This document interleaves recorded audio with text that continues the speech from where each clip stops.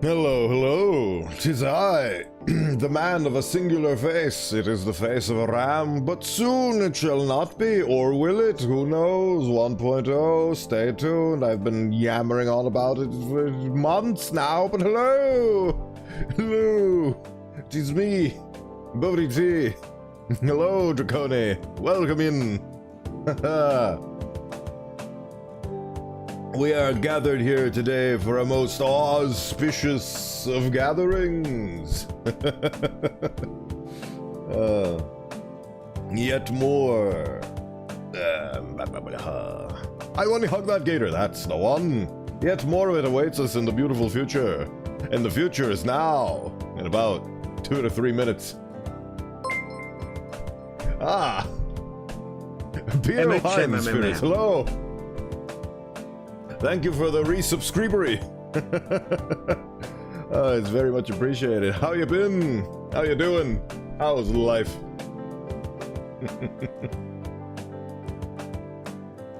Praise be to the Gator Girl indeed. Praise the sun, and the sun is shaped like a dinosaur.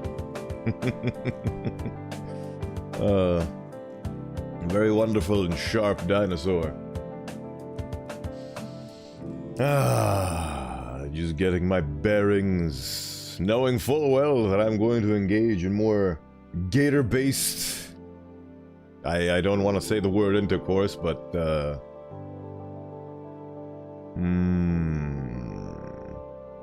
societal exchanges, let's say. Yes.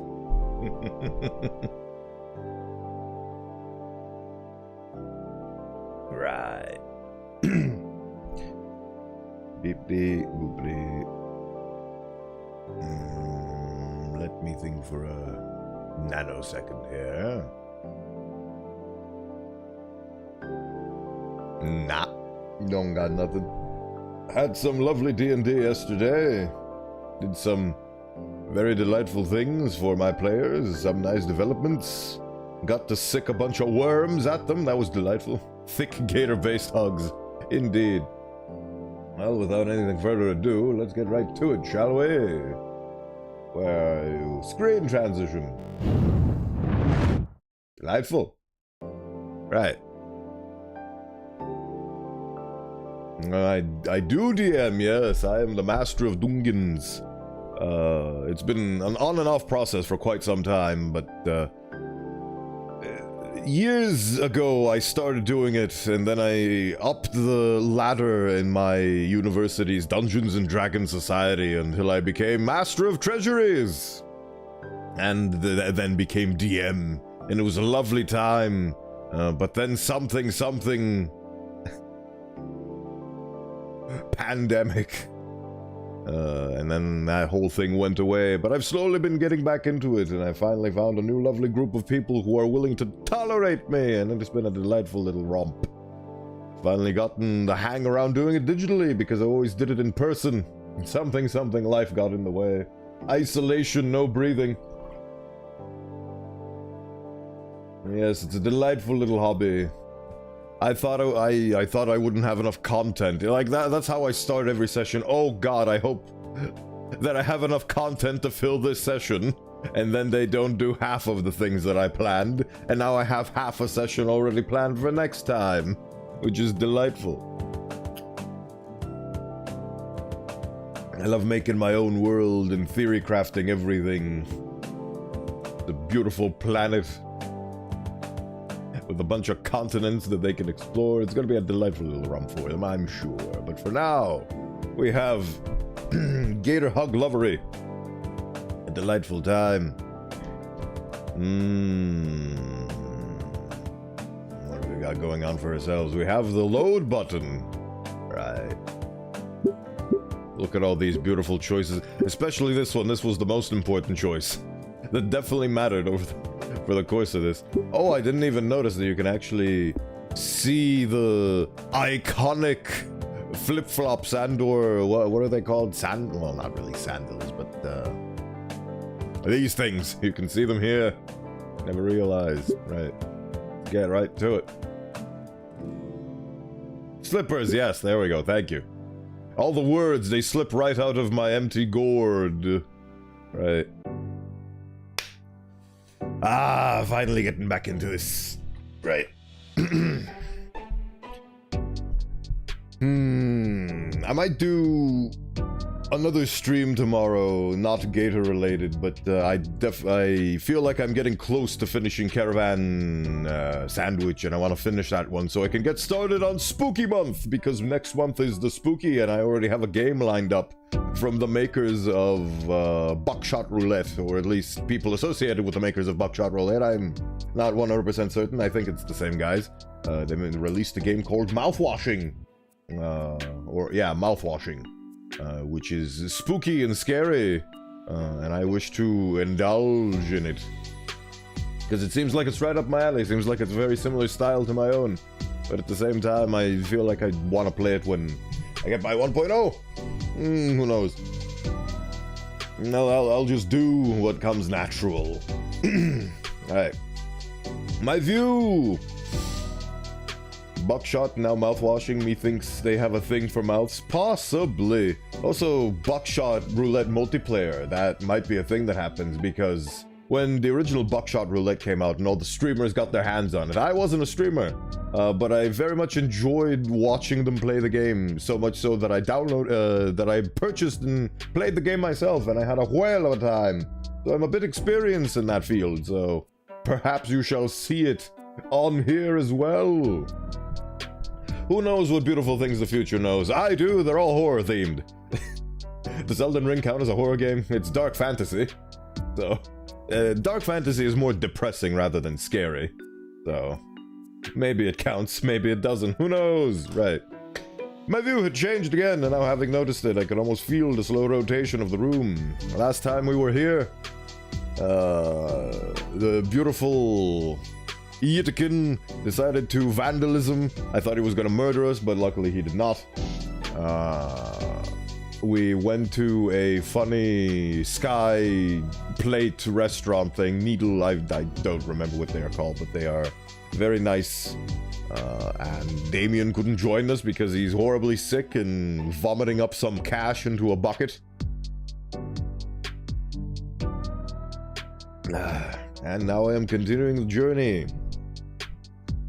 It is very impressive in this game that you have a huge problem and it becomes this all-encompassing thing that you feel like you cannot move forward from, and then it gets resolved in the next scene, but then it gets brought back up again, but then it gets resolved again in the next scene. It's a very strange dynamic that I'm not used to. I feel like my heart is jumping all over the place if I had one. Right. So now we are savoring the onion wing rings. Oh, I see what they did. They make you arbitrarily choose a meal and then they add onion rings on top so they can have this sentence in here. Oh, how clever. Very nice. I sever my onion rings while watching Vol Caldera bluffs pan right by us. Taking in the amazing view. My thoughts reach out for my camera. Already calculating the restaurant's rotation with the proper settings to capture the full 360 panorama I could achieve. And a separate section of my mind recalls the other panoramic of the city I saw. The one that is now nothing more but shredded debris. What? What? Oh! Sorry, my brain wasn't braining there. He's talking about the vandalism that we just saw in the previous scenes. Yes, yes, yes.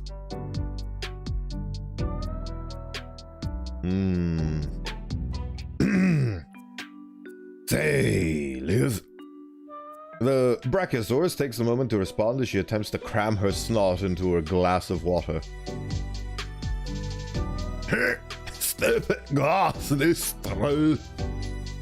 Yeah? So, you mentioned all about wanting to be an art dealer, to be a part of the system. I guess it could be cool if we worked together. Come again? I don't know, it just seems like a decent idea. Nah, I get ye. Now it's Liz's turn to pause from her food, sit upright and carefully tap the napkin on her closed lips. Maybe. I don't think you'd want that, honestly. No, that'd be cool, I'd like that. What do you mean?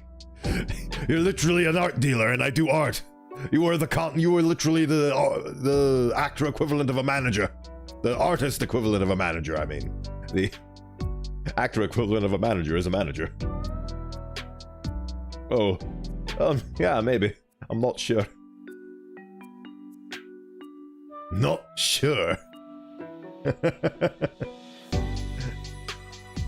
Oh my god, are you serious? We really need to break down the misconceptions about a green gator gal. Because these things are happening as we speak. Yeah, I'm trying to get this whole thing off the ground on my own. Without others' help, right? Like how you feel about your art stuff. That's different. The point is, it's important for me to start as self-sustaining as possible. But you just said you had connections and your uncle. Yeah, family and such, not Olivia raises that. Oh, even these guys have managed to have the word iconic sink into their vernacular. The power of Zachary Hadel cannot be understated.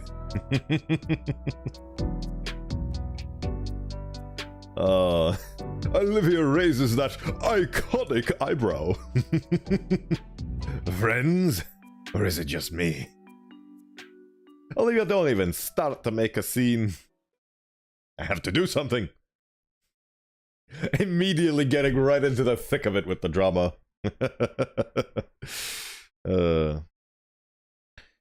Right.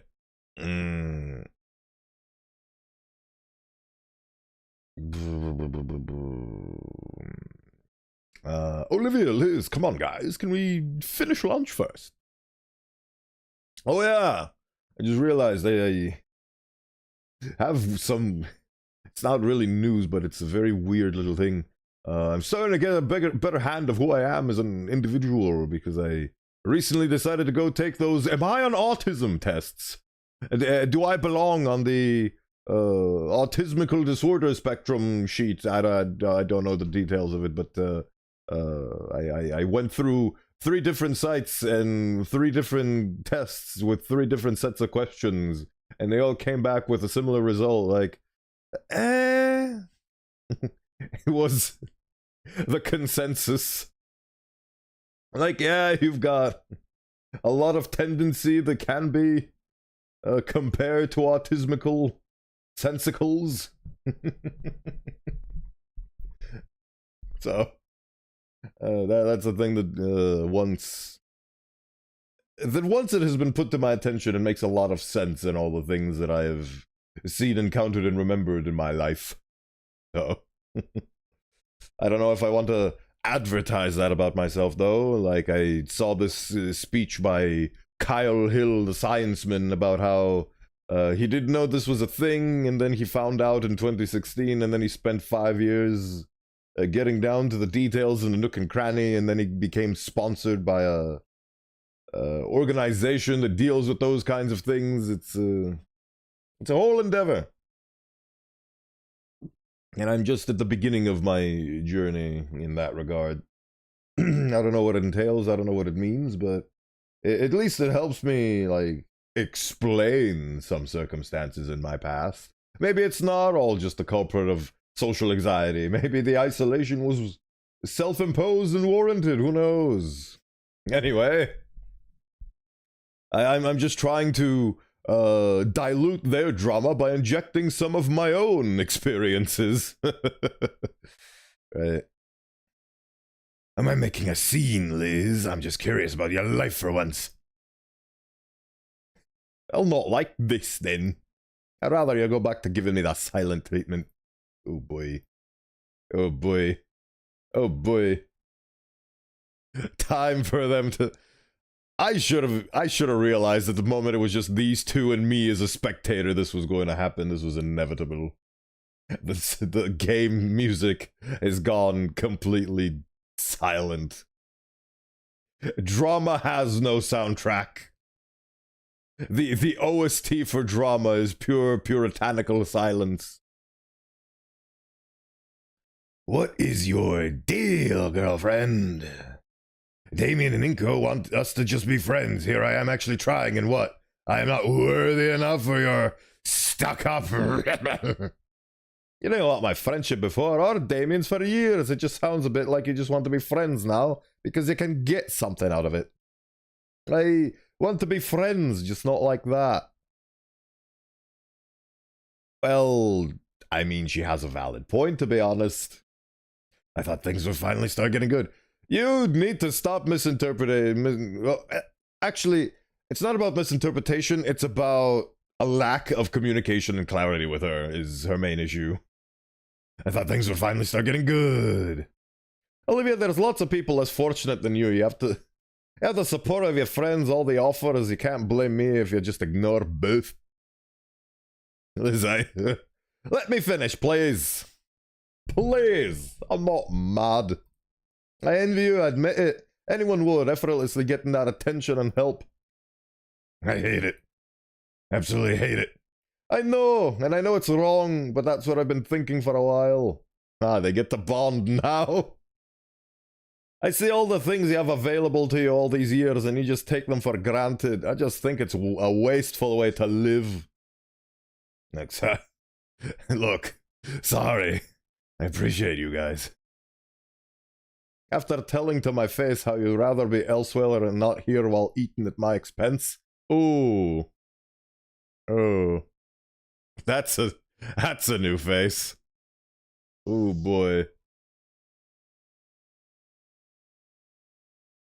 Oh boy. You know what, Olivia? This is the most nice I can do for you at the moment because I really don't deserve anything. Because you really don't deserve anything else. Oh boy. Oh boy. Liz, don't be so real with her. You can't be this blunt with people. They don't like that, generally speaking. Oh boy.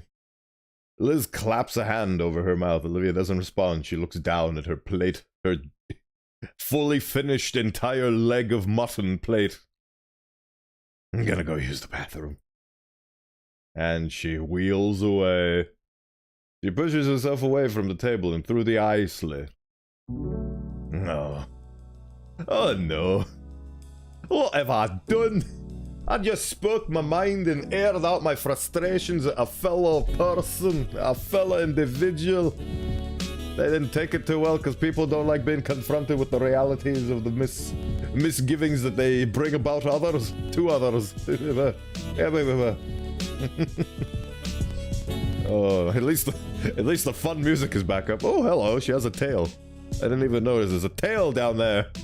Beautiful. I am sorry, Listifer. I didn't mean to snap. It's alright, once Olivia gets back, you can apologize. She's not coming back. No, I don't think I can. After everything, I think I deserve that much. Good God, the brief was just to get these two talking and have a good time, and it's like a grenade was thrown onto the table. Oh boy. Wow, I'm a terrible fucking Damien, let me tell you. I love this guy. There's a clear problem with the relationship between those two, and he's like, haha, I'm terrible at my job. This is about me. I could have been better at this. But then again, that is the natural human experience. What's the takeaway I can get from this is me as a person. At least he's not so blind and self-centered. He's like, haha, I had nothing to do with that. I'm so great. I tried my best to resolve the situation, but these guys are so bad and I'm so great. Oh boy. So, incognito himbo status at around 20%, I reckon. Liz? Yeah? Why didn't it work? Why didn't what work?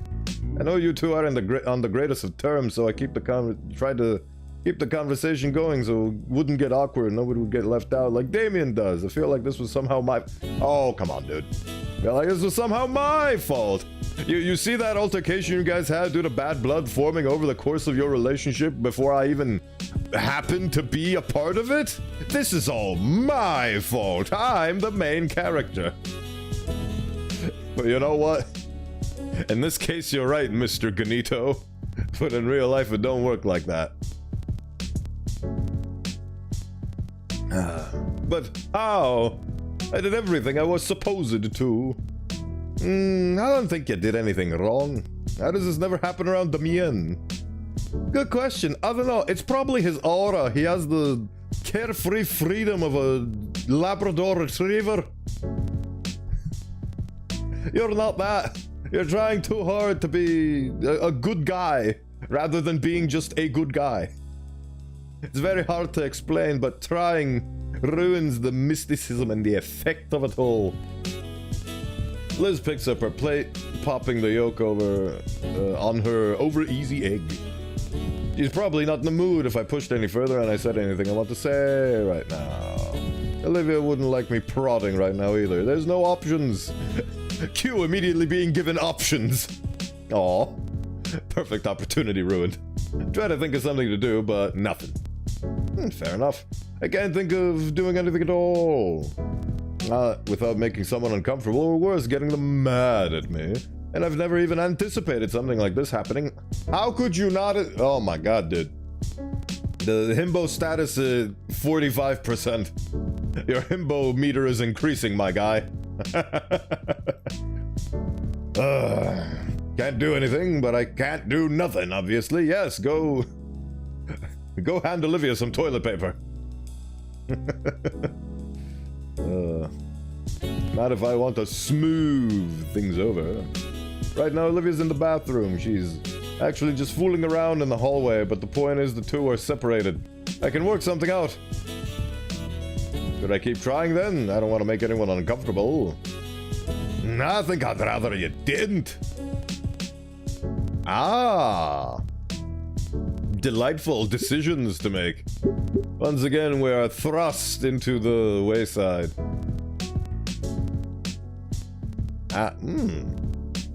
Ask Liz for help. How does she know how to deal with avoiding upsetting others? Come on, Liz, help me out here. Go find Olivia.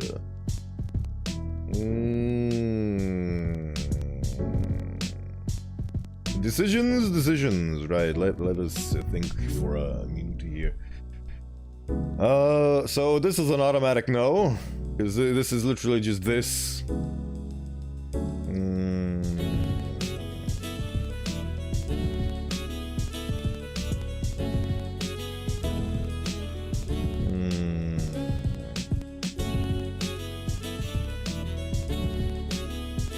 The thing is that from that argument, I think she's in the right, but she got emotional towards the end there. But her original argument, which is, I would love to be friends with you, but not if we have the notion of being professionally involved hanging over our heads.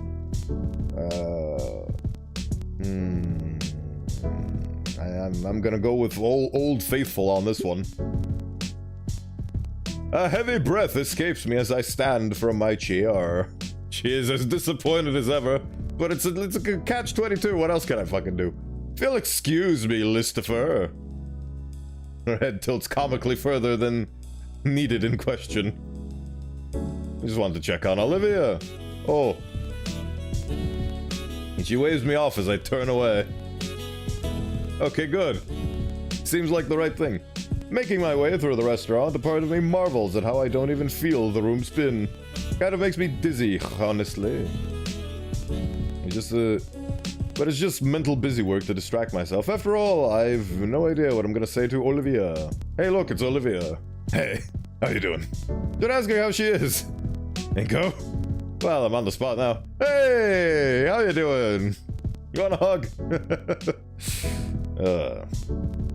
Hey, I just came to see what you were doing.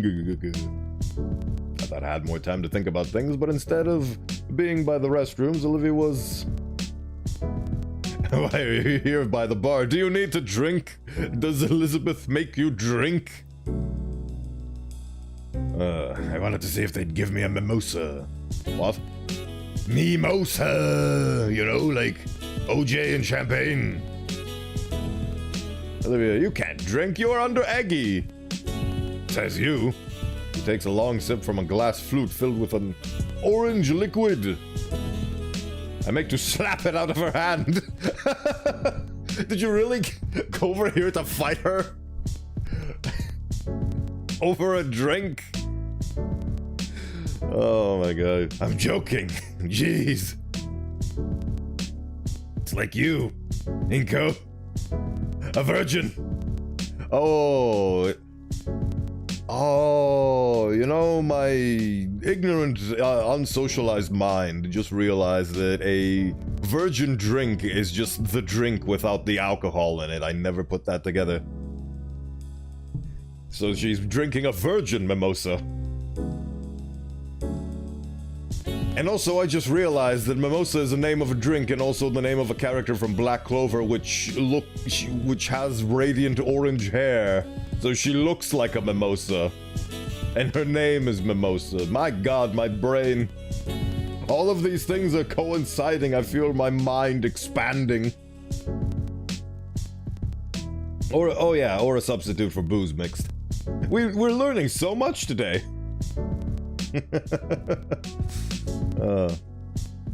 She grins at my scowl and continues sipping on her funny orange juice. Want some? He holds out the glass to me with that smug smile of hers.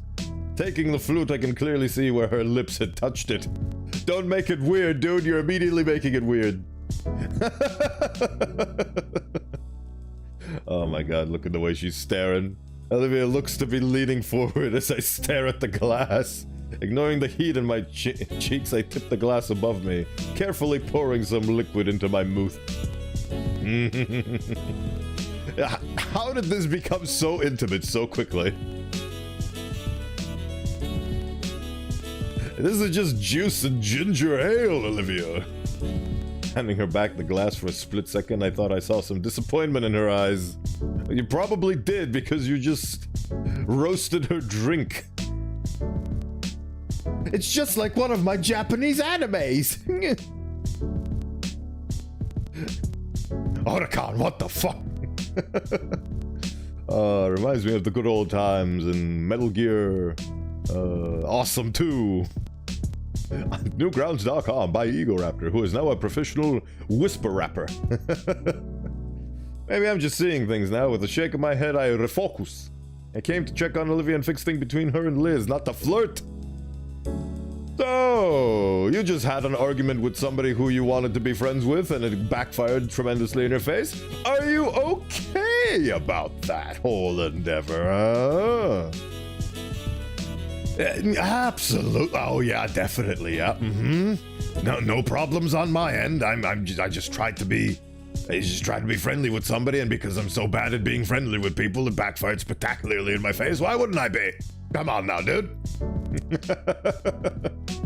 Her eyes are wide open and yet not looking my way. And maybe she's on the... Like that's the main thing that stuck out to me in all those autism tests is, do you have trouble looking at people in the eyes? Do your eyes go around the room and like look at everything other than the people's eyeballs? You must be on autism. Maybe she's on autism too. Well, it's because of what Liz said, you see. Oh. She sags in her chair. She sags in her hair. Her hair grows 12 meters and she becomes the Warlax, I forget. She becomes Cousin It from the Addams Family.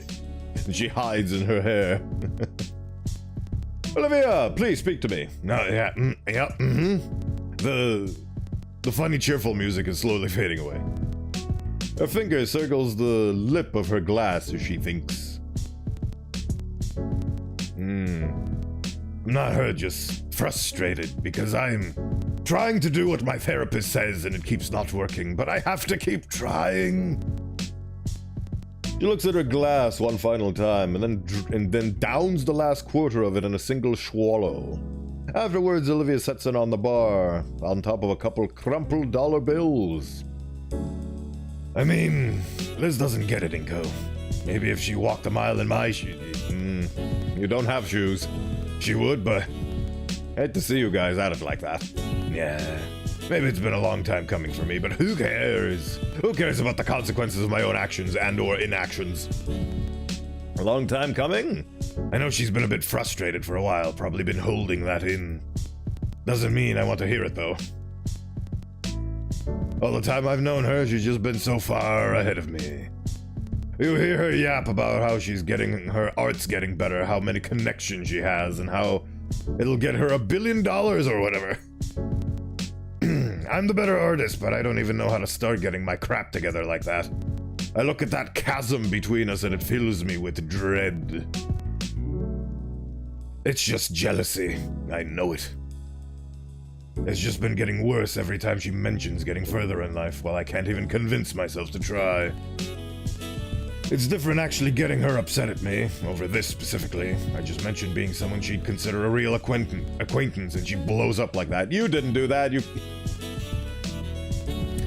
Maybe you intended to say you'd consider her as a real acquaintance, but in actuality you basically tried to mooch off of her and be like, hey, I see this thing that you're trying to be successful at. How about you get me on this pie? You do all the work and I'll reap all the benefits, is what the words that came out of your mouth actually implied. Not, hey, you wanna be friends?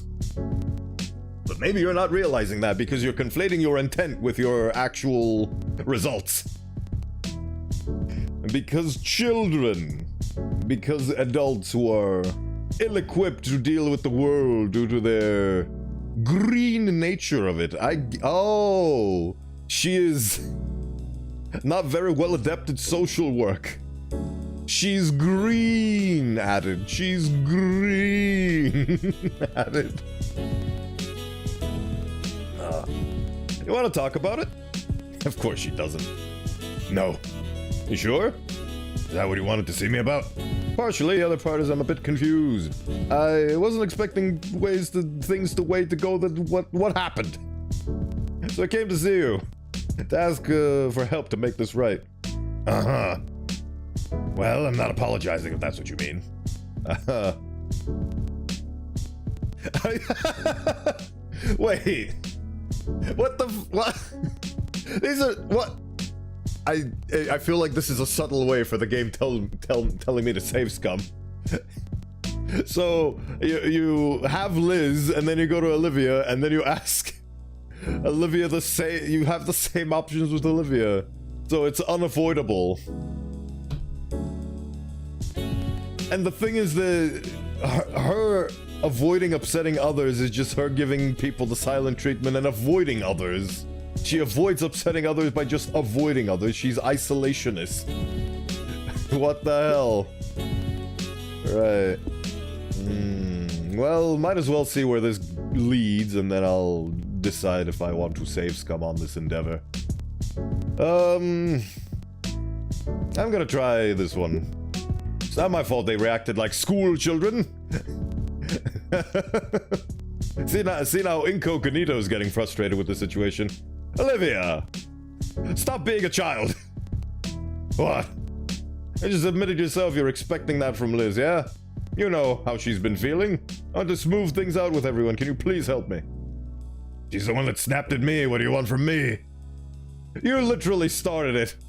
She didn't snap at you unprompted. Just to consider her feelings. She's already down because her date idea fell through, and when you said you didn't even want to be here. I mean, it kind of is, if I recall correctly.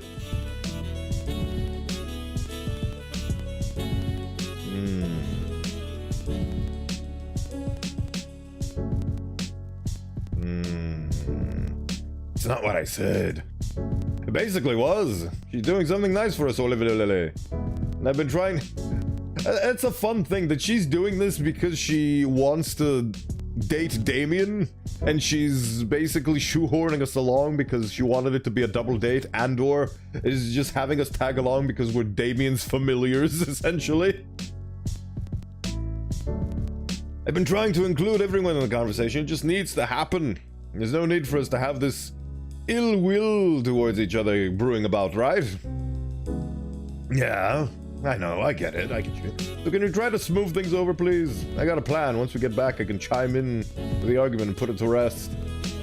Fine. Oh! Oh, that's nice. I don't know why, for some reason, I feel like this would, it would be more likely for Olivia to help me out rather than Liz. I don't know why.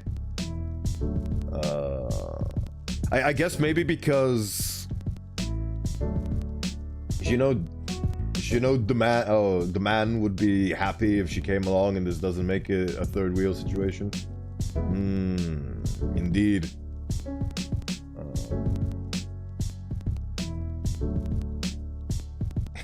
It's about pleasing D-Man in the end. Like, we are accessories to Damien's happiness. But I guess the argument here is that if I asked Elizabeth to bury the hatchet and be the one that extends a hand of friendship, she'd be like, nah, fuck this shit. She's been coddled for so long. Why does she get the special treatment?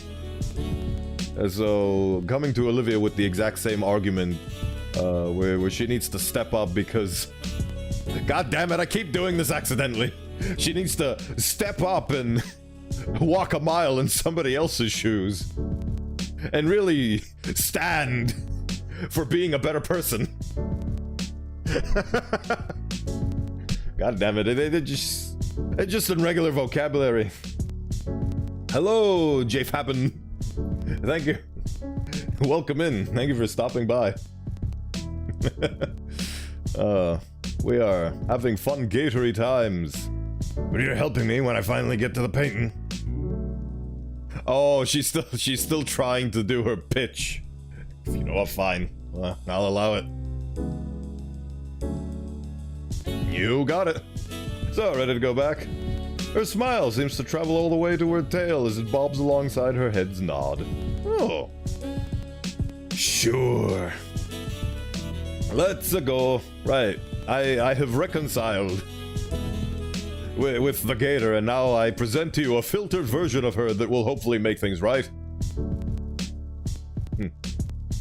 Olivia follows me back to our table. Hey, you guys are back. Everything good? All cooled off? Yeah, everything's great.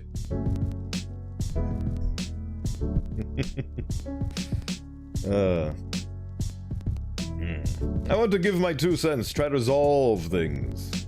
Oh god. Oh my god, this is a tangled web of decisions, jeez. Right.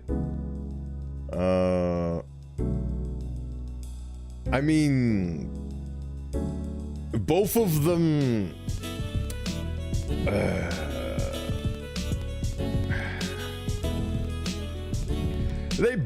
there is no right and wrong in this situation. They both have valid perspectives. What the fuck? I think you both have some good points. But there's a bigger picture that we all need to see. Deep down, both of you want to be friends, so why not turn over a new leaf starting today? The fun music stops. Don't tell me that Olivia is immediately gonna say, no. Is I? Pretty much, yeah. So, oh god, this was the wrong choice immediately. Sure, I guess. Yeah. God damn this game, but its subtleties. Now it's gonna give me a very middle of the road sort of lukewarm response, so I can't even tell that this is the wrong thing to do. And it, oh my god. That went much better than expected. My god, the himbo senses. Himbo status at 65%. Oh boy. After things settled down, we finished off our meals. Well, Olivia finished our meals. Liz had noticed at first when one of her whole pancakes simply vanished. Fine then, fine. I'll take a side. Fine, game. Fine. There you go. I'm throwing you under the bus, green woman. Olivia, you suck. You really did hurt Liz's feelings when you said you'd rather not be here after all she's done to make this trip happen. They're both wrong? Yeah, I know. They have both equal parts right and wrong. This one is valid for thinking it's not fair to try to take advantage of the thing she's trying to do because this is a person that's way better than her and might surpass her and all that. Like, it's valid concern that she's like trying to use her. And this one is like, you should walk. Maybe you made a wrong choice. Maybe. We'll find out. Well, I'm gonna get the best ascending, even if it kills me. Would need to save scum further back for the point you're making. Oh. Oh no. Well, it's a good thing I save at every choice, but let's see where this one leads us. You really did hurt Liz's feelings when you said you'd rather not be here. After all she's done to make this trip happen. And it is true, you've been like this for a while. That you had an inferiority complex regarding Liz. How much better than you think... Wait. How much better than you think... How much better than you think she is? There we go. But it shouldn't say anything in regards to your painting skill or how you deal with friends. You've made great progress. Oh god, she's getting progressively more pissed off. We really should take others' feelings into account. Like how we do for you. Can't just be thoughtless like you've been, yeah? So good. Yeah, okay. Okay. So... Well, since we're gonna save scum ultimately, might as well see what all the choices do. We can study this to examine what to not do in these circumstances. Are you sure you want to do the yes? This is being petty. Let's see, is she gonna get pissed off now? Yes, Inko. I need to side with Olivia. Definitely. Fun fact, all three are wrong. Yep. Yep, I'm starting to get that.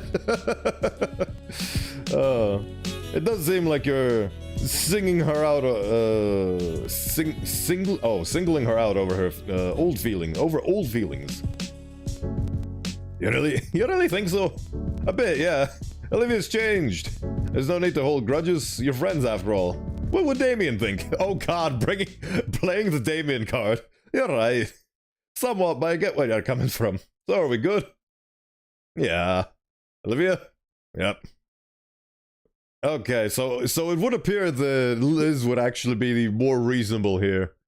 Well, since we're on the wrong track, might as well explore everything. So I'm getting the feeling that this is where I need to go back to, but I want to see what these...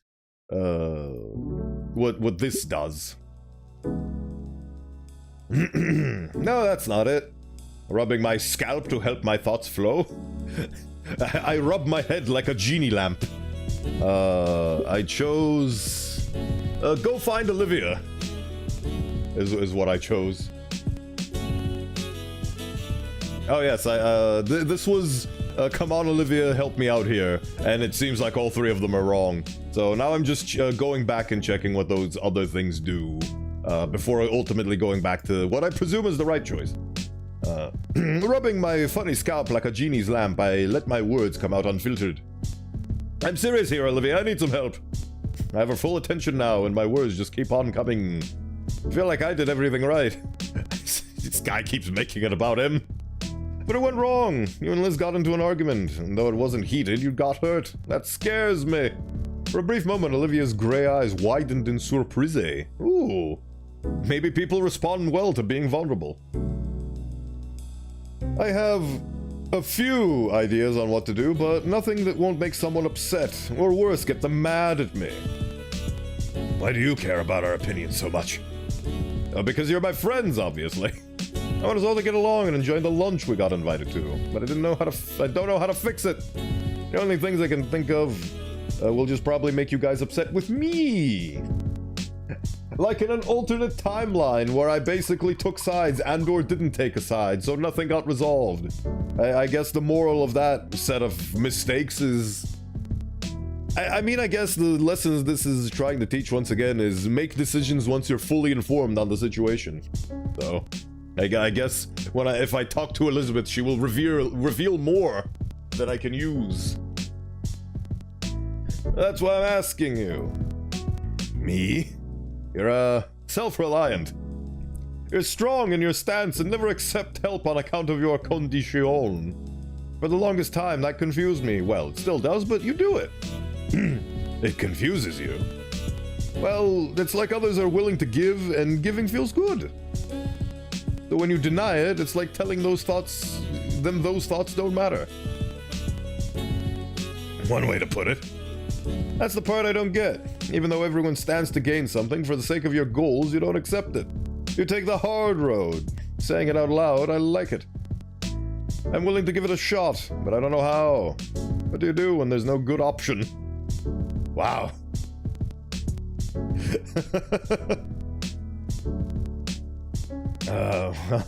Thanks. I guess. I'll put it this way. It'd make an alcoholic happy to give him alcohol, even though it still hurts him. But sending him to rehab, that's painful. It's not a happy journey to take and make. But it's good for him. Absolutely, that's my point. Don't worry about making others comfortable and happy if something needs getting done.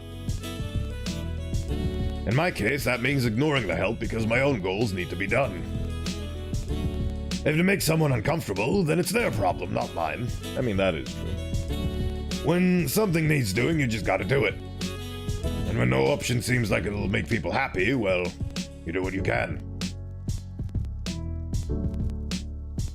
Olivia kinda knows what to do and how not to get upset. That makes sense. I'm making this as I go along. Let me reread that just so I can... Make an alcoholic happy to give him alcohol even though it hurts him. But sending him to rehab, that's painful, it's not happy. Okay, so in this case, she's the alcoholic because she's in a wheelchair, and getting alcohol is her getting help due to her disability. I think. My brain is trembling.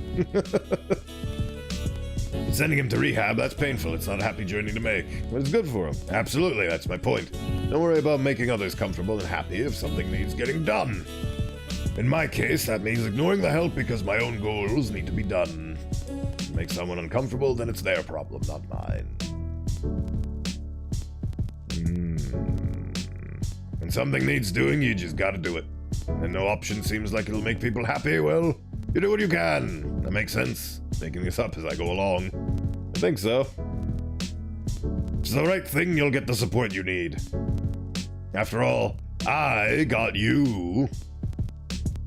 Oh, I see what she's talking about. Like, in her actions, she triggered me to be here right now and have this conversation with her. That's fun.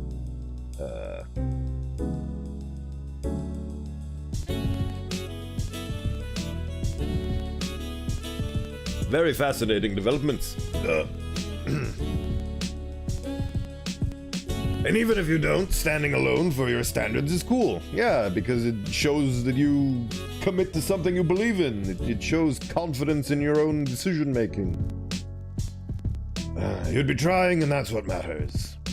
Yeah, okay. Thanks, Olivia. Hey, you're welcome.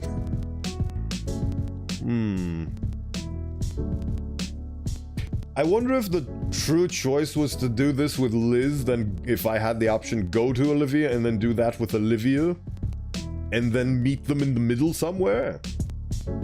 Saying all that out loud is helping me understand a few things too.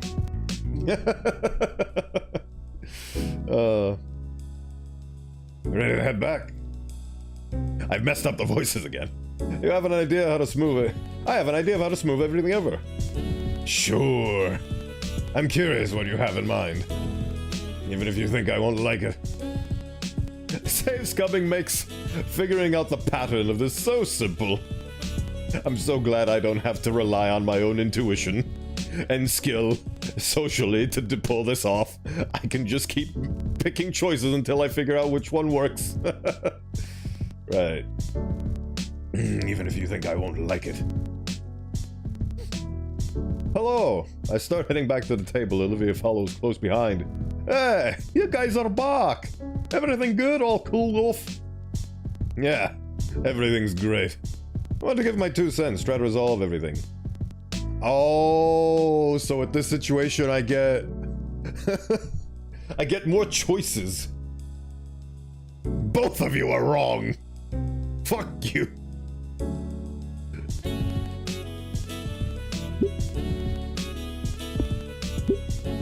I take a deep breath. You both suck. I don't really want to have to do this. Olivia watches carefully. She talked me through this. I can do it. You want to stop being my friend over this? Get over yourself. And just say what needs to be said. I think you're both acting silly. Really? Both of us? I didn't know that trying to get you guys conversing would make these sour feelings come up, and that was my mistake. My bad. But it's just ridiculous. Liz, I get Olivia was a shut-in and didn't open up to you back then, but that's clearly not the case anymore, is it? This is the face of I know you're right, but fuck you. That was a question, by the way. No, I guess not. And what use is holding a grudge? Accomplishing your goals on your own is fine. That's your prerogative. Oh, that's how you spell that, huh? It's because the R is silent, I never knew. I learned English through the power of listening to it and then copying people's noises. But when you say Olivia is just treating you different because she has something to gain, you know that's not right. And Olivia, I hate to say this, but you have been pretty thoughtless here as well. Liz is trying to do something nice for us, and hey, we'll have a nice dinner in this crazy place. But when you say you'd rather be home, oh, I just realized I have the role of a mediator between these two, because they're not mature enough to listen to each other. So when they hear this from an outside perspective that has nothing to gain from siding with one person or another. I see. But when you say you'd rather be home painting, it's not just insulting Liz, it tells me you'd rather not be here with me as well. I love how much you've opened up to us, Olivia. What seems to me is that both of you just refuse to see eye to eye. That's because they're at different heights. One of them is sitting down and the other one can reach the stratosphere. Too much pride going on. The sooner we stop trying to get the other to act the way we think they should, the better. And I thank you for your advice. I hope you won't be mad at me for saying this. Just please be a little bit more considerate. That's it. Again, sorry if I went too far. Yep. You're right. That's a little eloquent for such a little argument. Well, it was bothering me. And it would have turned into something more, given time. Alright, that's fair. I appreciate the effort. That's what you had in mind when you asked for advice. Yeah. I figured it'd be something a lot worse. Like the roast of the century you've been holding it against us. But if that's it, that's also decent. You're usually pretty thoughtful, so I guess I can see how that was a lot for you. We're nearly adults, that's not going to bother us. At least, it shouldn't. So, are you good? Yeah. Yeah. Thanks, Inka. Thanks. So, this feels like the right choice, but at the same time, it makes me wonder if I go back, talk to Liz, then go to Olivia, talk to Olivia, then come back and meet them both. Would it be even better? I am willing to try.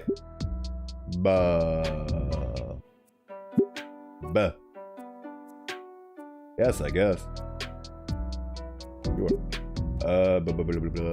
Right, let's see. Save's coming! We are getting to the nitty-gritty of this whole game, down to the very fabric of reality, because this is how I enjoy games. I like to see everything it's got cooking up. Right, where was I? Okay, so we are at here. So... Liz! Share with me your wisdom. Liz! Yeah? Could it be the case that you're doing what you're supposed to? That doing what you're supposed to doesn't always work? Is that a trick question? Of course it isn't. Is that what you're thinking?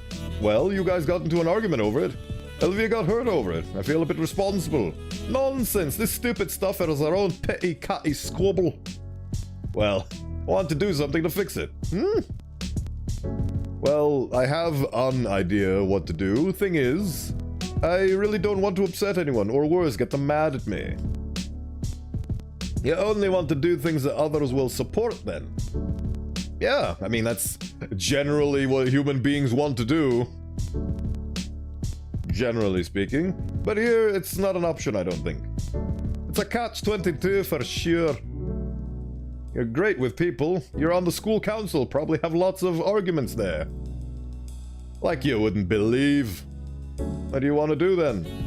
Well, what do you do in those circumstances? I really should read what they actually tell me on the text. Right. Liz looks out the window. I guess that's a good question to ask. Well, here's how I see it. If I have something that needs saying, I'll just say it. It doesn't matter. Oh, they give you the same advice. Oh my god, they give you the same advice. Oh, you clever writers. Oh, you funny clever writers. It doesn't matter how others think in that case. Some things you just have to be cold with. That's just how some things are. Oh. Sorry if that's not the answer you were looking for, my guy. Oh, it was good. I appreciate your perspective. I mean, it is basically the exact same thing that I did with her when she originally was crying in the rain. I was blunt, I was sharp, and I told her how it do be for real, and she was like, fuck you, but you're right. She literally said that exactly. So, it would make sense as somebody who has gone through that experience to come to the same conclusion, but I'm dumb. It's actually a good example for itself. I think it's what I needed to hear. That's a good way to put it. Thanks for the advice. I'll try to make things right once Olivia gets back. Sure. I focus on my food. And what I'll say while we wait for Olivia's return. Liz offers to trade for her bacon strips.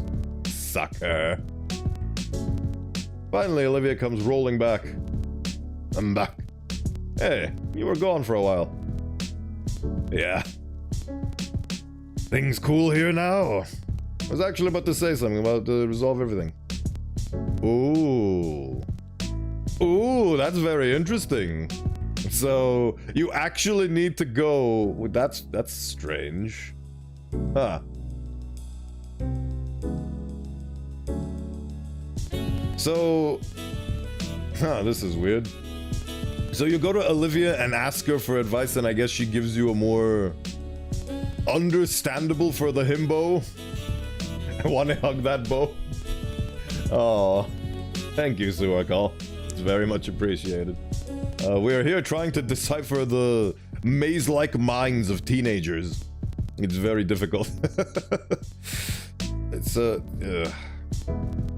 if somebody can explain it for a uncool fool such as myself, so when you go to Olivia and ask her for advice, she basically gives you a similar thing to just be blunt and say things as they are.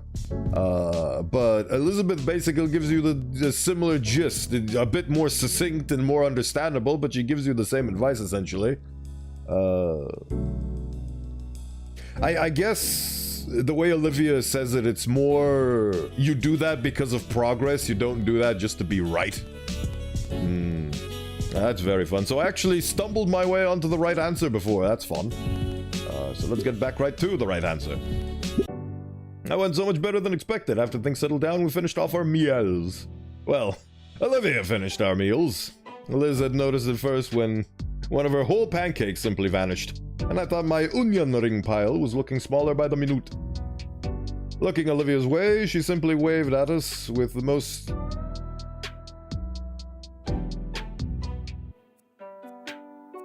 Wait, did I click on... Help me out here? Didn't I click on the other thing? Yeah, I did click on the other thing. Yeah, how does she know how to deal with others? That's what I clicked on. Olivia understands Inko more than Liz and how to put things out in the open with him. Oh, I get... Okay, that explains it. Thank you for the explanation. Okay, so because they're growing closer and they've shared more time together, Olivia can put it in a more... she can translate into himbo speak. So she can make more sense for Inko, so he gets that option. I see, okay. So because of their closeness, Inko can actually internalize and understand Olivia's... The way Olivia gave the same advice that Liz did. I see. Okay. Yeah, based on the fact that we're trying to romance her, that would make sense. Okay. I'm finally back on track with this game. Okay, I see it.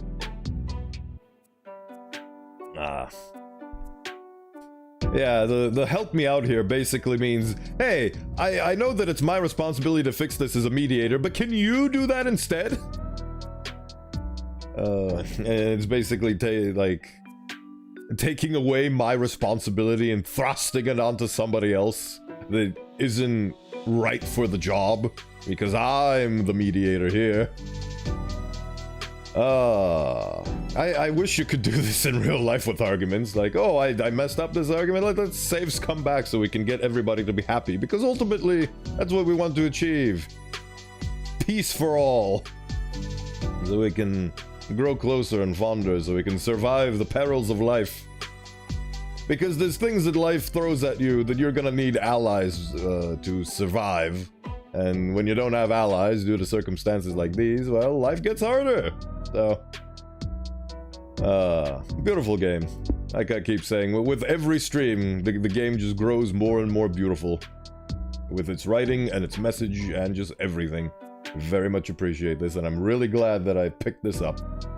Right. Looking Olivia's way, she simply waved at us with the most bizarre concoction of onion rings, flapjacks, syrup, and beef on her plate. What? I'll make you guys better food than this later. The theft of our food stopped shortly after that. And though the portions had diminished, we were all thoroughly satisfied with the meal. I offered to pay, or at least pitch in with the check, but Liz refused. She insisted that it was her idea to begin with, but I'd always figured it was the man's place to pay for a date, and this was a date, kinda. Man's moving up in the world, he's got a girl for each hand to wrap around. Neither of our hands lifted from the tiny leather booklet, and I don't know how long we spent playing tug of war over it. Olivia at least found it amusing, even recording our stare down on her phone. But victory was mine as I managed to palm my debit card to the waitress before Liz could give her back the bill booklet. With that done, all that was left for us here was making the most of the view. Olivia led the way to the observation deck on the floor beneath the restaurant. And she immediately regretted it, as the blast of cold air even had me shiver a bit. Me, the cold inclined... well, what's it called? Neanderthalic ape! The altitude plus the late fall weather meant the deck was mostly clear of guests, but the view was easily worth the cold. As I made a mental note to come back here one day with my DSLR. Oh, right. It's like, what the hell is a DSLR? What are you, a cameraman? They actually had to go to a genuine tower and take these pictures and then put stylized filters over them. It's delightful. Is that a balloon? Is that an antenna? I can see, due to the stylized nature, like this antenna connection thing was lost, but I still see it. I don't know what that is. Fun. We slowly moved to the railing so we can fully take in the skyline from the bluffs out toward the ocean. Along with the city skyscrapers that were dwarfed by this spire. And as I scan over it, I double down on the mental note. Because seeing Olivia silhouetted by this beautiful view is... cold. Very cold. Brr! I don't know how you can stand this temperature. I guess I gave you the wrong accent, because the Scottish are quite capable of surviving the colds of the north. Liz doesn't look that cold. All she's doing is rubbing her arms in a theatrical manner. I'm gonna be by the elevator, guys, okay? Her head moves next to Olivia, and there's hush whispers shared between them. Remember to wear a condom. Protection is important. Dinos are cold-blooded. It's true, but I don't know about the herbivorous one. Is she also cold-blooded, even though she's a herbivore? Is this a false equivalence? Like, just because she's a dinosaur, I mean, just because she's a herbivore doesn't mean that she's particularly warm-blooded. Like, it's not like just because you're a carnivore doesn't mean that you're automatically. I don't know. I guess I made some false comparisons to things. They all are. Olivia is in a sweater, so she's okay. Ah. Right. Like, I guess being a herbivore or a carnivore doesn't matter with regards to the cold-blooded status. Are there any modern-day herbivorous lizards? I can't think of any. What There probably are. I don't even know what lizards eat. Well, I mean, I say that, but I know for a fact that snakes are fed tiny mice on the regular when they're kept as pets. So, smaller mammals is what they eat? But are there any in the modern times, in our beautiful world, that feast on leaves like koala bears? I don't know. I am not a dietitian for dinosaurs. A dinotician, if you will. Right.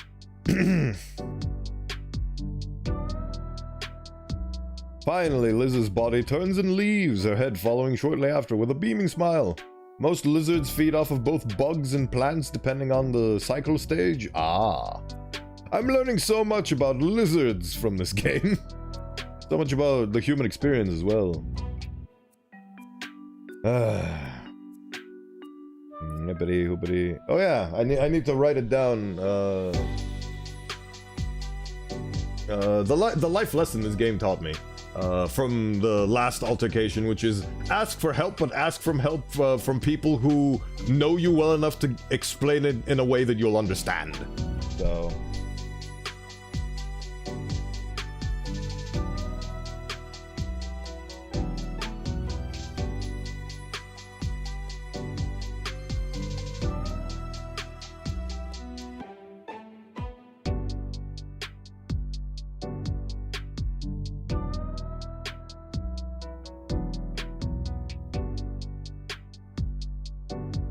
That was me writing it all down in a sticky note, and now I'm gonna put it on my funny little. There's a face.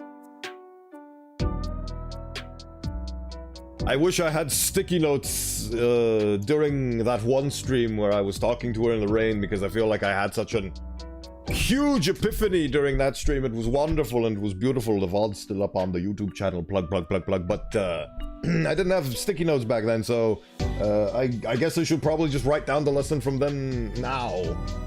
But I need to do a bathroom break, so while I go do that, you guys can enjoy the wonderful musings of words on stream. Be right back.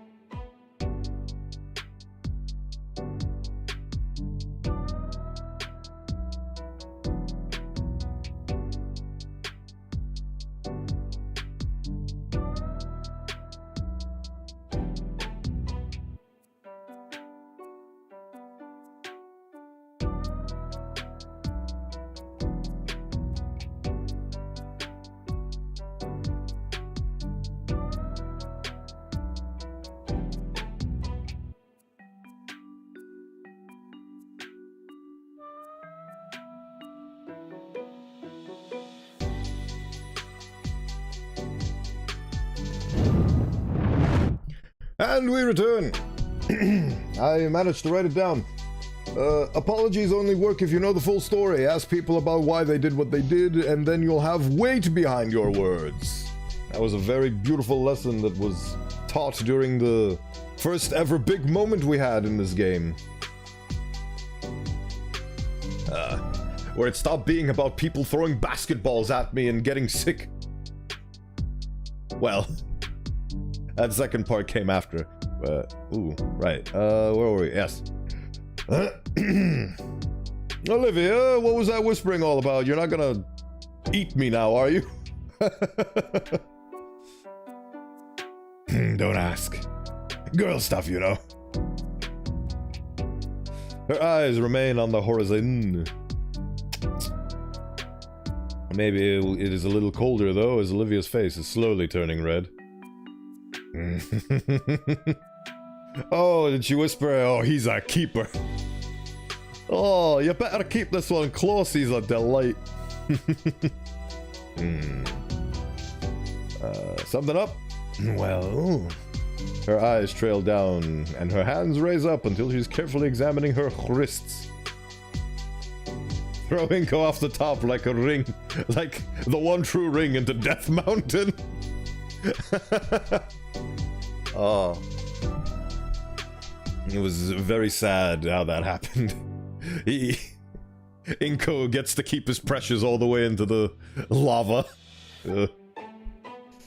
I watch as she carefully turns her hands, wincing occasionally. She slowly flexes and rotates her hands. About the painting. Not until you're better. I know. I've been thinking about it. I'm going to be way out of practice when I'm all better. So you're going to practice? She smiles as she turns to me, probably excited about the prospect of starting work on that soon. Yes. I have the mental image for it in my mind and everything. Her smile lessens, though, and her tone becomes uneasy. I just want to make it perfect. I have the mental image, but I won't have the skill. Plus, between the carpal tunnel and rushing out all those pieces for Mia, I think I understand what she's getting at, but her smile is back again. Once I can paint again, I need time for practice. I want to show Mr. Edekin the greatest piece I can create. Do you need anything? My words cut my thoughts off. No, I have all the painting. No, I mean, do you need any help with your practice? Her face glows red again. Maybe. Oh, I love this.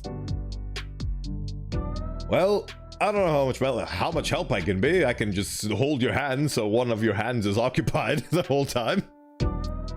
With my complete lack of painting talent, but otherwise, yeah, I'll do whatever I can for you, Olivia. I promise. I cemented with a smile and a thumbs up.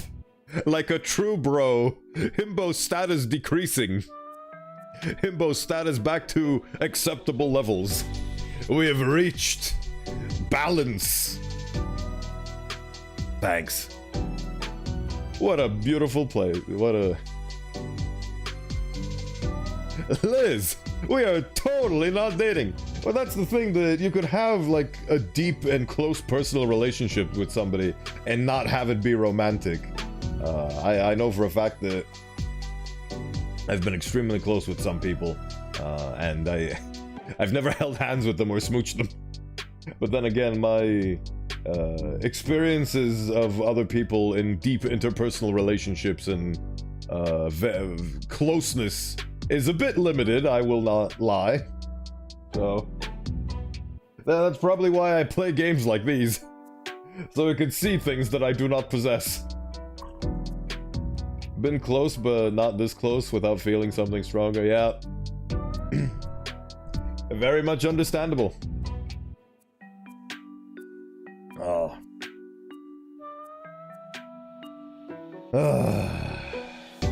Sometimes I wonder. Feelings got me thinking. Right. I think we only stood out on the viewing deck for a few more minutes. After a particularly cold draft had swept over us, Olivia figured she'd had enough of the chilly air here.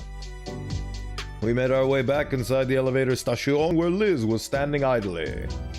I've been waiting patiently for somebody to set me free. She and Olivia looked at each other for a moment. The two held their stare, locked in on each other for about half a minute, before Olivia looked to the side. You reached the maximum amount of, what's it called?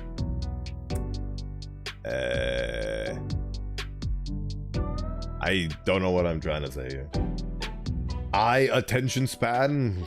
Look me in the eyes. Yeah, I don't know. Words are difficult. So, anything else to do here? Eye contact, that's the word I was looking for. You reach the maximum amount of eye contact you can do with a single person at any given time. A lot, evidently. Yes, like looking at this giant apartment that has the comically large numbers 401 on it. The Numericons will be very proud. Once we had gotten back to terra firma, Liz had taken it upon herself to walk us around the entire block. The whole area was like a miniature theme park with a lot of street vendors selling tourist trap gifts. Should have been 404. 404, not found. Right. No, we spent the rest of the day just wandering the city park here, enjoying the late fall day to the best we could. Eventually, as the sun sunk below the horizon, Mr. Ferris found us. I had forgotten that we'd come here in the first place because of a business meeting of his. Liz and him waved us goodbye as they broke away and headed for the parking lot, while I pushed a very tired Gator girl to the metro station. I don't think she minded much, honestly, as she clutched her tail to her chest and used it as a makeshift pillow. I forgot to remember last stream when I talked about enunciation and all that. I forgot to Google it. She looked so sweet. Like, I've gotta stop. That's the perfect background for my phone. Oh, you're gonna take an unsolicited pic of her? You must never learn of this. Yep, this is exactly what this man is doing. Because I don't think I'd survive. But it'd be worth it. We're not dating. I'm literally just taking pictures of her to have as a phone background.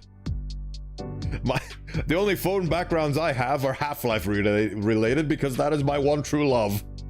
Literally, my lock screen is a picture of Half-Life Alyx, and my unlocked screen in the background is Half-Life Alyx concept art. I always envied people that had significant others on their phone as backgrounds, and someday I wish to have that, but not yet. Not yet. It's definitely gonna be worth it. Yay, we survived! Good job, us. Literally couples photos for me, yeah. To be in love, to have a beautiful connection with another human being. Oh, how envious I am. Right. You wish you would overwrite your save, yes. After going home that night, Olivia texted me all night and well into the morning. Oh, that's beautiful. I remember when I had a person do that to me once. She was just being friendly, it turns out.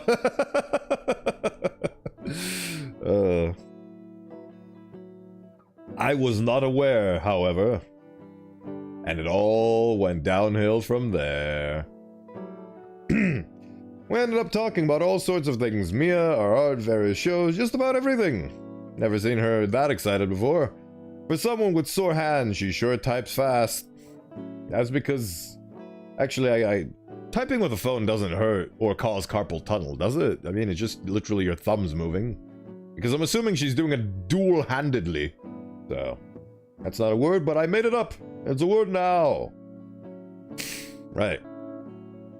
And for someone that doesn't much like talking at all, she sure types a lot. You have no idea. Your himbo status is increasing. Be careful there, my guy. But yeah, usually people who are very quiet and reserved just do not stop yapping if they're comfortable enough with the person on the other side. Like, they hold in because we are social creatures at the end of the day.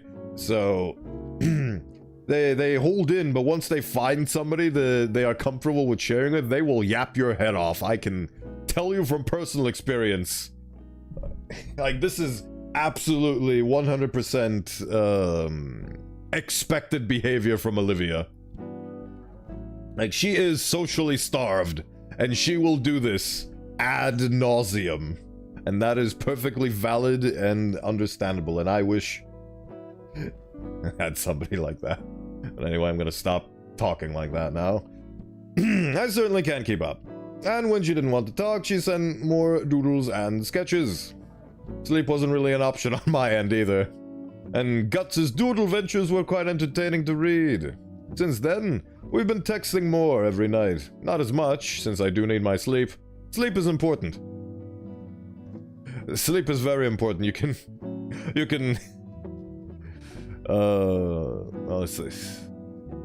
I don't want to say sexting, because that's a... It's a whole other avenue, but, you can have your texting sprees in the morning. Mornings are good, like this morning. For me, it's morning. I don't know if it's morning for you, but for me, it is. And I am most active during this time. But right now, I'm just waiting for art class to end. Mr. Triggums is apparently one of those substitutes that demands complete silence until class is over, but doesn't care beyond that. Yes, because in his mind, silence means productivity, but that is not the case. So, even though I'm sitting about 2 feet away from Olivia, we're having to text each other. She's quite the storyteller with those doodles. Like right now, as I keep trying with the tale of Guts riding a... Wani? What's he riding again? Live long and prosper. Oh yeah, right, I forgot that was her... There we go. Beautiful. He's piloting the main golem from Gundam Finn. Oh, of course he is. A giant robot from one of the shows she's been wanting to for us to watch together. I mean, we would. I totally want to. Just Olivia and I sitting side by side on my couch. Maybe as we're getting tired, we start leaning against each other and we kiss. We do you do a little incognito kiss. I could even offer to keep her warm. My brain. Oops. Catching my phone. On the precipice of my desk, I see Olivia had sent an even more detailed version of the previous Guts drawing. Wow. This was done in MS Paint, but it's beautifully done. I don't know if it's actually done in MS Paint, but it's done with a... I don't know the terminology, but it's like a pixelated brush. Seems like it might have been done with a tablet. I mean, it will sell the illusion that she is drawing with her fingers and or claws. And that is why... and this is why, for how dumb as it is, Finn is still fun to watch. Yes. It looks like he's holding a lightsaber. I don't get it. I don't get it. You almost didn't get your phone just now. If you'd watch it, you would. Angry rat. One day, perhaps. This is literally, she's screaming at you to be like, hey, come to my house, we'll watch that thing you want to watch. Oh, only if it's with her. Just say that, you goober. Ah, crap, teacher. Don't want to lose my phone. Okay. After a couple of minutes without any alerts, I accept that the Gator girl really is done for now. With a quick look at the clock on the wall, I figure I've got a few more minutes before I absolutely must hide my own phone. Yidikin's been out and about for a week and a half, so we've been stuck with Mr. Triggums. Yidikin needs to go to rehab after that axe incident. Apparently he doesn't like electives. I swipe back, looking through the pieces she'd sent me over the last couple of hours. A lot of the references go over my head, but a few that don't earn a hearty chuckle from me. Then there's the more detailed ones, the drawings that'd be good enough to actually render. I smile as I save those. I'd been meaning to ask if she'd finish one, back when she started doing this. I never got around to it, simply saving it in a folder. A folder that's grown a couple dozen now. What? Would Jerome Clarkson please come to the office? Would Jerome Clarkson please come to the office? Thank you. I don't know why I'm so scared of making loud noises, considering I've put limiters on my microphone to make it so that it's impossible for me to peak my audio and scream at people. But hey, it is what it is. And maybe... Oh, wait, actually, I have a perfect explanation. It's because when I was a little boy playing on the computer and video games, I would often get very emotional and scream a lot like a madman, and my parents would often shun me and shame me for it and be like, stop being so loud, you dang youngin', stop screaming at the computer, what are you crazy? Constantly be...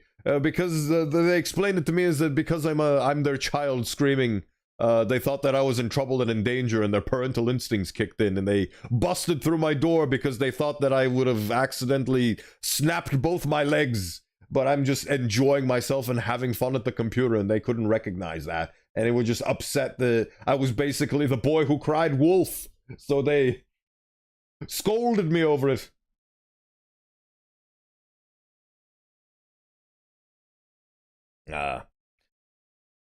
That's the thing that I'm starting to get over the course of my life, is that there are no villains, there is no evil, there's just perspectives and people's justifications to do terrible things. Can confirm that's why all the PCs in the house are in the living room. Yeah. I see you've had similar experiences, Twerp, Draco, and I don't know, I like saying your name. It's a very readable name, unlike my own.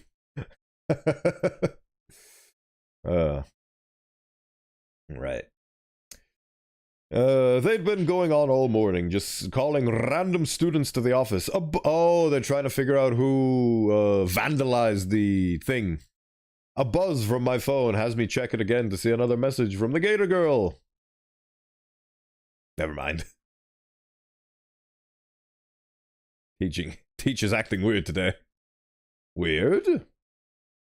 I look at our substitute. Mr. Trickums isn't paying any attention to us. In fact, he's just kinda looking through the desk. Oh, he's investigating Yidikin. He's looking through the desk he sat at. Maybe somebody got a hot tip. Same here, I think it has to do with the office thing. They're trying to get to the bottom of this, but they will find no leads. I don't know. Maybe it was the short day, maybe, I don't know. That was another thing. I think the entire class realized something was up with how fast class periods were going today. And there it goes again. Oh man, I dropped my phone. I look at my phone on the floor, the corner of the screen chipped away. I'm very glad to say that over the course of my life, I have never broken a phone screen. Actually, I just realized that may have been wrong. I would like to get up and check, but that would require a significant amount of time that would warrant a BRB screen, so I'm not going to do it. So, I've never cracked the screen, but I guess I've cracked the edges around the screen because I once used the phone as a cushion for a fall off a bike. So, I used to keep this perfect record of never breaking a phone, but I guess that's no longer the case, so I will redact my statement. I used to think I used to never break a phone, but now I've broken a phone, so Breaking phones, it happens sometimes. But I still can't understand how teenagers have cracked screens on the regular. Like, that's the thing that I don't get. Like, phone screens, in my experience, don't break that easily, so it feels like it would take a tremendous amount of effort to break a phone screen. And then they just seemingly always have a cracked phone. It's weird. Picking it back up before any of my classmates can step on it on their way to lunch, I also noticed that Ben wasn't here in class either. Phones aren't as durable, depends on the protection you have in it. That is true. I also always make sure to have a phone cover protector thingamadoodle that is reasonably advertised as durable, like the one I have right now. I'm fiddling with my phone in my hands that you can't see. You'll be able to see them in 1.0. Stay tuned. Right. Hurry up. A short day means lunch is easier. I mean, earlier. I can't read. Heading to lunch, I realize I'm actually not that hungry. Strange, but I guess it's the internal clock thing. I'm just used to eating at the same time every day. Force yourself to eat. Ooh, look at that. Winter theme. Delightful. Looks like I'm not the only one at the usual war zone. As the usual... God damn it. Looks like I'm not the only one, as the usual war zone in the cafeteria has expanded to spill into the surrounding hallways. As loud enough as ever... good God. Why can't I read? It's loud enough to even cover up the continued announcements. Urkel! Where are you, Urkel? Thank you. Mostly. I've gotten pretty good at weaving through the chaos relatively unscathed. Oh, they're going through all the delinquents and then they'll eventually get to me or Olivia. These guys have way too much energy. What are they even fighting about? But as always, the table in the back is left alone. Ooh, what is that? Oh, it's one of those... Wait. Oh, it's like a grabby, like one of those extendo arm grabby thingies, like this opens up when you squeeze the trigger. Fascinating. Damien is chatting loudly about his day. The Pog Man has returned.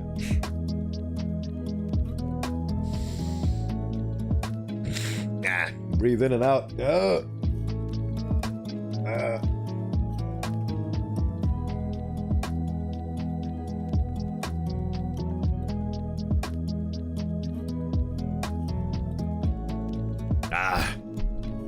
Right.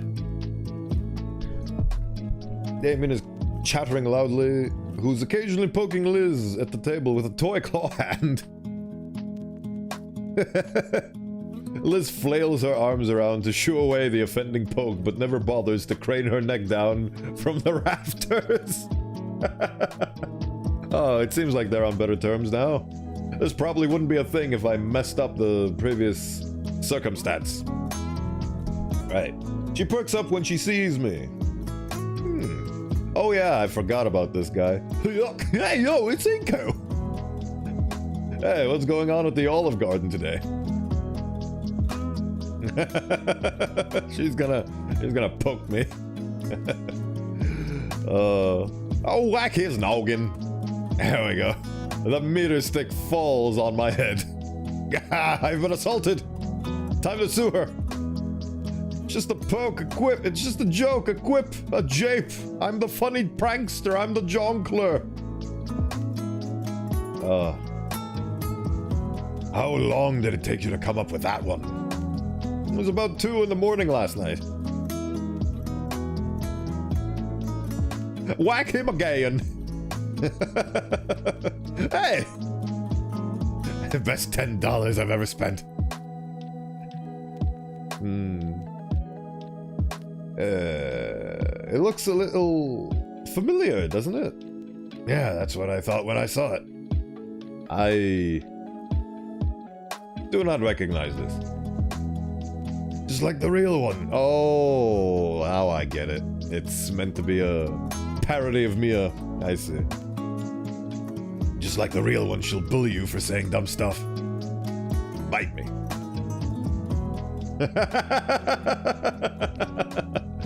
Oh, this is precious. She makes the head gnaw at my face a little.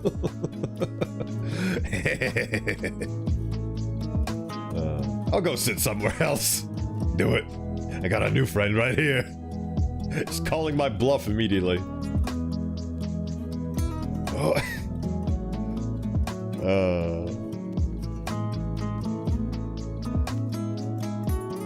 Oh wow, I have an actual friend that isn't addicted to makeup pheromones. That makes me so happy.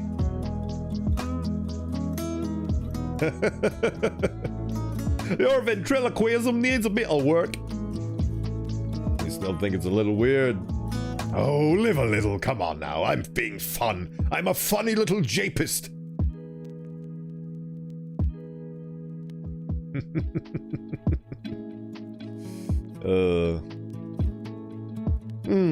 Say, you guys aren't eating either? It's too early. I'll just eat when I get home. Well, lunch ladies don't really try on half days. Do they try? Don't they not try normally? The difference makes itself known. I was like for like a week. I'm just gonna steal some stuff of whatever Olivia makes later. Get your own. She protects, she attack, but most importantly, she fight back. I've changed my mind. She has too much power. This is great. Oh no, I stole her child. Oh no. Olivia reaches over to gnaw on Damien again, and I snatch it out of the air. How dare you? Why would you do that? No. I aim to hitch it right onto Olivia's snout. Bullseye, it's clamped shut. The evil is defeated.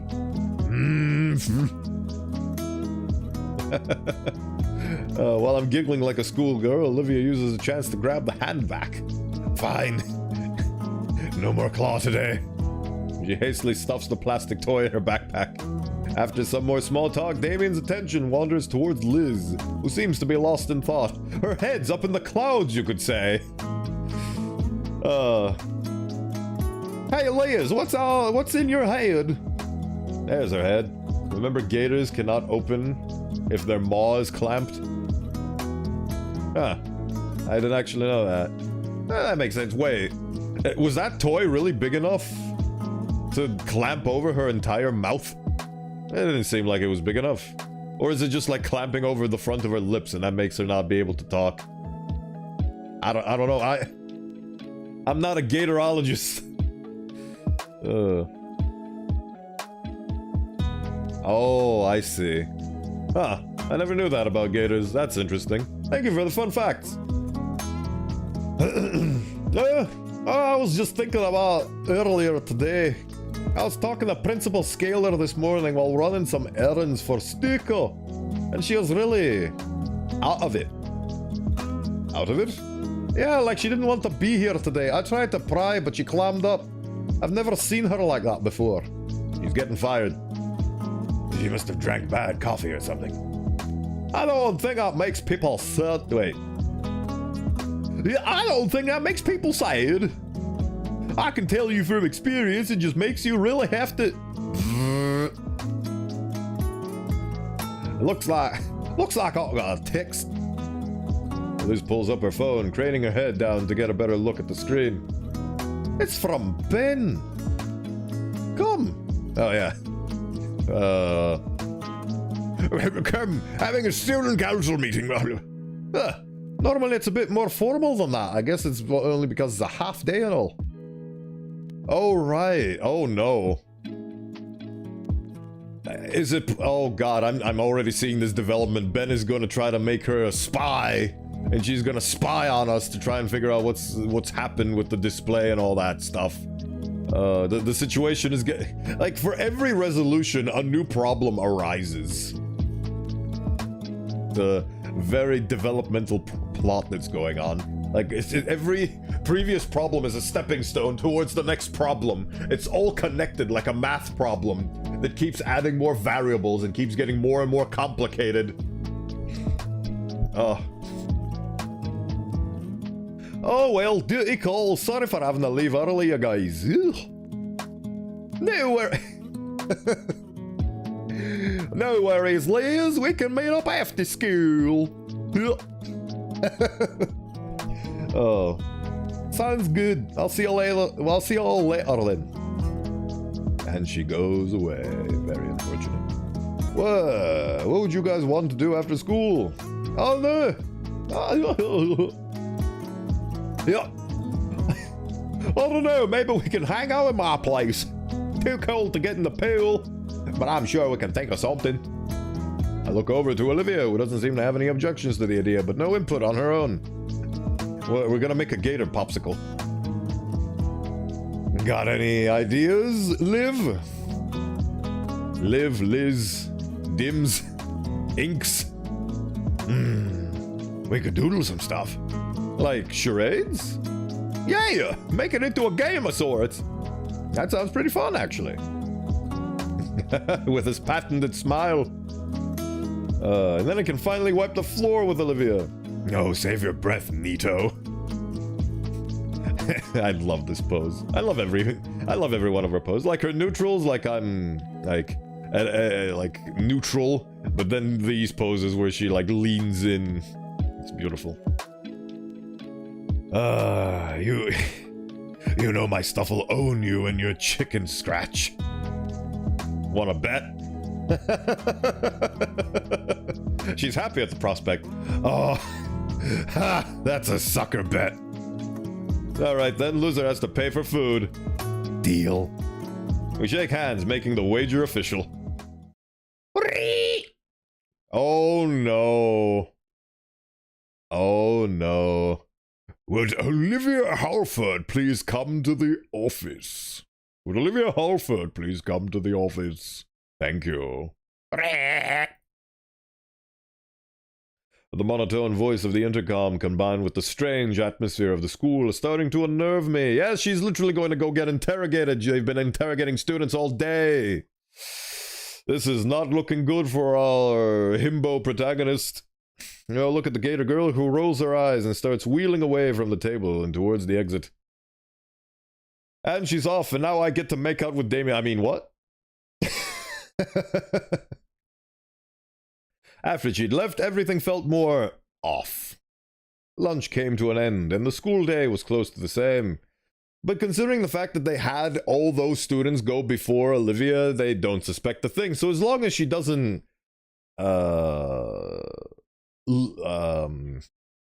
what's the word? Expose herself. So as long as she doesn't expose herself or say something incriminating, we should be fine. Keep your mouth shut. You don't know nothing? It was a toy gun. It was a fake gun. We weren't at the scene. Yeah, don't spill the beans. As long as she doesn't spill anything, we should be fine. Keep all of the beans in the bowl. Or in the Heinz can.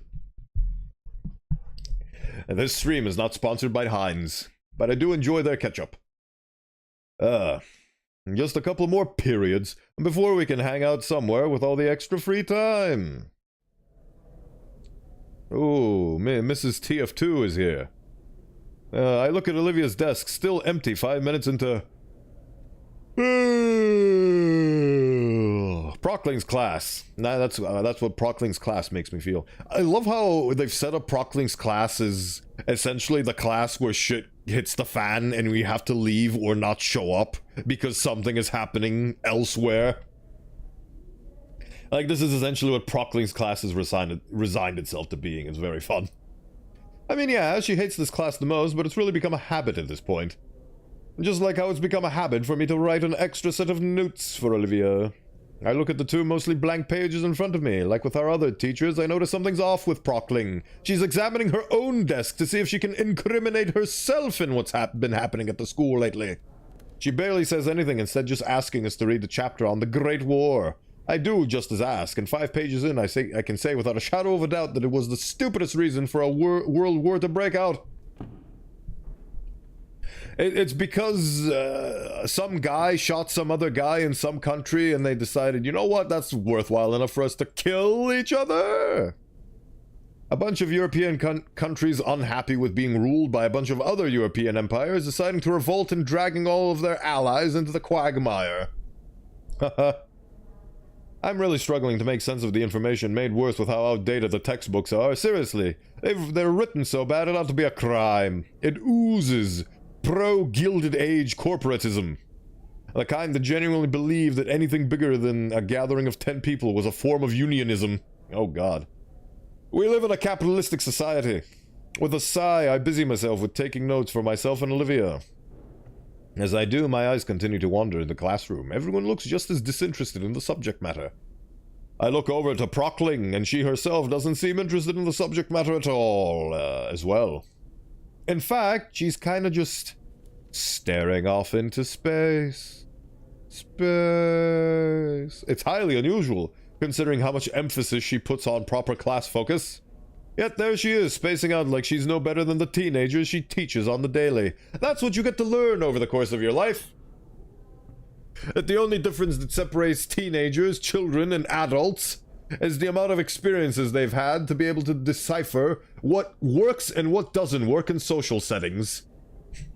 They're just as susceptible to mistakes, to spacing out, to being idiots, and so on and so forth. The only problem is that the older you get, the more the consequences increase. I'm almost tempted to raise my hand and ask her a question to snap her back into reality. Snap back into reality. When the room speaker comes to life. Would Incognito please report to the office? Incognito, please report to the office. Come to us, Inca boy. I look up to Miss Prockling. I got called, but she's still the arbiter of who leaves her class and when. But she doesn't meet my eyes at all. If anything, it looks like she's actively trying to avoid eye contact. Now it's my turn to get interrogated. I pack my things and shuffle out the classroom. All the while, the stares and murmurs from other students grow ever more intense. Ooh-wee. Alright, time for me to not do anything incriminating. My mind immediately begins to wonder, why am I being summoned to the office? You fuck. Himbo status back to 60%. They sure are calling up a lot of people. Maybe it's related to 2 weeks ago. You think? You think? Jeez, man, come on. Get it together. You know what this is about. You know precisely what this is about. The only thing keeping me company on my march to the principal's office is the sound of rubber soles on tile.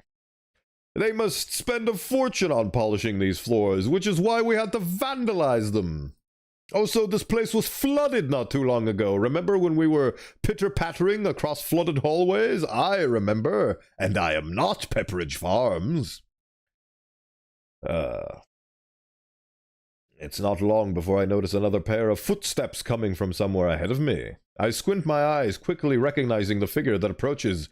It's Benicula.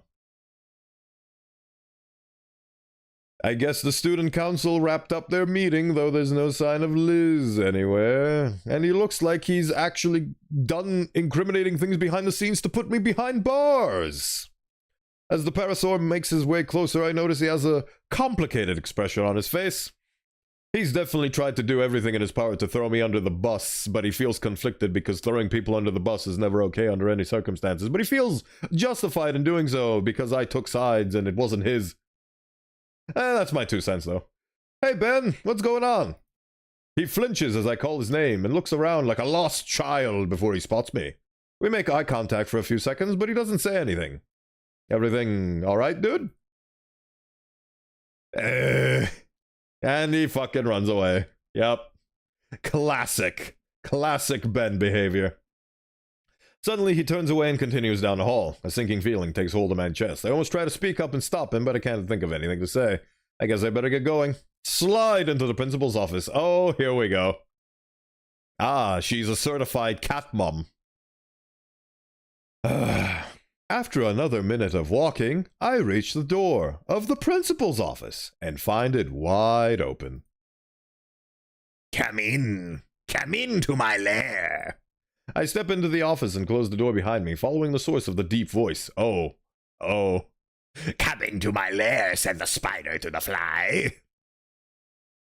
I realize now that I've never seen the interior of the office before. Oh, he even has his... I don't know why that happened. It's a fairly standard for an office. A long wooden desk, a filing cabinet, a few potted plants, and a couple of shelves for storing all sorts of things. However, on closer inspection, I notice things look a little bit more disheveled than I expected. Manila folders are strewn across the desk. One of the filing cabinet drawers hangs open. The potted plants are either overwatered or wilting. Is this really Scalar's office? Mr. Neato. My attention is suddenly pulled away towards the hulking figure sitting behind the desk. He's the principal now. I can only imagine what that office chair is going through right now. Sir, is everything all right? The music is gone, so I imagine this is a serious moment. Have a seat, please. He motions to a small plastic chair on my side of the desk. It is white. And there's a name tag on it. It says Virgil.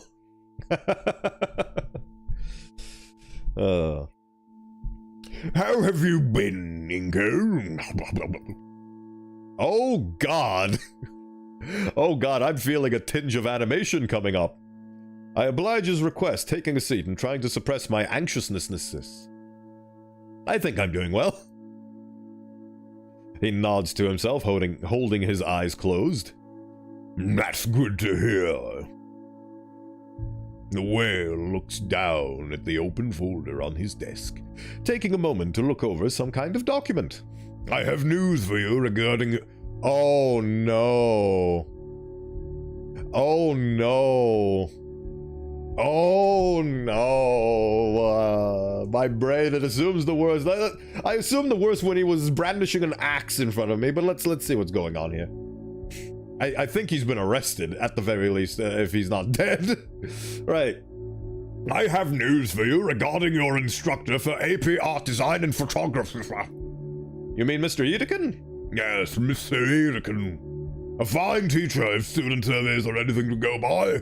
He also spoke quite highly of you. Did you have a strong relation? Yep, okay, they don't think I'm a suspect, but they think he is, and they're interrogating the students to see if they can find anything that sticks on Edekin. I see what's going on here.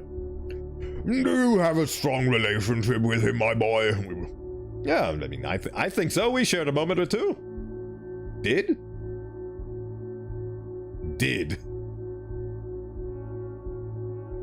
something happen? My heart drops as Ferris's brow lowers ever so slightly. Suddenly his tone completely shifts into one more clinical. Over the last 2 years, Mr. Edekin has been suffering from a rare form...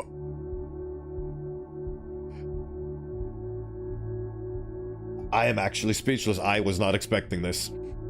Over the last 2 years, Mr. Edekin has been suffering from a rare form of chondrosarcoma that originated in his vertebrae. His tone is heavy. I don't quite know what ailment he cancer, my guy, cancer. He's got spinal cancer, which is very ironic because he has the biggest backbone out of anybody here. I don't quite know what ailment he just named, like he should spit on the doctors, responsible for discovering it, but the practiced movements and worn-out features are undeniable. He's by no means a fragile man, but the tiredness he tries to hide is barely concealed. Every student he's broken the news to has taken something more from him. Especially Olivia. Absolutely Olivia. Tensing himself slightly to be as tactful as he can, the attempted reverence is lost as he recited scripted lines just a few too many times already. He can't muster much more than this flat citation. This analysis means nothing. I'm just distracting myself from the reality of the situation, as though prolonging a confirmation will keep it from happening. Remember the Oh, that's what you meant with the Walter. Yeah, I do remember the Walter White reference. I thought he was a drug empire man. I didn't think he had cancer. I completely forgot. It's just that in Breaking Bad, spoilers for Breaking Bad, if you haven't seen it, I'd recommend watching it, but spoilers for Breaking Bad, Walter White starts his big journey because he gets cancer, and then due to chemotherapy, he loses the cancer, and he stops having cancer, but he's way too deep in it, and he gets really happy with being a drug lord, so he keeps going. Like, he started because of the cancer, but he finished because of his ego. So I completely forgot about the cancer because it wasn't that... It was a big deal, but it wasn't super important because ultimately Walter White's downfall was because of him and his many personality flaws rather than the cancer. Like, it was just an excuse, ultimately, which is why I completely forgot that he had cancer. Oh... Yidikin also spoke of having less time than others. Yeah, he did. He really talked about perspective and things. Yeah, it's... Once you know this context, it's really obvious why he spoke the way he did. Oh, my soul. Oh, my soul. Yeah, this is also terrible because I recently had a... acquaintance and somebody I frequent... the same communities with come out and talk about a hardship they'd had to go through, a lot of loss, like a loss of a loved one, to also cancer. Yeah. So today is a very melancholy day, let's say. Like, I wasn't particularly close to this person, but it's still tragic news all the same. So the fact that it's being revealed in this game now as well is, well, strange. Just like life. But anyway, we proceed. Mr. Ferris notices my subtle confusion and clarifies like he must have done a few dozen times already. There we go.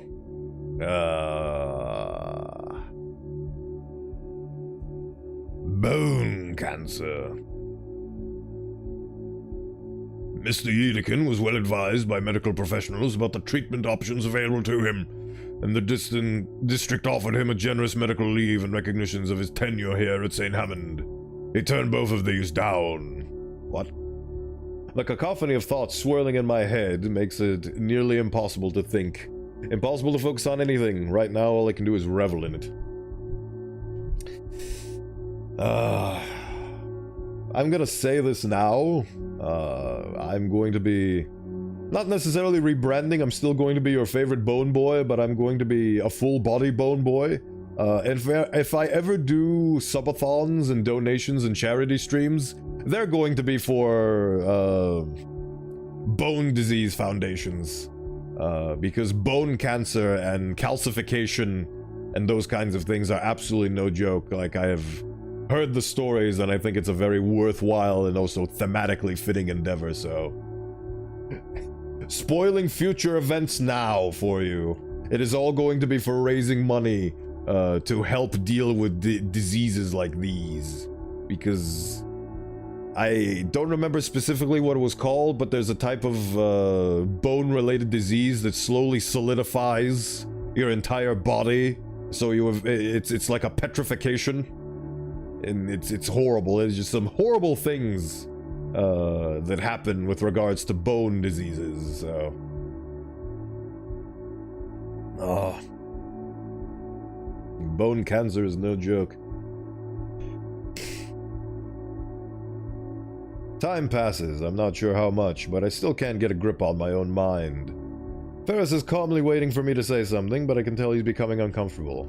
I am very privileged for the fact that I haven't had any close personal friends or relatives experience the hell that is these dilapidating bone-related diseases, but that doesn't mean they don't exist, and that doesn't mean that people don't suffer from them on the daily, so... In the future, when I have the opportunity to do so, I'm going to do my best to support these endeavors and helping deal with these diseases in whatever way I can. The thought actually just occurred to me. My endeavor in streaming started off because I wanted to try it. I wanted to see if it's something that I enjoy doing, but it didn't really have a grander purpose beyond that. It's just yet another hobby to latch on my grand keychain of hobbies. But now I'm starting to feel like it might become more closely tied with the notion of combating things like bone cancer and the like. Because I feel like that would be a worthwhile endeavor, and it will definitely put a focus on things. We'll be around for that, going through not one but 2 cases of cancer in the family at the moment. It's rough. Keep us updated.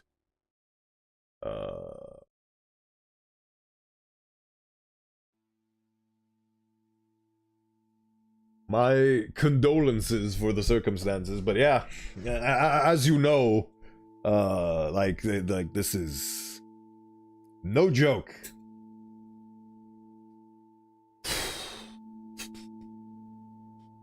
The heaviness of the scene is definitely taking its toll on me.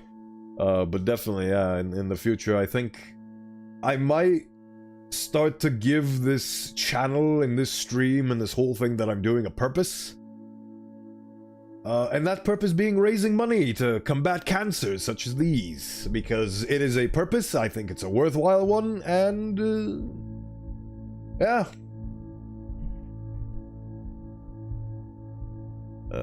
I think it will help me take pressure off of me to succeed.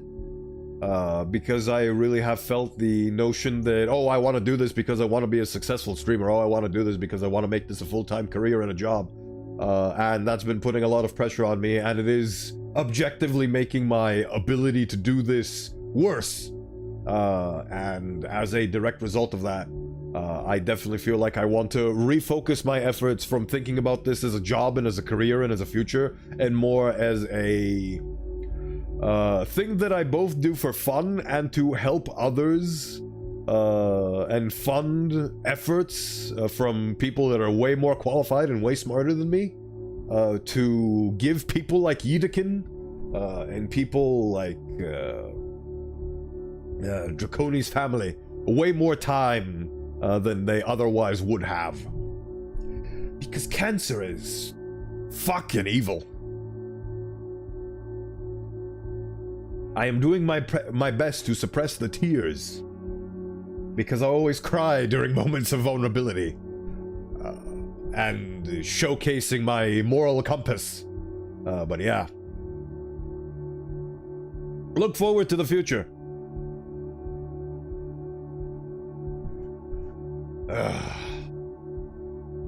For this channel, at least.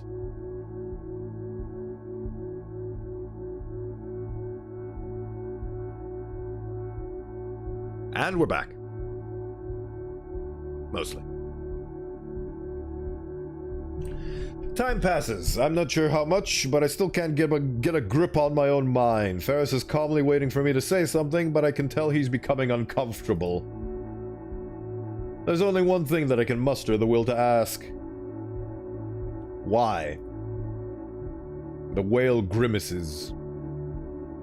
I wish I had an answer. His inflection tells of his own questioning thoughts. The exchange seems to give Ferris the energy to continue, however. Relation helps chug things along.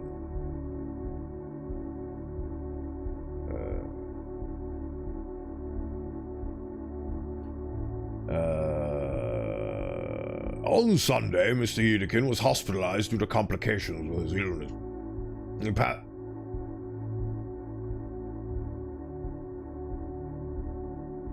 He passed away the following morning. Ah.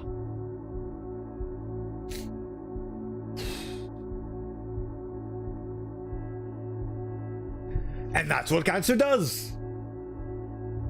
1 minute you're sharing a slightly scary and provoking scene with a person who does the right thing for the right people because he cares, and the next minute he's gone. He's just gone. And you're just so shocked. Like, oh, and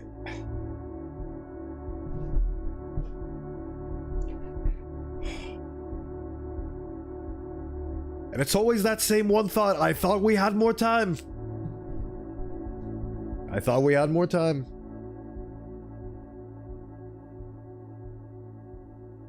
Whew.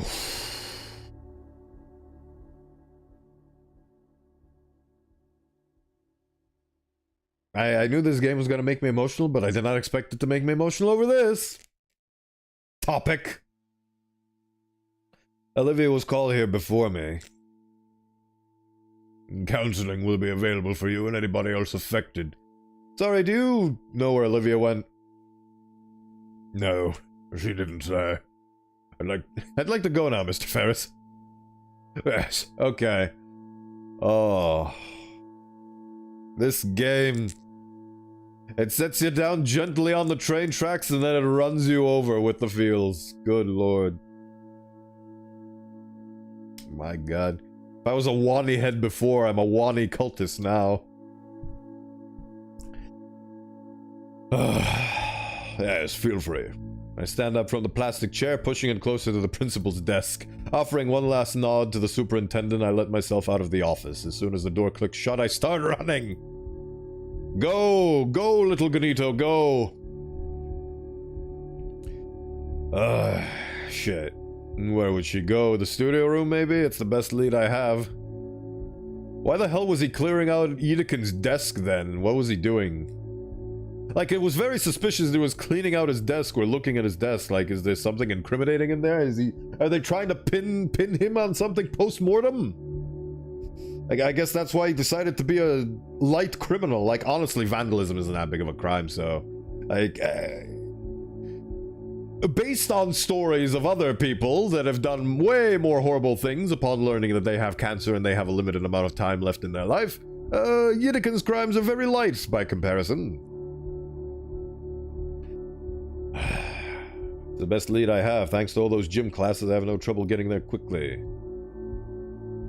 My new destination takes me up the main staircase of the school and onto the second floor. It's not long before I start down the hallway of Edekin's classroom. I breathe a sigh of relief as I spot Olivia sat in front of the door.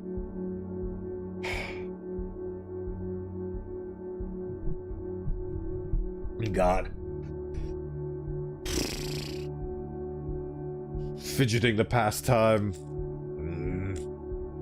I breathe a sigh of relief. God, what I do or even say to him. My thoughts come crashing to a halt as I see another dinosaur beside her, gesturing manically. Ben? From an outsider's view, it looks like Ben is trying to talk her into something, but there's such a stark contrast between their moods. I suppose Ben is mourning too, but maybe he's just handling it differently. That's the plan I have in mind, dear girl. What do you think of it? Olivia! Yeah, okay, fucking piss off. Olivia's reply came off weak and unfocused, like she wasn't talking to Ben at all. Can I count on you to be a part of it, dear? Sure, whatever.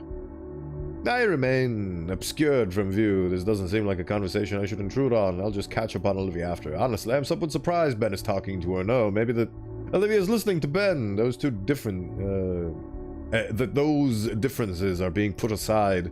For once our priorities are aligned. I had thought to come find Olivia, too.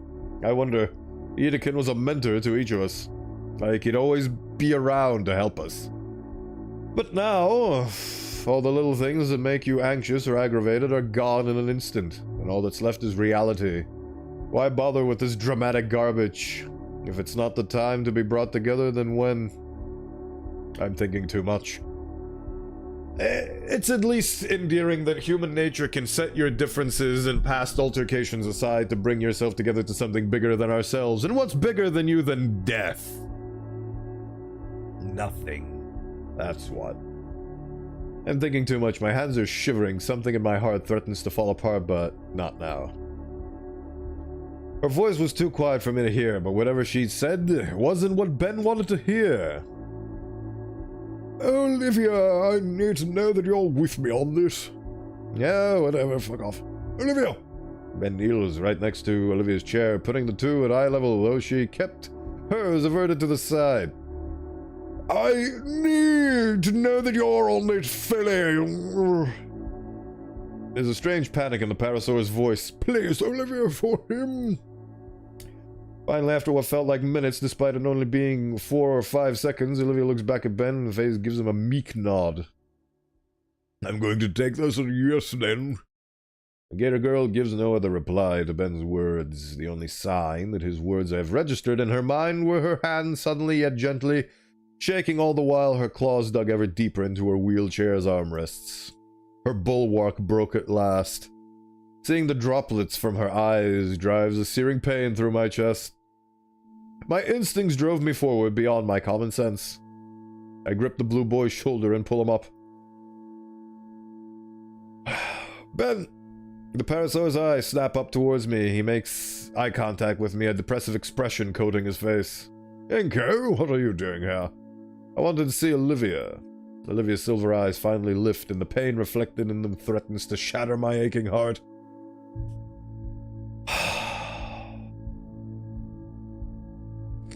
If there was ever a time to breathe in and out, this would be it. My vision is getting blurry from all the tears. I have to constantly blink.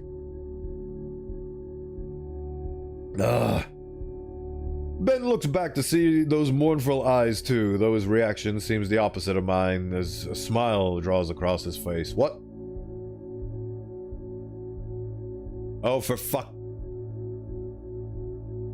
This man and his priorities are so broken that he's seeing a beloved teacher's death as an opportunity. He's gonna give me his car dealership pitch now. Oh. I'm starting to consider that Ben may or may not be an actual psychopath.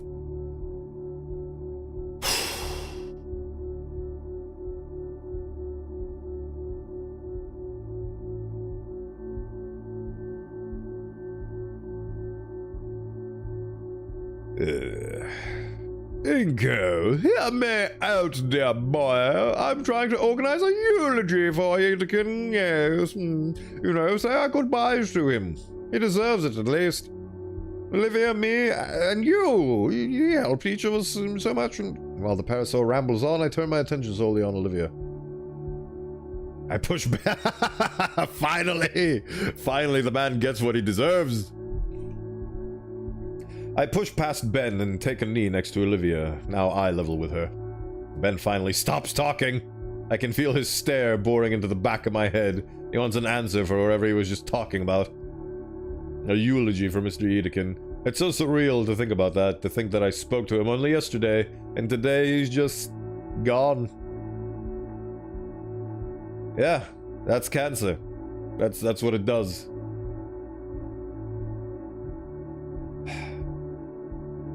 That's the least we could do for Edekin as his pupils. He deserves so much more, though. He deserves a Samurai Jack treatment. Samurai Jack went through so many different cultures and people helping them along the way, freeing them from the shackled bonds of indentured servitude, like freeing them from mind control and just generally. To be fair, Ben is the one dino Inko could take in a fight. Honestly, the guy has absolutely no sense whatsoever. Like, eulogy is all good, but have a little empathy for a minute. Don't bring this shit up. Like, the guy's bereft of any sense of... Like, just read the room, man. Come on now. Like, I get that you stand to show off how thoughtful and happy and cool you are because it's all about you and it's all about how you can get up the ladder and show how great you are. Like, oh, I'm the one that organized Edekin's eulogy. Like, you hire me? It's so great. Ben's heart is a husk, a decayed husk, and that's coming from the guy who actually has an unbeating heart.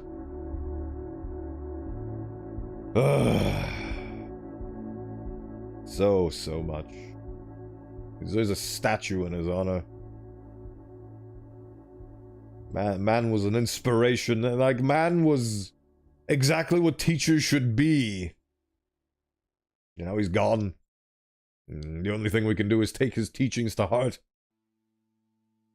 Right, yeah, Olivia's probably feeling what I'm feeling right now, this fight between reality and emotions. Yidikin's gone, and I'm still trying to process it.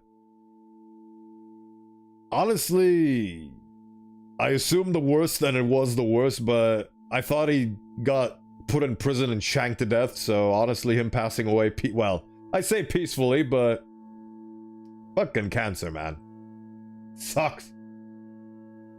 Yidikin's gone, and I'm still trying to process it, trying to accept the fact that I'll never see him again, or listen to him again, or get advice from him again. Statue with a fire axe in the, yeah, the pen, the feather he got from his wife. Oh god, his wife must be devastated. Oh god. Did he even have any children? He probably didn't, but goddamn. Phew. Horrible. Horrible. Ben, you're an absolute bellend. An absolute bellend. I used to be very neutral towards you, but there's one thing that I can't stand. Is people not properly respecting the emotional gravitas of a situation. That is the most disrespectful thing you can do in my eyes. I say that's hyperbole. What I meant to say is like it's something that I do not respect at all. No mention of kids, sadly. Ugh. Like, if I had any points with you as a person and you pull this shit that Ben is doing, you will immediately lose a lot of respect from me, is what I mean to say. It's a very disrespectful form of conduct. It's very, like, I value empathy a lot. And even if you don't, like you're not close to the person, you don't understand what they're going through, and you can't be there for them, at the very least offer your condolences and shut the fuck up when they're grieving and mourning. This guy's immediately giving the elevator pitch. Goddamn. I never get to impress him or show him how much I've improved because of his lessons. Well, he's not there to witness it, but do it for him anyway. I don't think I'm ready to accept that he's gone.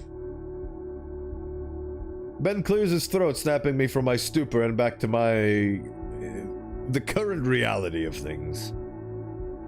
I'm sorry to be so pitchy, but I need to know if you want Olivia in or not. Keep pushing through, we'll understand to a degree.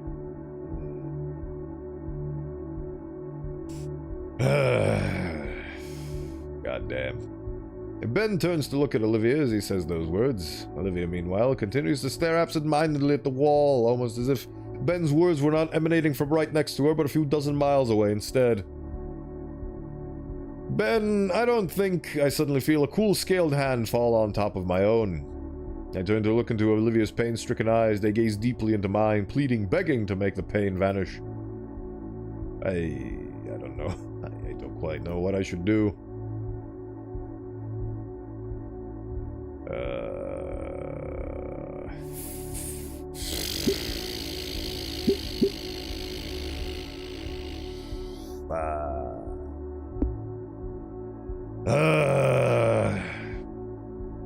Well, I mean, even if you're not ready to say goodbye, what the hell are you gonna do? Bring him back from the dead? Even I'm not a necromancer, I'm an osteomancer. I can't bring people back from the dead. I can only make their skeletons dance like a funny puppet. Death should and is permanent. It's what makes life worthwhile. As contradictory as human psychology can be, we both glorify and fear and shun and hide away from death. We do what we can to extend our lives in this world, artificially through medical and practical means, through diets and exercise, through pharmaceuticals and all that. But we shun the idea of immortality because a life without limits is not a life at all. Because the true value in life is the fact that we have a limited amount of time to do everything we set out to do. And that's why you should cherish every moment and every minute with other people, because you never know when they might just suddenly be taken away. It's a paradox and it's a contradiction of the highest degree. But I still don't know about a race of immortal beings that would want for nothing. Don't know if that is worthwhile. I used to dream of immortality myself when I was younger, but now I'm just living in the moment and just spending my time however I like and please instead. Because as much as we'd want, we'd never be immortal. Even if there are people that have dedicated their entire lives towards just artificially extending said lives. People who look like they're 20 in their 40s and 50s and so on. I forgot what his name was, but he's a famous life extenderizer? I don't know. Anyway. I'd love to have the emotional response, but unfortunately Ben is right in, like, on a purely practical and logical sense. I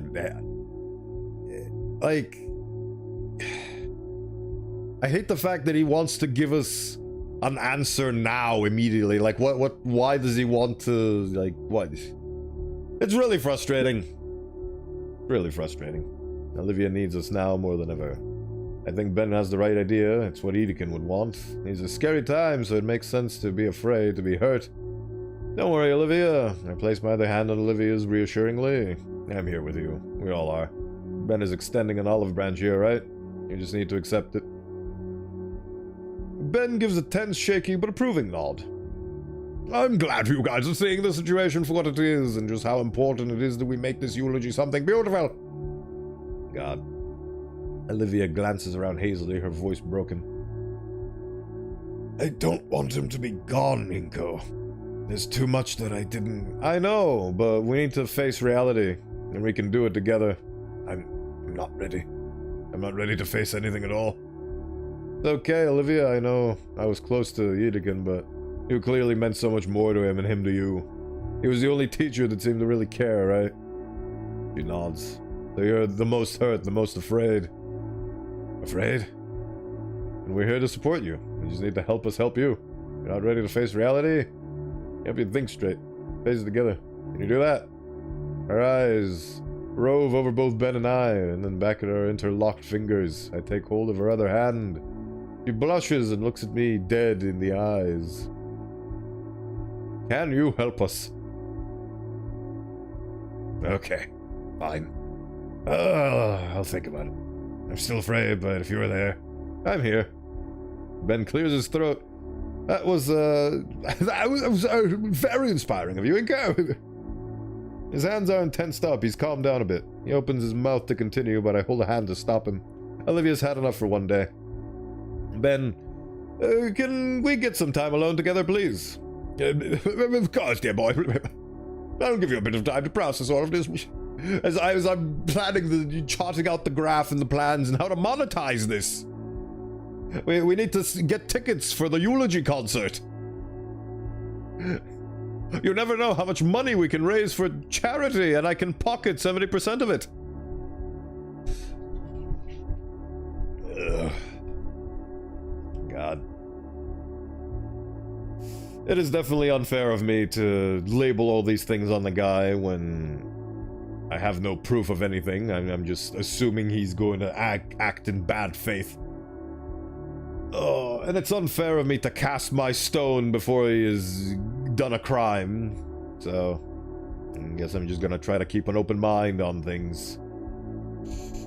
Oh. I have a black patch of cynicism embedded deep in me that is constantly screaming and telling me to think the worst of people. But I try to bury it deep and try to think that people are better than that. I gotta believe in people, because if I don't believe in people, I'm just gonna decay into a horrible paranoid mess that will die alone, and I don't want that for myself.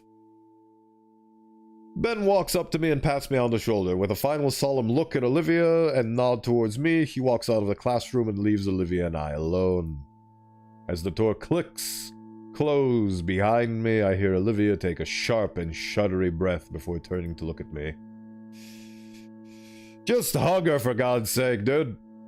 Her eyes are glossy and puffy on the edges. Trails of tears strain down her cheeks, and her expression is of someone who doesn't want to believe that it's true, but knows deep down that it is. Always keep it open in this story. Curveballs are everywhere. Absolutely.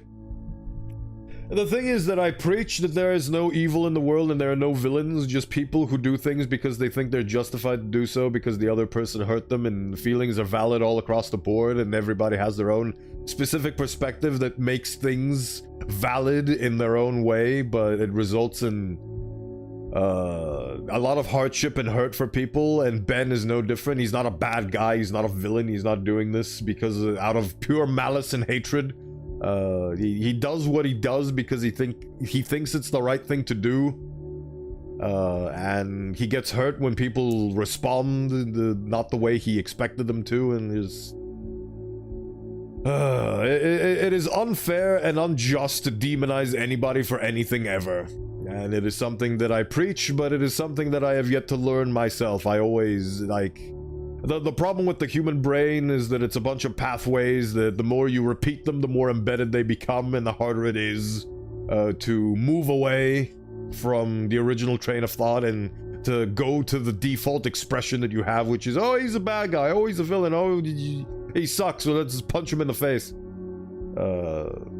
Because those are the thought patterns that you grow up with, and it's really hard to learn empathy, and it's really hard to act out empathy. So, it's a very just...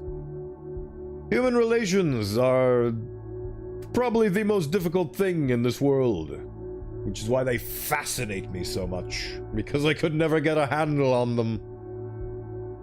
It feels like it's something that no matter how long you study it, no matter how many books you write on the subject, no matter how incredibly well versed you become of it, there's always the human factor that just makes it so it's a mountain that you can never reach the top of, no matter how hard you climb, because every person is different. Every person is a tapestry of their own upbringing, genetics, events, experiences, childhood, and everything, and it is impossible to truly understand the other. It is exceedingly difficult to understand oneself, even. This is a topic that is beyond anybody's comprehension.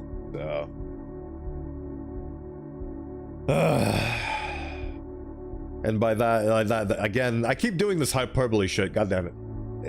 By anybody's comprehension, I mean, it's just such a deepened thing that you can never truly understand, but it's definitely something that could absolutely be demystified through a lot of experience and study.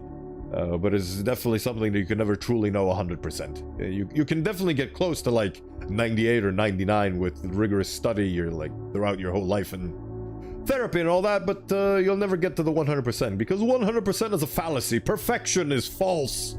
It does not exist. Anyway.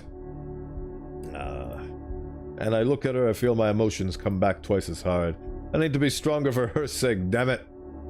Olivia, I try to find the proper words to say something to her. Anything could give her any sense of comfort or ease her pain, but I feel my throat begin to tighten like somebody's hand around my neck. I don't even notice that I'm crying until my vision becomes blurred with tears. Without thinking, I wrap my arms around arms around Barry and pull her into a hug. Good. This is necessary. This is necessary. Olivia seems shocked at first. Oh, I just realized the reason why they gave us the the first hug in the beginning where I got the achievement, the earlier on, when are they gonna do it already? This is the namesake of the game. Like, it felt like it wasn't super warranted, but at the same time, it was good that it happened. It would have been really shitty if they made the game I Wanna Hug That Gator instigate you hugging the gator over the death of a beloved teacher from cancer. That would have been so... like... dark. It would have been, like, so hopelessly bleak.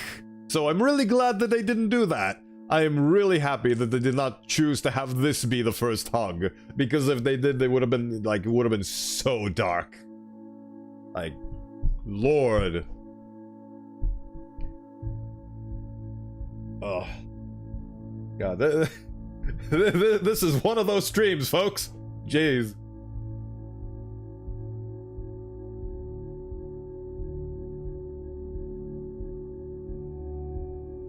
Nope, everybody has a bucket of napkins next to them, like I do. A lot of snot and tears have trickled down them due to the events surrounding this game right now. Jesus fucking Christ.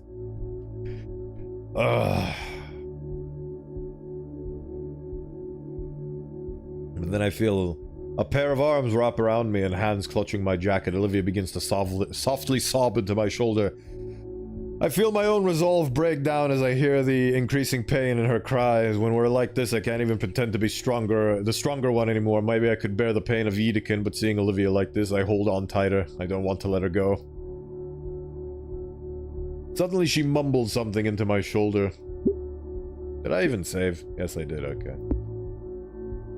What was that? We pull apart and I look over Olivia. Her sunken face is covered in splotches and trails of wet and dry tears. She's hyperventilating and looks like an absolute mess right now. Despite this, her eyes are fierce and lively as they meet mine. I need to do something. Right now?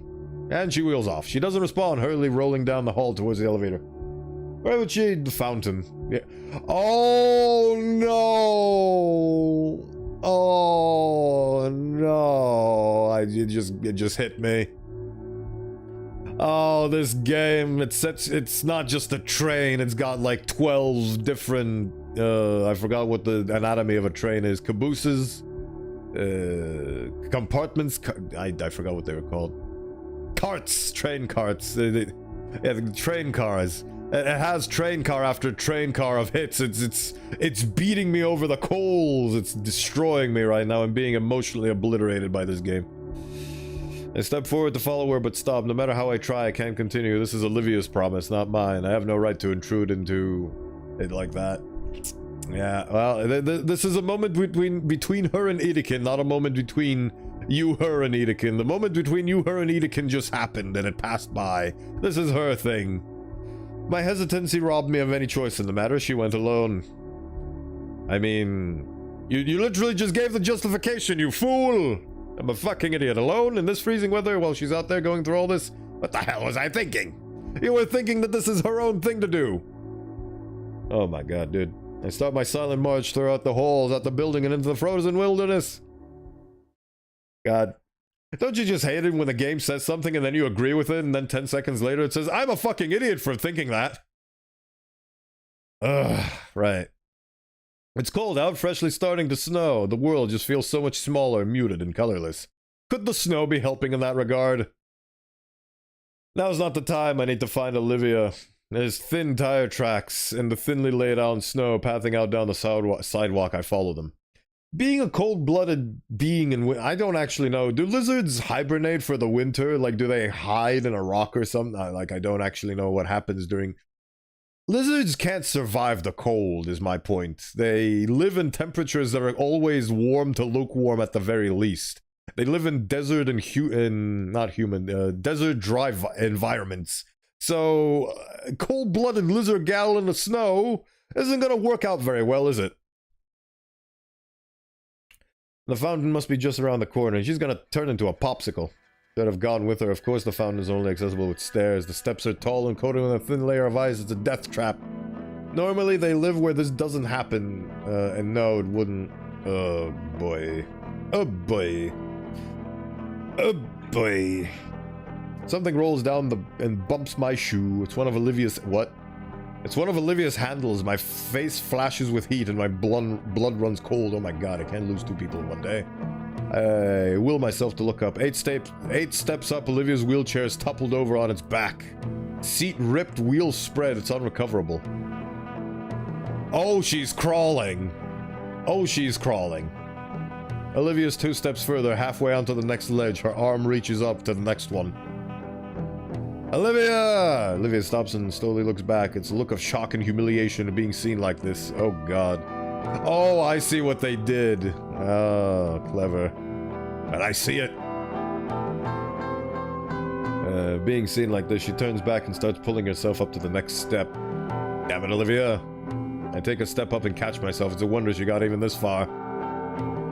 Oh, brother. I find my balance and start marching up towards her. Her arm slips on the ledge and she falls back. She falls into my arms. I didn't make it. She looks up at me, eyes filled with tears. I carefully set her down on one of the steps. Oh.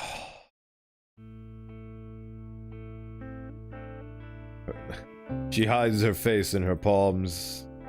I failed, Edekin. Olivia chokes back a sob. I'm just a stupid fuck-up. Shivering, cold, and alone. Fucking chair. And then continues to weep. I sit there and stare for a moment, trying to figure out what to do. I really haven't even been in a situation like this. My brother in Christ, my brother in Raptor Jesus, nobody could prepare you for anything that happened to you in the past month. Nothing. This is something that you get to experience firsthand, and you get to experience it completely blind, and you deal with it with whatever way you see fit. There are no wrong answers here. Because this is tragedy. The poor girl is shaking. Rather it's from the cold or her situation, I don't know. I instinctively wrap my arm around her and pull her close to me. Olivia shifts her body accordingly and we end up in an embrace. Again. Her sobbing calms down to the occasional hiccups and her body is no longer sapping the heat from me either. I'm sorry, Inka. Sorry for what? Everything. Being an asshole, being a failure, making you waste your time on me. I'm just awful. Don't say that. I love you, that's what I wanted to say, but now isn't the time. I mean... I'm your friend, you know that. I'm here for you in the same way you're here for me. Olivia breaks away from our hug. Her face is tear-stained, but she isn't crying anymore. She's looking down at her wheelchair. Do you have a spare? No. I stand up, look at the stairs toward the fountain, and back at Olivia. I can call Liz if you want. She can pick us up after we're done. We can worry about your chair then. You're not a failure, Olivia. We're getting you to that fountain. I reach my hand towards her. Olivia's confusion erodes in a soft smile as she stares at my hand and then back at me. Come lower. Let me grab your shoulder. I've done this a few times before. I lean in closer and Olivia pivots as best she can.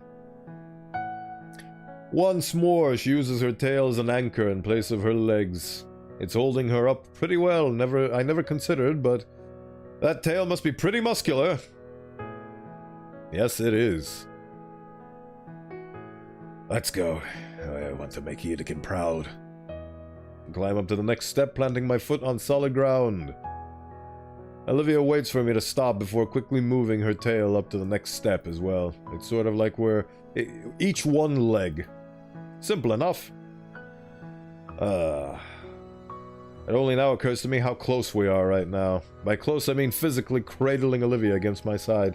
By close, I mean I'm practically cradling Olivia against my side. Up another step. Eventually, we make it to the top. Fountain's frozen. I managed to shuffle to the fountain. You can just put me down right here. Alright. Oh my god. The main menu screen for this game is this moment. Oh, these clever little shits. She kinda Alaga thick. Absolutely, but goddamn these guys.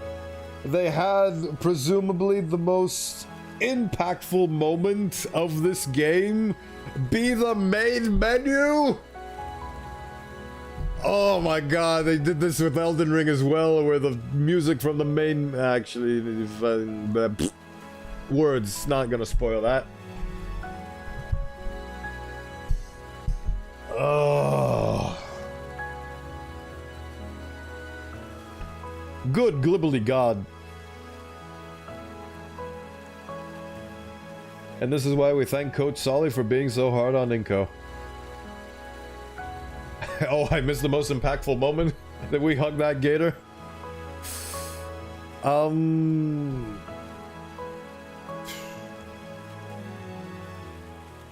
don't know how to respond to that. Like, do I tell you what happened? Or do I tell you to look at the VOD because this was 100% worth seeing the VOD for? I think I don't know what to do. It's like... We got to hug that gator, yes, multiple times, but the reason why is, yeah. And the thing is that now that you're here, like, do you care about this story? Do you want to know what happens, or do I just spoil for it? It's up to you, Surakal. What? The blue pill or the red pill? Do you want me to just tell you what happened, or do you want to see it for yourself in the VOD?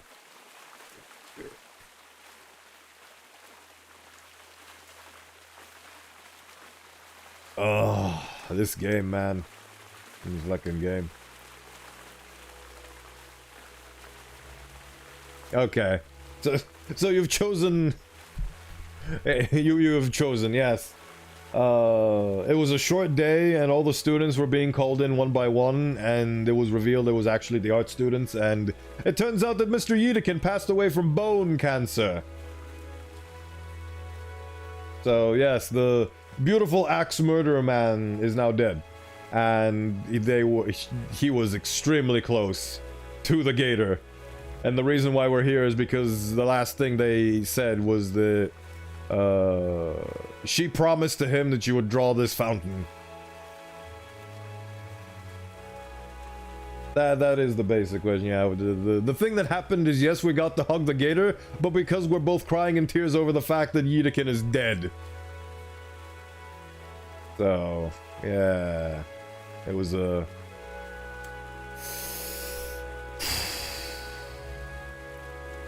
extremely heartfelt moment. Yes. Yes. It is... like I said before, I'm really glad that the first time we got to hug the gator wasn't because of our shared mourning of a now deceased teacher, but rather a completely different thing that was way more mild. Because I feel like if the game I Wani Hug That Gator made you hug the gator for the first time over the shared mourning of a past teacher, that would have been so dark. But yeah, it's where we are in the game. Damn it. Like I said before, it sets you down gently on the train tracks and then it just runs you over with train card after train card of emotional damage. Oh my god. It's horrifying, right? I gently lower Olivia down and place her on the tip of the fountain. There's just enough space for it to sit along the edge, with one leg resting on top and the other hanging off. She looks into the water, still in contemplation. My eyes follow hers, focusing in on the coins that have settled on the bottom of the fountain, though hard to see through the opaque ice. I've stuffed my hands in my pockets for warmth, feeling the skin of my knuckles start to split already. My fingers trace over the quarters I'd usually use on our lunchtime drinks. Achoo! Very comical. The powerful sneeze draws me away from my meandering thoughts to see the gator girl quiver in the cold and concrete seat. Damn it. Her jaw is clenched tight, bearing her sharp teeth on the world. Her nostrils flare with each of her breaths, and hot air, creating a puff of visible mist. and her eyes are filled to the brim with a fiery rage and salty tears. I want to break the silence between us, ask her for her thoughts. She's deep within them, though, raging with her own mind, finally having the moment to process everything that's happened. In the end, it's Olivia's that breaks the silence. Oh, with a single quiet disdain, filled with a curse. Damn it. Her eyes shut, keeping her tears from falling. Damn it! A hiss seeps through her lips. I made it. I finally made it, but... Her thought goes unfinished. She lets her shoulders down and turns her gaze away from the spouting water, listlessly gazing towards the obscured afternoon sun, and just managing to peek through the clouds and snow-covered trees. Maybe she's imagining that's where he is now. But what now? I withdraw my hand from my pocket, holding it open for her. Hurt to see the pocket change in my palm. Scanning over the water feature before us, I think back to all the times I wanted to do just this with someone else. How about we make a wish? Olivia's brow furrows as she glances off to the side.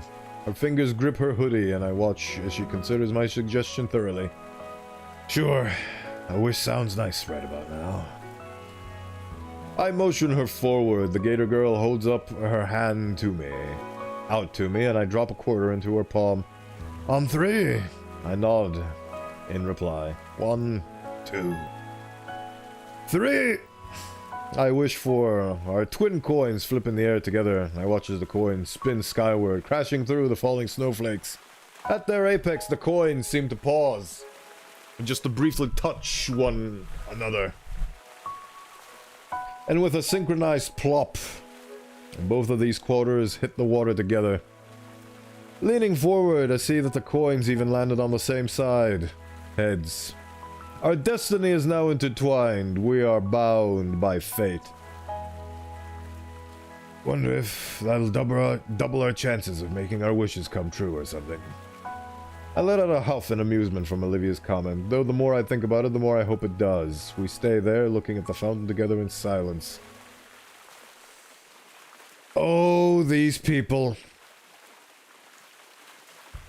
I had a thought pass through my head before that scene and that revelation. Like, what is the purpose? Like, because every single game exists to convey a message.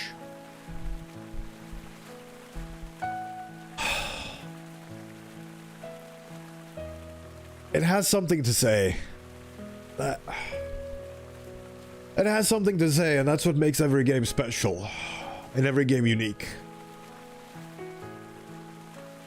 And I thought that this was the journey of a young couple falling in love and like the fun teenage intricacies of wading through emotions and feelings and challenges together and getting over ourselves and progressing as people as we enter the adult world. But I no longer think that's the case. I no longer think that's the case. With a single thing, they managed to completely flip this game into something completely different. Games are amazing indeed. Reminds me of the deep emotional journey of Tetris. I mean, the thing is that, like, I still think it's true. Like, it's not hyperbole, because I think that every game does have a message to say. Some games are emotional. Other games are saying, the message they're trying to convey is, I want money, give me money. A lot of titles from EA commit to such an idea. A lot of titles from Ubisoft. How can we make the most money for our shareholders? That is still a message. That is still something that the game aims to convene. And convey is what I mean to say, actually. But there are games like this. Games that have messages like, cherish your loved ones because you never know when they might be gone. The path to love is a long and winding one. And even in Tetris, the message was... like... Look at how far technology has come. And look at what we can accomplish on a technical scale. And it is possible to take this technology that is meant to further our forms of communication, to get us on the moon, to get us more connected and more advanced. We can use it for leisure. We can use it to tell stories. Oh, fucking...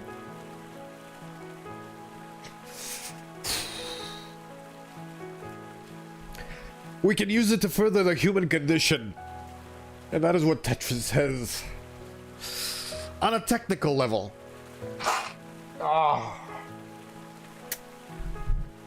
God damn. Oh. Oh my god, I just can't hold it in anymore.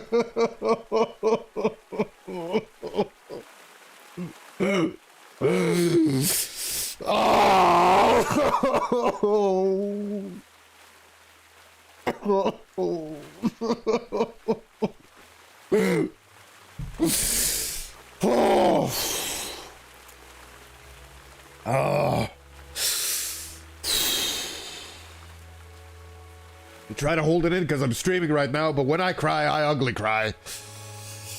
Oh. Thank you for the comments, Suarcall. I appreciate it. Thank you for being here on this journey with me, Draconi. I definitely won't get up, but this is why I play games. Oh, because they make me feel these things. I constantly have that glaring insecurity. Am I a dead, cold, emotionless husk? Am I beyond feeling things anymore? And games like these remind me, no. You are 100% not beyond feeling. Oh.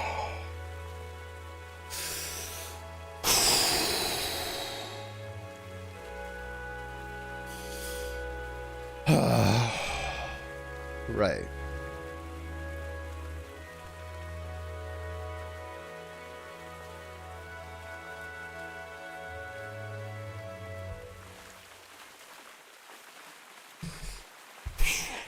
Congratulations, Wani, that Gator.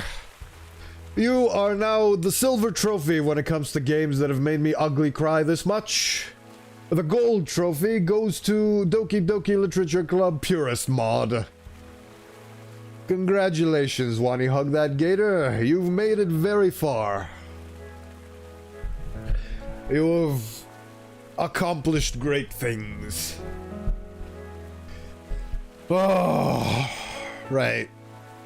I think I can continue this now.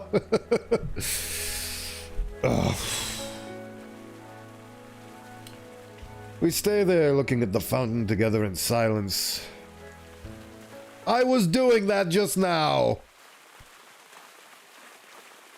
Oh.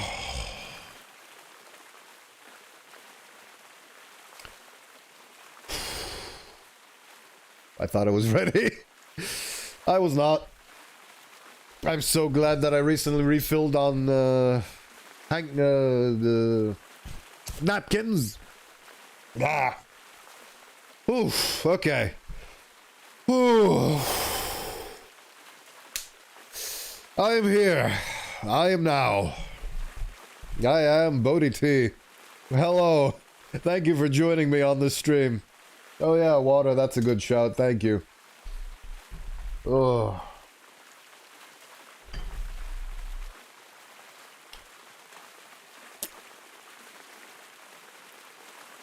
Oh, that was a really good shout. If there was ever a time for the hydrate redeem, it's now. Thank you.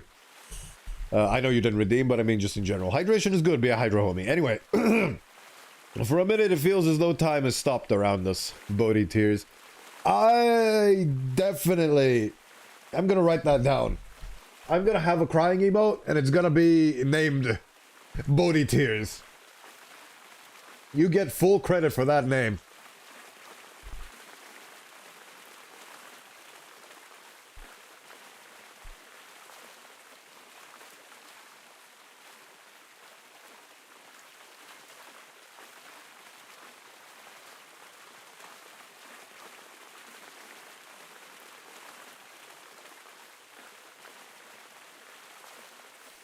Just writing that down. This is the game that inspired me to have sticky notes, and now I have a lot of sticky notes of lessons that it taught me. And now I get one more, and I'm kind of full up, so I don't know where to put it. I'm just gonna put it here.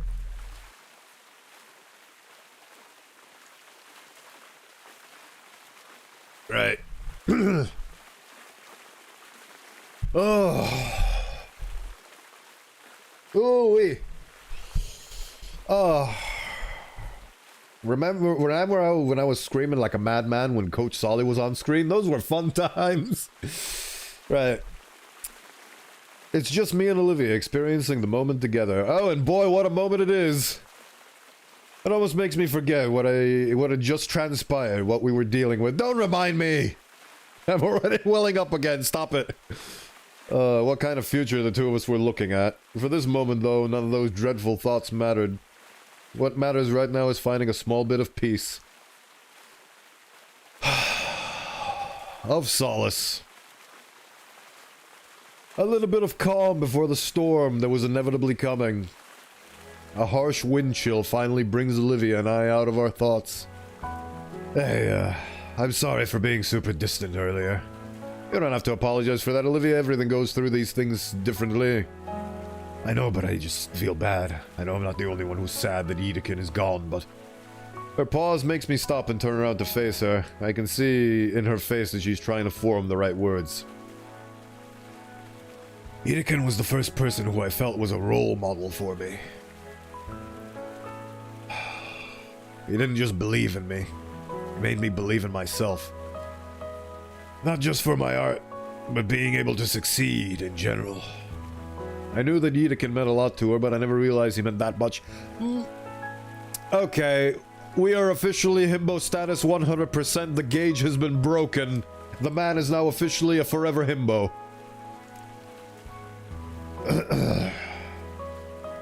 More than anything, he actually cared about me. About my thoughts and my dreams. I felt... Olivia's lips tremble as she struggles to voice the thought. I'm struggling to read them. Normal. God, I probably sound stupid saying that. You're not stupid. Stop it. Feelings are valid. I shake my head in disagreement. Good. You don't. Edekin was important to me as well. It's okay, Olivia. I know how you feel. It gave me some of the best advice I've ever gotten from anyone. He literally showed you the end result of what happens when you follow his advice and you just stay around him. He literally gets you set up with the love of your life and he's taking photographs of your wedding with her. That's the kind of person Edekin was.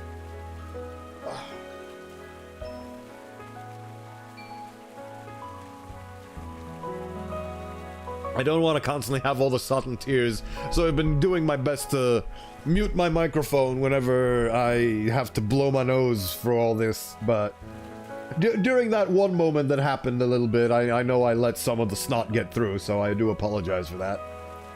But, you know, emotions are there to be experienced, and there's only so much one could abstain and stop themselves from doing. If only Edekin could have knocked Inko out of the himbo status. Absolutely. If only Edekin was there to be as much of an influence in his life as he was for Olivia's life. But unfortunately, they've only known each other for, what was it, like a couple of months at most? And already he's made such a profound impact on the guy. Like, you could tell just the quality of person Edekin was based on how much he's been able to influence for the short amount of time he was there in Ganito's life. I gave and encouraged me to follow my dreams like you. Do you mean follow your dreams like how he encouraged Olivia to follow her dreams, or do you mean follow his dreams like how Olivia is your dream and you should follow her? I wish I had met him sooner. Yeah, there's a moment of silence between us, the air filled with a mix of sympathetic emotions. I know I said that I was going to do all the endings for this game, but I feel like I'm not emotionally prepared to be able to go through this moment again and again. So I think I might do a look through. Like there's probably a video online that details all the different endings and what happens. So I could just put that up on full screen and we could go through that together. Hopefully it'll skip out on the you know that incredible role model and amazing person? Well, he had cancer this whole time and now he's dead. Struggle through the emotional turmoil of accepting that now. Thank you. There's more silence between us, the air filled with a mix of sympathetic emotions, a shared sadness for the passing of someone who made an impact in both of our lives. But a sense of thankfulness that he graced our lives. Sadly, this is pivotal to the plot, so no, and the other endings change so much stuff. Oh, bully. So I guess I will have to go through it. This game is so incredibly detailed with how much the choices that matter impact the world, so... I'll see what happens then, in that case. We're doing the 100%. I guess I owe this game at least that much. I owe it more than just watching a YouTube breakdown online, so... My mind is made up! Guess we both have our issues, huh? Yeah, I guess so. A fresh breeze of icy air sends a shudder down my spine. So... what do we do now? Honestly, I think that if I played this game on my own and knew that I didn't have an audience, I probably this game probably would have gotten the gold trophy for the most I've ugly cried at a game. But because I know, like, I'm trying to hold it in together for the sake of the audience in the stream, and the fact that this is going to be immortalized in a VOD that I will not be taking down, and it will always be there. I'll probably put like a special thumbnail on it just to distinguish it from the other ones. When I get around to numerically identifying all the different aspects of this game once I have a full complete playthrough. I tried to reel it back in, so imagine what I would have sounded like if I was alone with my own thoughts, to just let them out fully. Ooh-wee. I pat off the growing pile of snow off my shoulders and head.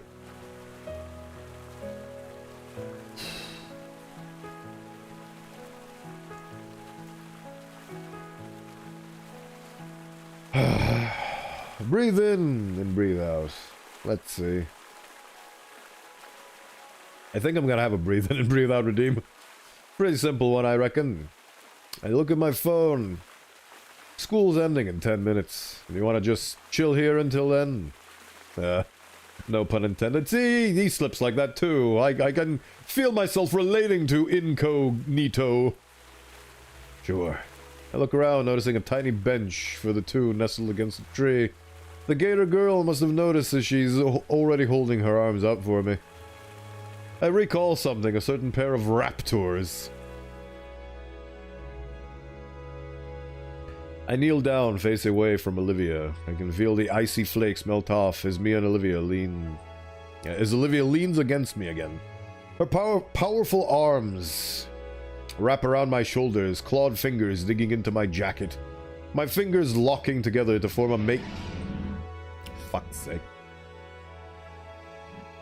God, that's frustrating. Anyway, my fingers lock together to form a makeshift seat for her behind me. Oh, hello. With my passengers secured, I make a beeline for the bench, lest I get caught up in what I feel pressing into my back.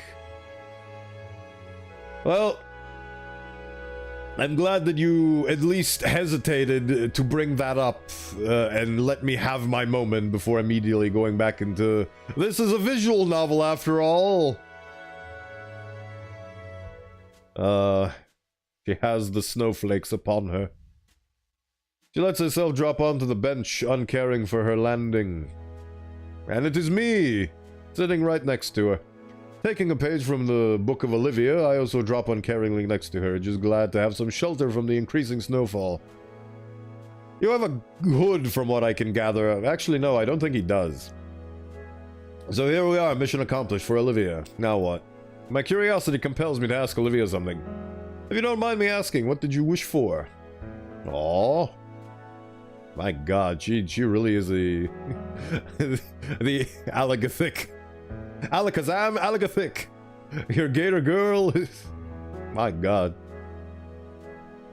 Impressive. I don't think you can tell someone what you wish for, or else it won't come true.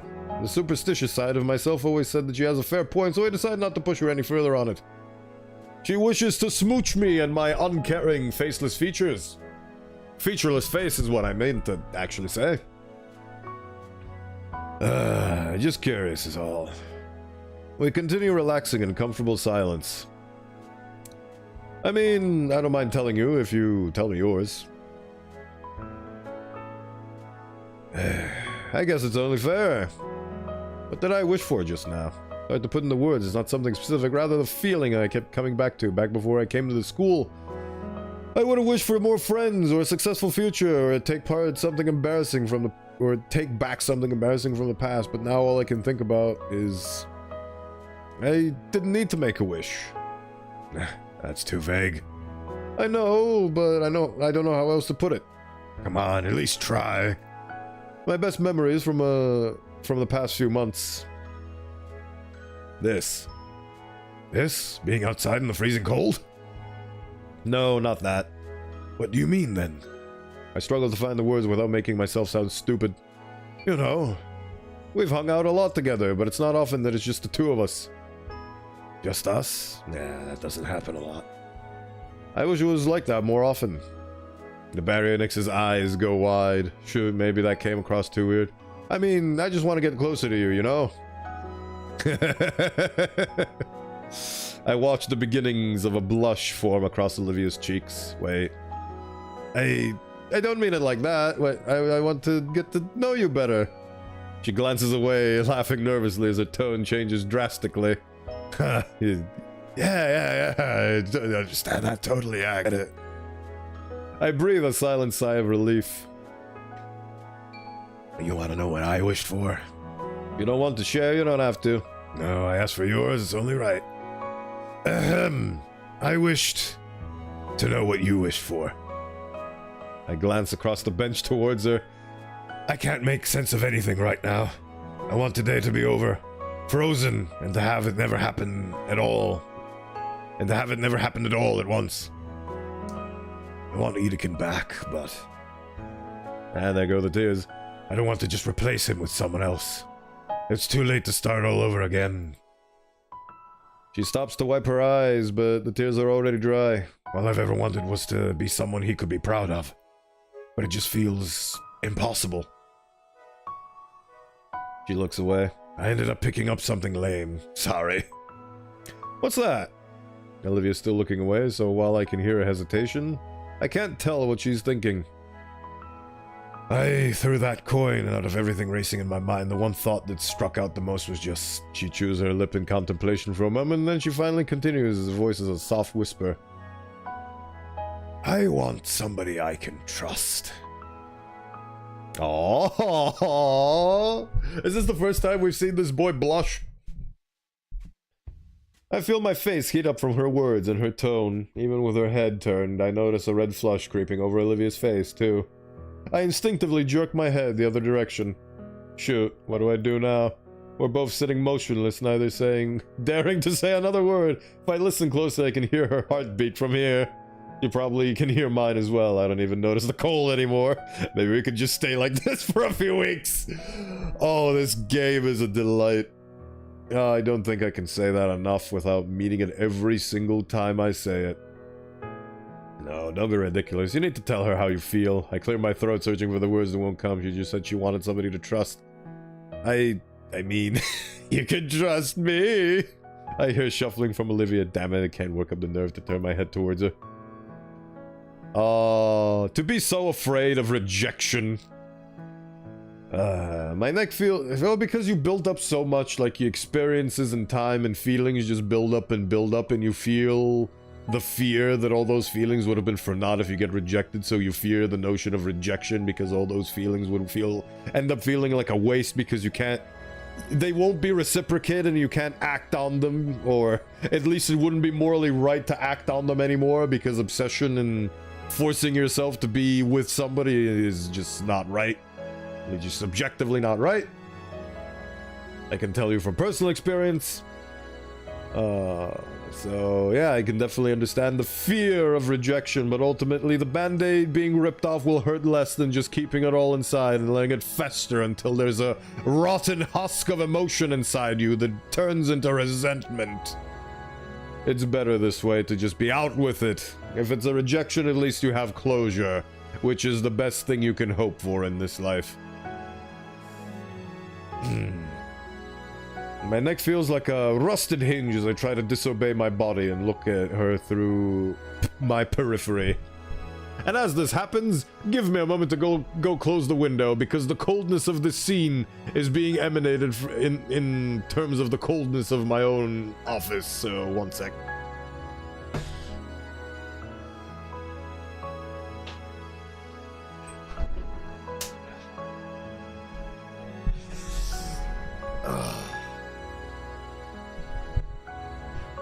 Okay, I don't know if you heard that. I don't know how... I'm always afraid that this microphone picks up more than it should and doesn't pick up at all. Sometimes it cuts off by the end of my words. Sometimes it may pick up something from outside the window. Oh, some things. Anyway. You trust me. Despite my words, she nods her head vigorously, the blush growing dangerously bright. Well, I shift my body towards her on the bench. I trust you too. Suddenly, she shakes her head a bit to bring herself back into reality. Maybe I can be honest with you then. You're silly, and you're ridiculous. Maybe a little over-optimistic. You're thoughtful and adventurous, and you're so willing to just take me with you. You don't treat me any different from this stupid... you don't treat me any differently for this stupid thing. She lightly hits the armrest of the bench. I guess I stopped noticing it at some point. Well, yeah, I mean, obviously, you're like... So many words dance on the tip of my tongue. Like... My mouth and my brain are still at a handstand. my mouth and my brain are doing a handstand right now. No, one wanting to just blurt wherever while the other keeps it all and disseminates it in a thoughtful manner. What comes out is... A furious snort rips from the Gator girl's nose, followed by peals of laughter. Out of embarrassed shame, I cover my face with my hands. What was that? What was that, you fucking fool? I curse my nerves as I try to protest her continued guttural guffles. Come on, Olivia, I'm really trying! The snowflakes that managed to still land on me melt away from the extreme heat radiating from my whole head. Olivia acquiesces, though, drawing back just to a very smug grin. Okay, take two, Inko. Just say it already, like, this moment has been built up like you could have said it like months ago at this point, but this moment has been building and building and building. Come on, dude. Don't do this to me. Ugh.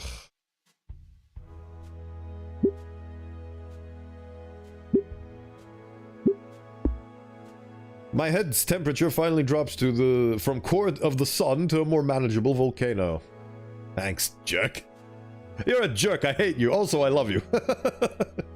Seeing that small quirk of her own lips, I can't stop to smile from a smile growing on my own face. I guess, be honest with her and with yourself.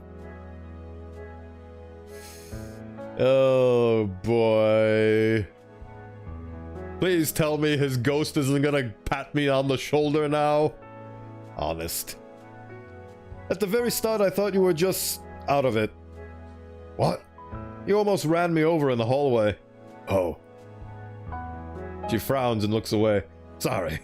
And then you tried to get my seat moved. Sorry. And the claw thing today? Not sorry about that. I figured. And you used to be hard to talk to. I felt awkward every time I'd even try. Like, thank rap to Jesus for Damien and Liz. Edekin is actually a Force ghost now. You can see him in the background as he glows blue and he's furiously nodding and giving me a thumbs up. Along with Luke Skywalker and Anakin. Oh yeah, I forgot that Anakin's last name is also Skywalker. Because otherwise I wouldn't have gotten to... Damien and Liz, because otherwise I wouldn't have... Oh, I had an episode with Damien, the... Oh, I see how this game pulled things. So the restaurant was my way to use Liz as a stepping stone to further my relationship with Olivia, and Damien's barbecue luau was Damien's way of being used to further my relationship with her. Oh... I'm glad the himbo recognizes that he is not a product of his own making. He is the product of a lot of opportunities that other people made that slowly nudge him towards this eventual confrontation. Olivia rings her clawed fingers together. And what do you think of the real me? She's easily the most caring person I've ever known. I mean, yeah, she can be a little selfish and doesn't think ahead sometimes, but when she cares for something, she just has to do everything she possibly can for whatever it is. Is that what you think? Yes, I think you're quite caring and passionate and what? Just smooch her already, you dang dirty human. And I know Mr. Yedekin saw that in you too. Olivia's eyes water at the mention of our mentor. Thank you, Inka. Now's the time. Just say it. Say it! Say it! Look at that fucking face!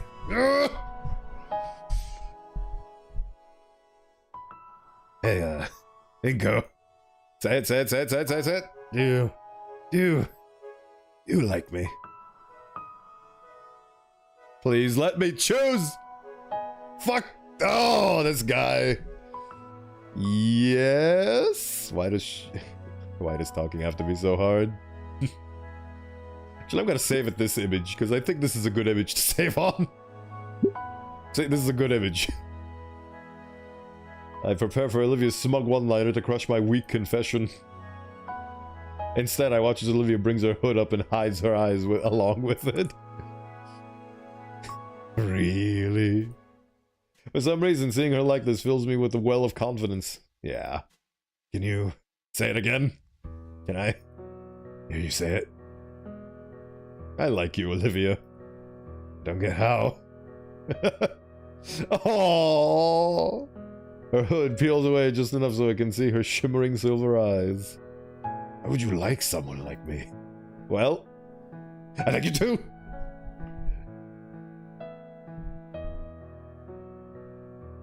Oh my god, she has become the redesign of the dwarf where they compactly become a jar. Olivia brings her legs to her chest, holding her limbs tightly to her. That is one powerful hoodie. If it can contain all of her, it is a very powerful hoodie. She brings her hoodie, his hem over her legs, transforming herself into a crocodile-shaped igloo. An Olivigloo. Oh, I love this game. Oof, slippers were a bad idea. Oh crap, yeah, you okay? Fine. Just call someone. I cough awkwardly and get my phone out to call Liz.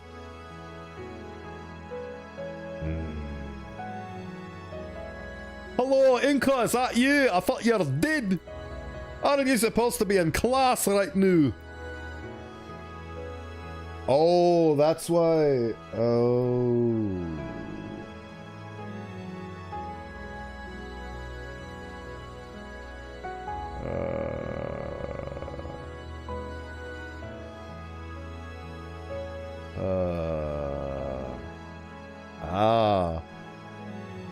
Right, one sec. Yeah. Scalar let Olivia and I out early. Oh, okay. I was told about Professor Eve. I hope you're doing okay. Yeah, I'm alright. Aren't you supposed to be in the art biz too? Oh, wait, no, you're more of a business art dealer type thing. But wait, she wanted her art skills to improve, so she should be struck by this as much as anybody. Well, I'd say as much as anybody, but, you know. I'm with Olivia by that old park by the school. Her chair's busted and we're kind of stuck. There's a keening whine from the bundled crocodile next to me, her tail wrapping around her as if to hug herself. Brooke, in this weather? Are you two okay? We're fine. Can you come pick us up? She hesitates. Sure, I think I remember what it is. I'm with Principal Scaler right now. Once we're finished, I can get you two on the way home. Thanks. After some shuffling, the call drops. I turn back to Olivia. She seems more anxious than anything right now. You alright? Yeah, I'll be okay. The stovepipe maw of the Oliviglu chatters quietly in the cold. My concern finally takes hold, forcing me to finally close the gap between us. She said the chair had no replacement. It'll take a while for a new one to come in. That means she'll be trapped at home, completely sealed off from the outside. Man. The beginning of Olivia's annoyed protest die of exposure, becoming a grumbling acceptance as I wrap my arms around her shivering form. Ah, you're lucky you're warm, Inko. I want to hug that gator! Now more than ever, based on everything that's happened. Yeah, I definitely feel like it, as her body shifts and nestles closer against mine. Olivia's tail lays on my lap, and shivers reverberating through it. The most. I lay my palm atop it, feeling the cold limbs shaking slowly still. Some long-distant trivia about limbs losing heat the fastest springs to mind, and in hopes of keeping the frostbite away, I pet the heavy tail. As I do, I hear the silliest sound rumbling from Olivia's chest and through the rest of her. It's like a purring cat almost. There's a new sensation on my cheek now, soft and warm. Oh, there it is. There it is. The grumpy cat has finally emerged from her cocoon. Her lips are planted firmly on my cheek, and this feels nice. As I continue to warm her tail, I feel her warm lips press more and more against my cheek. I don't know if kisses are supposed to go this long and be this wet. And now the lips are moving and some pointy things are there. She is munching on you. Oh my god, she is absolutely feeling it. And that's her teeth. This is how she shows affection. Live with it. You chose her. This is one of her quirks. Whoop. Olivia instantly lets go of my cheek from her non-lethal bite. Oh fuck, sorry, I'm new to this stuff, I'm nervous. It's okay, really. I put a hand to my cheek to feel the damage. I feel indents of her fingers, but nothing serious. Oh, this is so sweet. I'm really curious now what would have happened in the other scenarios. Because this feels like it was, like all of those things contributed to this happening. So I feel like if any one of those other building blocks didn't work out properly, we wouldn't be here, and I wonder what the scene would have looked like. I almost even start falling asleep before we can hear a car pull to the bottom of the hill. Olivia perks up and leans forward to try and see who it is. A few seconds later, Liz's head rises above the stars, scanning like a submarine periscope. Crap. It's gonna be tough getting all the way back down, even with Liz's help. I look back and smile at Olivia, still huddled against herself and clinging to my arm. You ready? Today seemed to drag on endlessly. Liz's arrival had in our embrace, and she had quite the dour look on her face. I need to start using the word dour in my vocabulary. It seems like a very cool word. I want to embed it in my vocabulary just like I embedded salubrious and succinct and Herculean. I remember I got the word Herculean from my boss in Raising the Bar Redux. One of the project leads kept using the phrase a Herculean task, And I sort of use that into my vocabulary as an homage to him because he's a really great guy and I respect him a great deal. She said she's been in a meeting with the principal, and I could only imagine how the faculty and student council were reacting to Yedekin's passing. Her mood seemed to lift a little, at least, when she saw Olivia and I both huddled together beneath a tree. Olivia's mood, on the other hand, plummeted. Probably from the way Liz and I had to carry her to the car. The ride, well, it is a stark reminder that she has no legs. So, very understandable. The ride to the Payne household had been silent, save for Olivia's grumbling and embarrassment. I think I'd be in a similar mood if I was treated like a sack of potatoes, but then again, how else were you supposed to carry her? She is one sack of potatoes I have no qualms with carrying. I have potato blood in my veins, after all. I should suggest more leg workouts to Coach Solly, just in case. Ooh, wait, is he wearing a different shirt? I think he's wearing a different shirt. I don't remember him being blue. I think he was red before. I don't know. I need to fact check, but I think he's wearing a different shirt. Could be wrong entirely, though. Damien and Randy were waiting for us at the curb, the older man looking over Olivia with worry. Well, when your friend told us, Soph and I were beside ourselves. I'm fine, Randy didn't really hear her, as the instant her car door was open, her legal guardian pulled her up into one hell of a bear hug. Come on, I'll get you kids some hot cocoa. Damien watched with a smile as relief as his father hauled her over his shoulder and marched into his home. I wonder how embarrassed she feels about the concept of being princess carried. If you're not familiar with the princess carry, it's like you're basically one arm is her legs are resting on one arm and your other hand is holding her back and she's basically just in front of you. You're basically holding her like a box. And that's what a princess carry is. But I've seen I Wanna Eat Your Pancreas, which is a very nice anime movie, which I would 100% recommend. And they had a whole thing about the princess carrying that one. And ever since then, it's stuck to me as a romantic gesture. So I wonder if you'd had any qualms about that.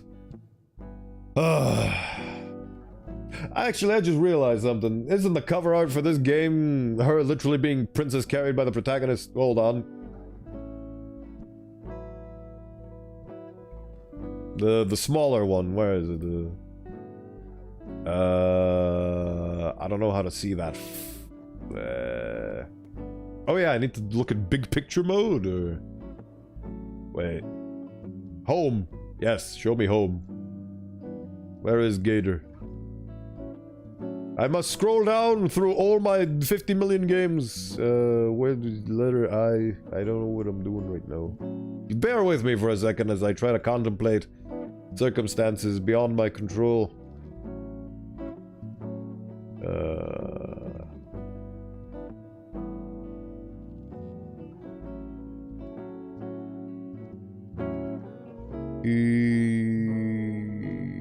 Aha! Yes! Yes, okay. So yes, the small box art, the box art, yes. The box art for this game is her literally being princess carried. So I guess she wouldn't have any qualms later on. Right. Good morning, Kit. You missed me bawling my eyes out like a maniac. The most I've ever cried on stream. I literally, like, I ugly cry. I got very emotional because of this game. And it's available for your viewing pleasure in the VOD.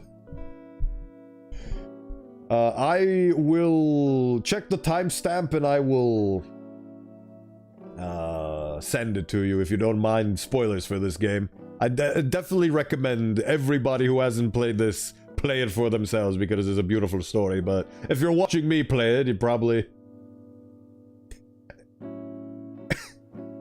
Listen, my friend Kit! It is... Yeah, that is perfectly fair. I didn't interpret your comment as, oh my god, streamer crying, I need to see that, I need to, like, put it on TikTok or some shit. Like... it is very valid to feel like you're invested in seeing it, and it doesn't sound like a bad thing. And earlier on, Sewer Call, like I was explaining because he jumped in and he said, I explained to him what happened in the situation, and he said, "Oh, that's so sweet," but it's actually a really tragic situation, so don't worry. Your comments will never be interpreted as something bad or malicious. I can promise you that, and I will do my best to uphold that promise. I might not be perfect, but I do try. So don't worry about it. I will send you a timestamp of when it happens. So you will hear and you will see. Damien watched with a smile as a father. You guys want to stick around? Vinny's still in school and we have some consoles to ourselves. It's still pretty early, all things considered. Sure, I'd love some hot chocolate about right now, Liz? I'd like to really, but the council still needs to prepare the assignments for Edekin's, you know, eulogy. Maybe I'll come by later, maybe I'll come by later, after, if I can't plan words. Alright, well, if you do, I'll make sure there's some cocoa left. Appreciated. Smooch. No, come on, get back here and smooch. How are I? How are I? How are I? I are good. Feeling a lot better as I got to let out some emotion, but I've been given a new perspective which will allow me to have a better goal for future endeavors with this channel and these streams. Excuse me.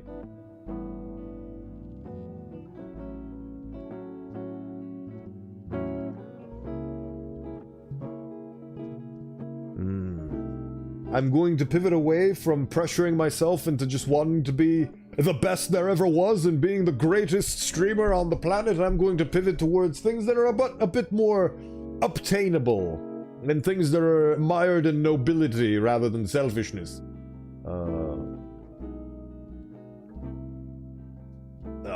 I'm gonna... Ultimately, I think that is definitely a worthwhile path to continue. To start on, which is to do something for others and do something with the goal of helping the community and helping others. So I definitely feel like it would be worthwhile for me to start pivoting this channel and these streams and what I'm doing here towards that goal. Because it feels like a worthwhile endeavor in the end. And I am being very esoteric, but all shall be elaborated in the fullness of time. I shall drink in your honor. What was I gonna say? Oh yeah, I hope you've been doing well. Hope sleep is enough for you. Right.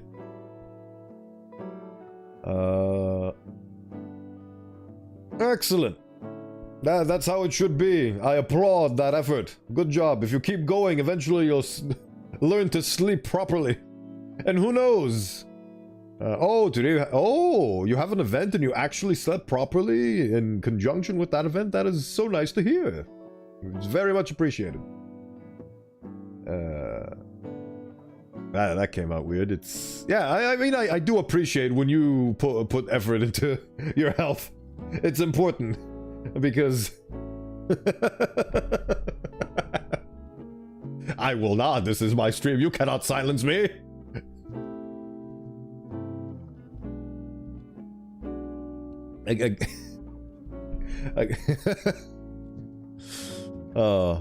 You're a delight. I hope you know that. You can indeed. You can silence me on your end, but the stream, it shall go on. I am broadcasting to everyone. If you have a YouTube tab open, it's still going and it's still clattering on. It's beautiful. Right, where was I? Right. Liz, fucks off. Come on, let's head inside before we turn into popsicles.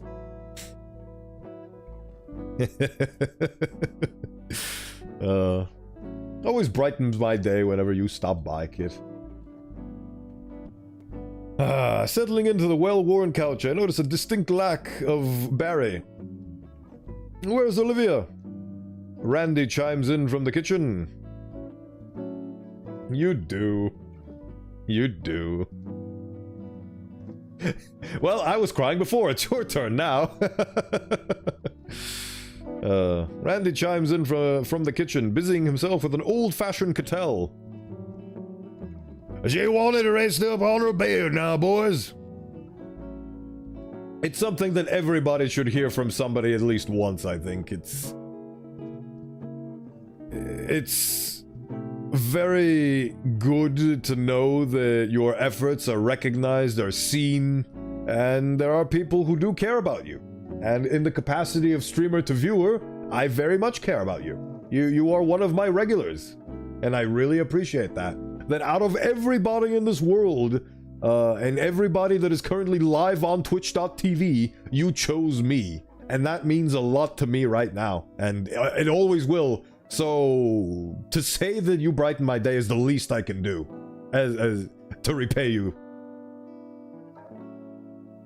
for all the gestures you've given me. I don't want to get teary-eyed again. I'm being vulnerable again. I love being a regular of a guy who has the weirdest time zone. It is a weird combination because not only am I in Europe, I also stream in the mornings. Which is incredibly strange because I am basically hitting the time where people stream the least. It is the least busy hour where everybody is usually asleep. If you had a regular sleep schedule, you would never have found me because you'd usually and healthily be asleep at these hours. And you'd only be able to catch me at this point where I'm halfway through to finishing the stream. But I feel like I can go a little bit longer just because I feel like we're heading towards unending for this session. Yeah, you found me at 3 a.m. Don't open Twitch at 3 a.m. You'll find a spooky ramskull, man. Actually, were you there when I still had my PNG tuber on? I don't recall. Maybe? Were you really one of the first? I should look into that. Anyway. Oh, okay, so you joined me at this era, at this stage in my VTuber development, that's fine. I had a funny PNG, which was just basically a guy in a nightgown with a ram skull smoking a pipe. 2 months, 22 days, and 2 hours, beautiful. Right. Give her some time, baby. No one can resist hot cocoa doing weather like this, especially how I make it. Lucky number, 2 months, 22 days, and 2 hours. Make a wish. I used to have a lucky number, then my dad shamed me over the fact that the lucky number didn't have any meaning, and I liked it because it just looked funny to me. And then I got a lucky number because it had meaning behind it, because he, like, anyway, I'm being silly. Lucky numbers. I have several. I have 57 and 7. 7 is my favorite number is 7. So I guess that would be my lucky number because it's my favorite number.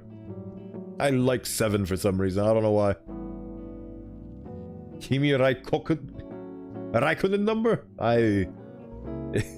You're speaking Klingon to me right now, my friend. I never had home-brewed hot chocolate, but if it's anything like his cooking, then it must be some good stuff. My favorite Formula 1 driver had the number 7. Is that the name of a Formula 1 driver? I thought it was from some anime. Hold on. Now I'm curious. Now you got me curious. Oh yeah! That's actually a Finnish racing driver. I thought that was like a Japanese anime protagonist, but no. It's... I have no idea how to pronounce his name, but he's nicknamed the Iceman, and that's pronounceable. That's interesting, huh? Yeah, the number... Oh. So my lucky number is the racing number of your favorite Finnish driver, the Finnish racing car driver. That's nice. Was it yeah, Formula 1. Yeah. Huh, neat. Neat. Alright, anyway. Your lucky number is 5. For some reason, I gravitate towards odd numbers way more than I do even. Maybe because I myself am odd. But yeah, like, generally speaking, like 5, 7, and basically anything that's uneven. Because I was born on the 5th of September at 5:55 a.m. in the 5th region. Oh yeah, and the winter stopped. Wait, no, and it snowed. That's what it was. And it snowed when you were born, and then it never snowed again, if I recall correctly. And you were top 5 in your entire school. Oh my. Based on what you're telling me of yourself and how you, like, sacrifice your health on the daily, to consider that you're not top 1 and you're top 5 instead, I cannot even imagine what the other people in your school are doing to be higher than you. Inhuman. Unrivaled. Anyway. Randy comes out with a tray. They didn't have the budget to draw him actually holding a tray, so they have him with mugs in front of him Gmod style. The people are just lucky because they choose easy classes. It is possible. There is a balance, and one must seek between luck and skill and circumstances. Some people just get lucky in the circumstances they found themselves into. What was his voice again? Oh yeah, here you guys go. Actually sacrifice what I have to be good and learn difficult stuff. I hate derivatives. It is unfortunate that some people need to put more effort to be on par with others that have put a lot less effort in for the same results. And it just contributes to the inherent unfairness of life. But the thing about it is that life does not care. It just is. So you can either get with the program or you can duck out. Which is the horrid, unfortunate reality of the world, is that nobody truly cares. And the only body who truly should care is you. All the effort in the world is what you want to put into it. And the only person who truly is going to value it is yourself. I mean, I don't particularly care for your grades. To me, you're more than your grades, and you are a fun and delightful person to hang out with, and I care about you as a person. But your academic accomplishments will not increase or decrease my respect for you. Well, maybe increase is too harsh to say. They won't decrease them. I'd be like, wow, he's top 5 in school. That's really cool. But I won't think, oh, he's only top 5. He should be top 1. What the fuck? What is this guy's fucking... Oh, yeah. Your academic successes are pretty cool. And if you want that to be what defines you, then that is all well and good, and that is perfectly valid, and it is quite worthwhile to have it. But ultimately, I may not practice it the best, but I try to look at people for the sum of everything. Well, like I said, in my eyes, it's not what defines you, so you've worked towards having at least one person not see you in that light, so you can expand your circle and get even further ahead. Right. Now watch as I see a dinosaur hand me some hot chocolate. Here you guys go. Sounds like a Gators girl who's trying to hug a bit with cat ears and skin. Absolutely. I Wani hug that cat boy. He passed around a few Christmas-themed mugs labeled with the family's names and leaves the last one on top at a nearby drawer. Oh, you are gonna have to be Vinny for a bit. You cool with that? Oh, yeah, thanks, Randy. You look cold. Were you out there long? He probably isn't. They probably didn't change his sprite. But he seems a bit paler than he usually is. Maybe because he's next to these beautiful red. How would you even describe their skin tone? Like pinkish orange? I just realized they have different eyes. He takes after his mum, presumably. That's fun. Pink. It is quite pink, isn't it? Salmon? Oh yeah, like a pale salmon. Fascinating. It's true, by now the snow on my jacket's melted and my clothes are chilly and soaked. Feel free to take a load off while you warm up. I'll be in my bedroom resting. Holler if you need anything else. And he slides away. I will never get tired of watching characters slide in and out of scenes. Actually, I don't think they ever slide out of scenes. I think they just appear on scenes, but they always slide out. I love how Damien's oh my god, both of their mugs.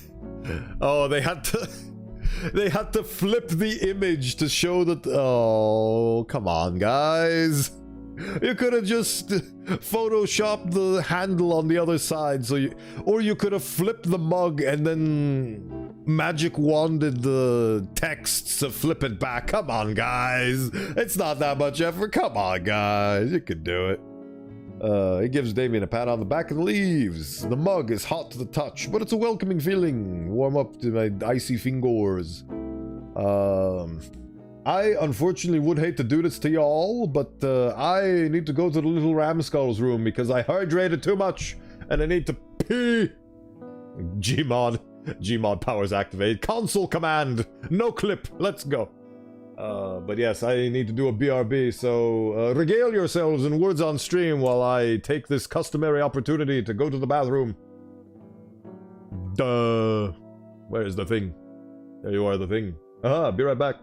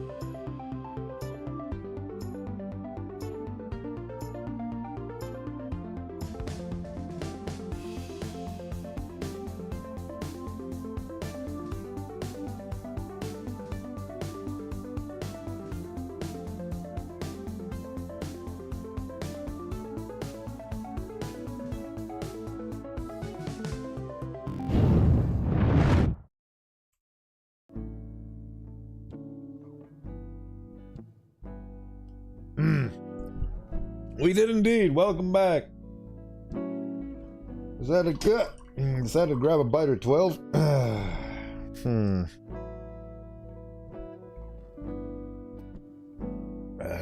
I think the way I'm going to do streaming in the future is I'm just going to resign myself to doing longer streams. And this is going to be the halfway point where I grab a bite to eat, but it's going to be like a quick pastry that I can just scarf down. While the funny little ad thingy breaks. Break, but... The words on stream, so I can stream for longer. Alright.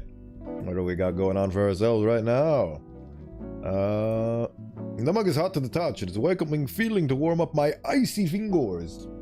I'll definitely need chocolate after what I just experienced for this stream.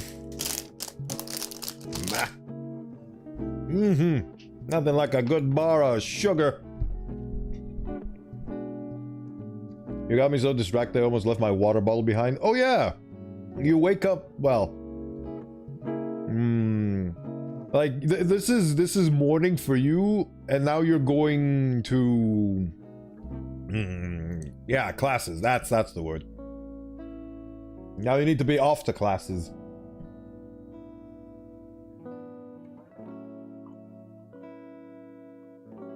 Ah.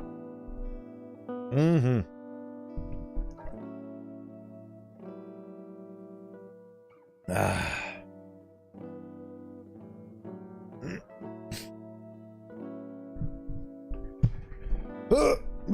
Today we have orientation, philosophy, literature, and math. They teach you philosophy? That's fun. I wish I had philosophy classes. Enter at 8:15 a.m. and leave at 2. Ah. I'm assuming that means that right now it's 7:55. Oh yeah, 6 hours.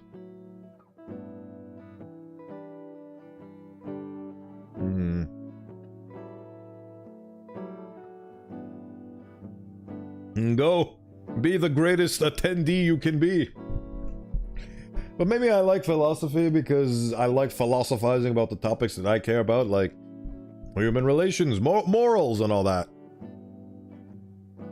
I probably don't like the kind of philosophy where it's Plato spinning his funny dish or whatever the hell they do and contemplating whether or not apples falling off of trees means that we should destroy all the roads or something. I don't know. Now this thing lets me arrive at 8:40. Oh, special circumstances. That's nice.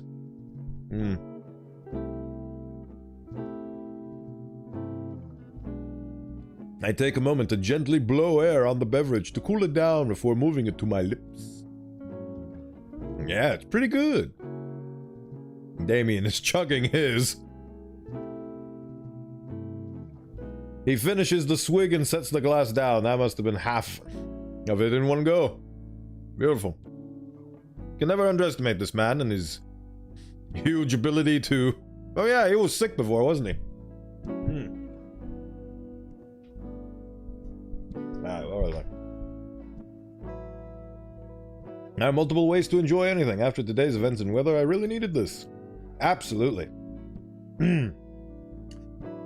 Another sip. And it's really helping me warm up. I didn't even notice how cold I was. Hi, Wani. It's me. Oh yeah, I'm Vinny. Yeah? You good? I'm holding it together, yeah. I'm still a bit scattered. I can't blame you. Hey, Pops doesn't want you venturing back into the tundra out there. You up for a game or something? He gestures to the entertainment setup.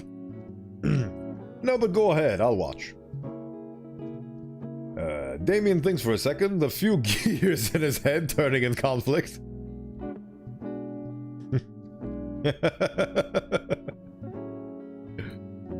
Really, I don't mind. Alright, I'll see it up. Damien sets his game up, searching several mismatched cases for the right CD and giving the screen a good thump to get it to work properly. Oh, classic. Grabbing a controller, he turns on the Xbox One. Beautiful. Select something called Rock Ring ODHG. Oh, I get it. It's Halo. It's Halo ODST. I think. Yeah, Rock Ring. What else could it be? Well, unfortunately, you must be big wakey as opposed to little sleepy. And settles deep into his groove on the couch. Hopefully you have access to caffeine in one form or another. Halo, thank you. Thank you, Draconi. I appreciate that you've managed to deal with all the not playing this game I've been doing in the past 10 minutes. This is one of my favorite in the series. After a minute or two of gathering a full lobby, the Dilophospino Dino picks his class and begins his virtual rampage. Good thing is that I'm not an attendee today.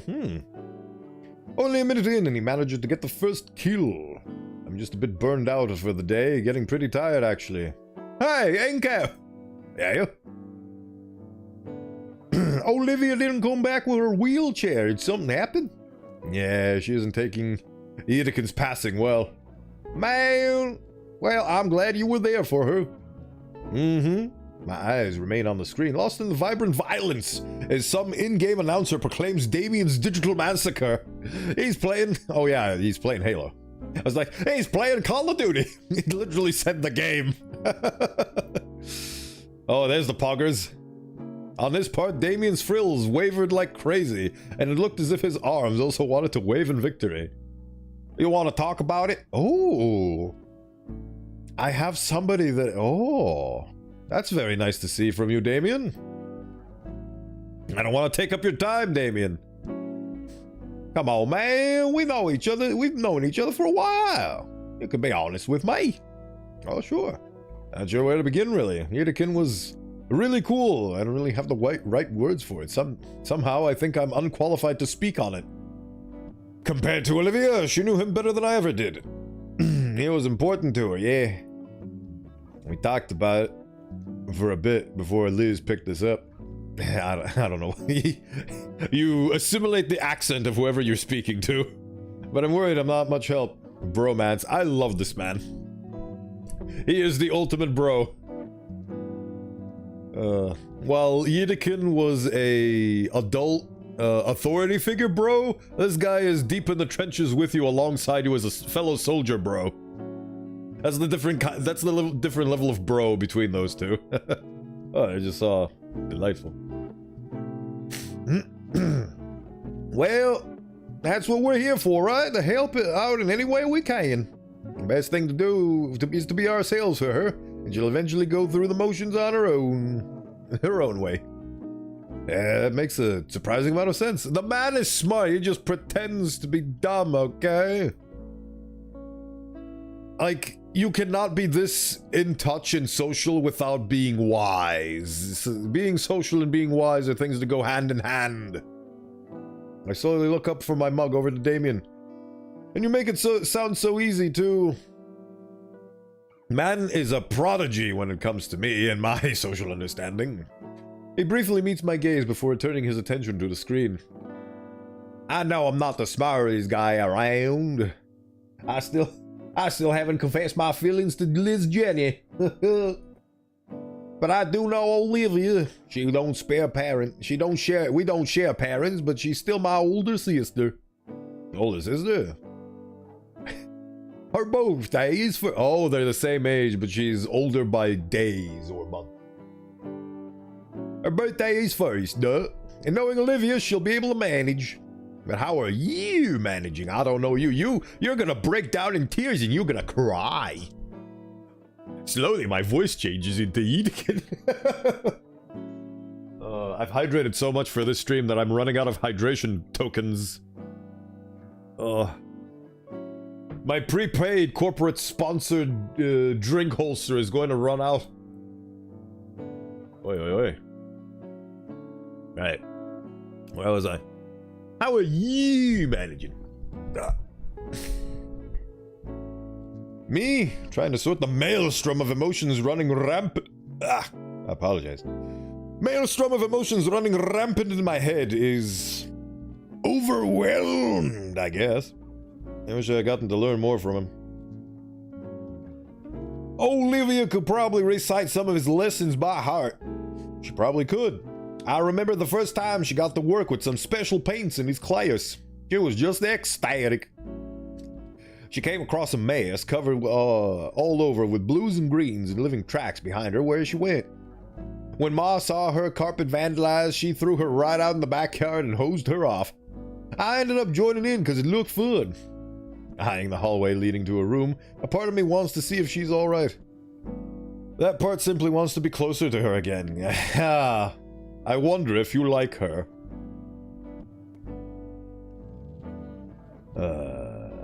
Damien looks back again, the unspoken question clearly written across his arched eyebrows.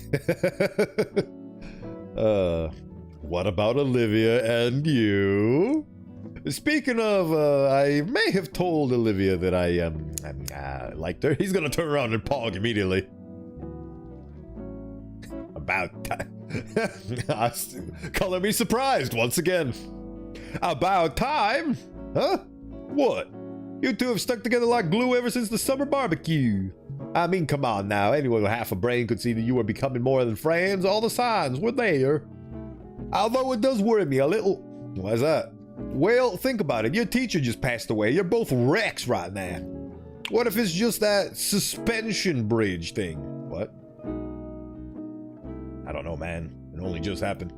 You're right, sorry. Oh, he's basically saying that we're bonding over trauma.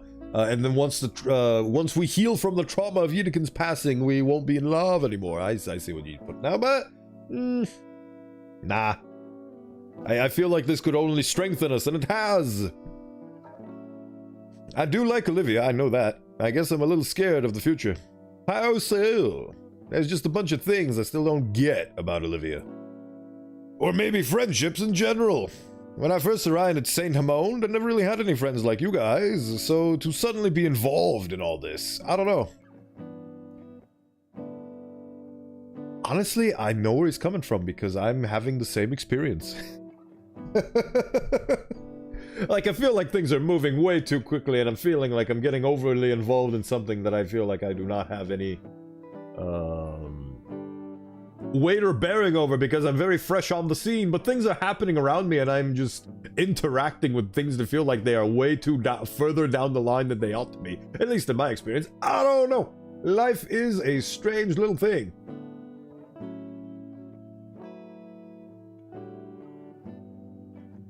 Man, my trash can is full of napkins today. Right. Let's get back to it, shall we? I think I'll get it. Yeah, things can be a little dramatic over around here. One way to put it. What's so different about your old friends? Never really had any.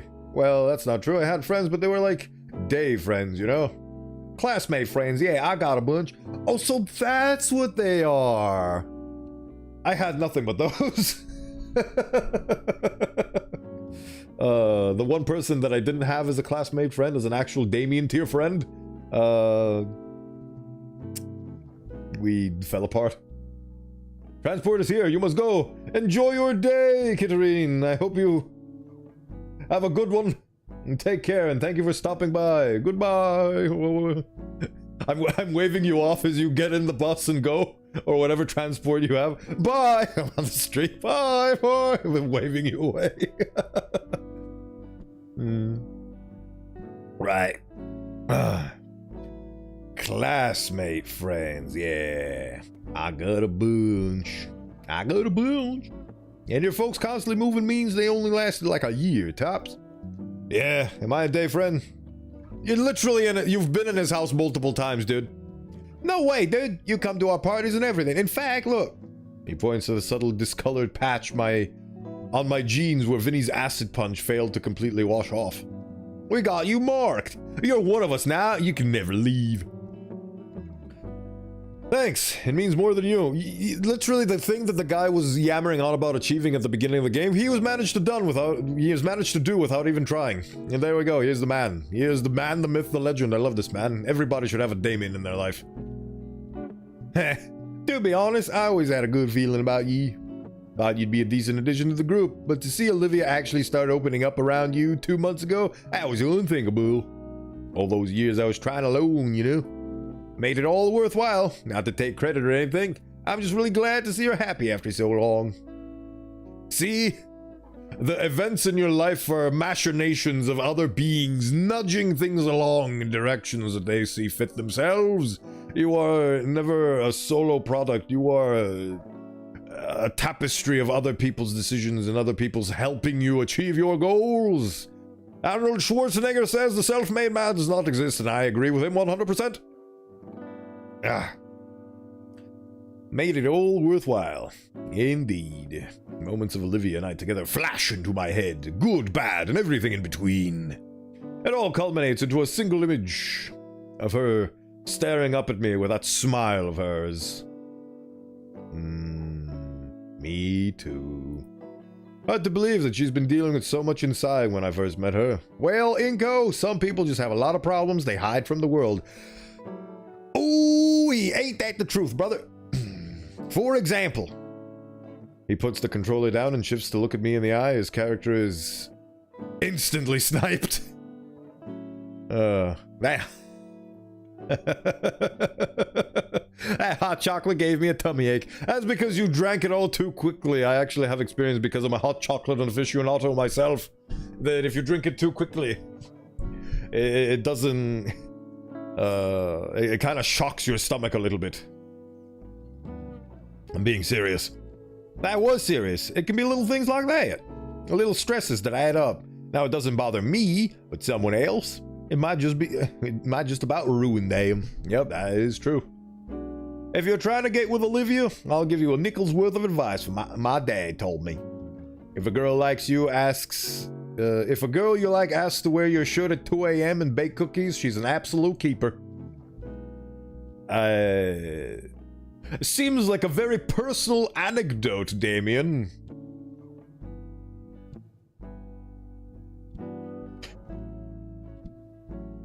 Also, looking at this comment for more than 2 seconds, this seems like it was a very post-coital exchange. She literally got that post-nut clarity and got a shirt on and just went to bake cookies. Oh, I love these. I love, like, romantic stories. It's beautiful. It's true, if a woman asks to borrow clothes to cook, keep. Absolutely. Oh, I love little anecdotes like these. That's some pretty good advice. Just don't break her heart. Yeah, please. She's already broken enough. If you put her together and then break her again, she'll just turn into ashes. Please don't do it. She's beautiful. You hug that gator. Don't destroy that gator. Please do it for me. Please. I wouldn't dare to think of it. There's the epic fist bump. Damien offers me a fist to bump, to which I happily reciprocate. A door creaks open. Both our heads turn around at the sound. Wow. Wow. Oh, so her icon is that, huh? Fascinating. Wait, what is... Oh, those are freckles. Like, please tell me those are not what I think they are. And they're not. They're freckles. Good. She kneels in the doorway to her room, leaning against the side railing. Oh, God. Oh, I just inhaled through my nostrils. Oh, that was a bad call. Damien nods to me and continues his game. The ambient gunfire and controller clicking fills the silence. I take the hint and stand up, slowly approaching Olivia as she tries to shuffle down the hallway. She's completely upright in a display of pure confidence. Even her tail is upright, as if to amplify her dignity. I'll have to tell her how cute that is when I'm not so drained. I wordlessly offer a hand and she accepts. Yay. Beautiful. Oh yeah, I just realized the way they deal with the low budget is these guys don't have a sitting down animation. They just move the sprite slightly lower down to simulate them sitting. Well, she, because she's confined to a wheelchair, already has sitting poses drawn, so they just reuse those. That's very clever. Well done. Oh, very respectable. Very respectable. Yes, yes. With her on my shoulder, I walk the both of us towards the living room couch and plop her down on the couch. Ha ha. Ha ha ha. There you go. I lean forward to grab her cocoa from the coffee table. Most of the warmth is gone by now. Oh, yeah. Guess I can go warm it up in the microwave for her. She's imitating the microwave in a show of dominance that she can also warm food up. She's tugging my arm. Come on, it's cold. She starts leaning harder against me to keep me from getting all the way up. Alright, jeez. Wait, I don't get it. Guess I can go warm. Okay. What is she doing? Oh, that's cute. I give her the mug and she goes to start sipping instantly. Oh, she's just taking it immediately. I was gonna go warm. My voice dies. I feel her settle against my legs in a relaxed hum. Okay. Her body relaxes more and I'm allowed to sit up enough for her to settle by my shoulder. Wow. I know the tragedy brings the fam closer together, but this is... Oh, this makes me happy. Just to see this for somebody else, it's so nice. She's warm. The two of us watch Damien's game continue. Olivia continues sipping down her drink, letting one hand free from the mug. Her hand finds its way to mine, and our fingers curl around each other's. Damien plays a few more games. I don't really keep track of how well he does. He finishes one last match and yawns, stretching back over the couch. Alright. He's probably enough for me. I'm gonna get going. I'm gonna skedaddle and give you two some spice. Okay. Damien gets up from the couch and slides his controller near the cabinet where it lied before, and he slides away. On his way, he hops back to look into my eyes. Hey, keep things chill, man. Don't do anything stupid, alright? Also use a condom. I love him. I love all of these characters. I don't think there's a character I dislike in this game. Like, they're all so nice and have their own perspectives and stories, and they're all fleshed out. They're not boring, and it's beautiful. It's a beautiful game. Beautiful. He nods and heads off to the depths of the house. And just like that, it's quiet once more. Aww. Is she asleep? Hey. Oh, there goes the mug. Don't think you've seen my room before, have you? No, not at all. Would you care to see? This is another form of intimacy. My room is my treasure, like, my room is my castle. And I am extending... seeing it with you. That is a show of absolute trust. I'd love to. I watch her blush. Am I getting good at this? Yes, yes you are. Oh. Okay. Just walk me there. Princess Carrie, Princess Carrie. Similar to before, I help Olivia off the couch and we shuffle our way towards her room. Princess Carrie, do it! Oh wow, it's just exactly what I expected it to be. Ooh, that's a very dedicated artist's corner right there. That's why she's always looking out the window. Her art desk is at the window. Delightful. Ooh, I wonder what that is. Oh wait, no, these are older paintings of hers, presumably, that she likes. Hopefully it won't get destroyed by an axe murderer. Oh, she's even spilled some paint on her sheets, presumably. At least that's what that looks like. Wow. Wow. I'm not sure what I was expecting Olivia's room to look like, but I'm surprised. Are you really? This is exactly what I expected it to be. Maybe except the incense, but everything else is right on par. It's the air that hits me first, a strange mix of heavy fake floral candle trying its best to cover the almost nostalgic scent of art supplies. Band posters and paintings of dinosaurs. Cover a lot of her wall space, like the room is her own personal canvas. Her desk sat beneath the window again.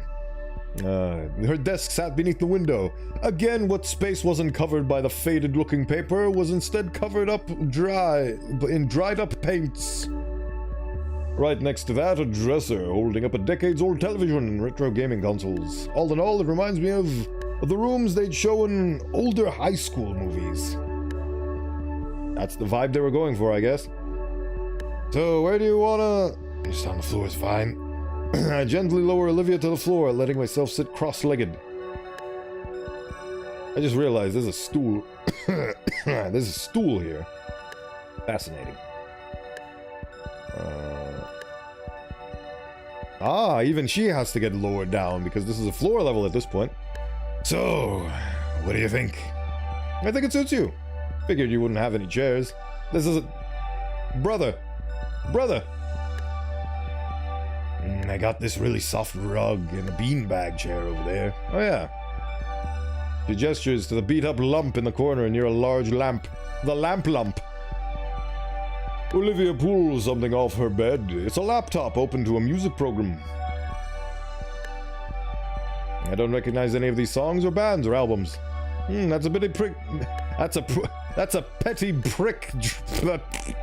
That's a pretty big track list. What music do you listen to? Death metal. Yep, there you go. Yep.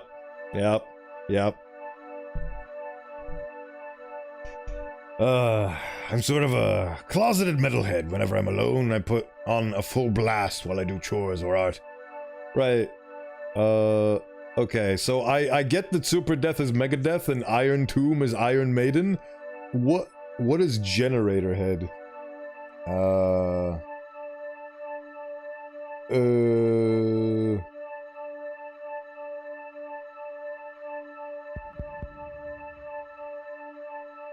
Dimmu Borgir? No.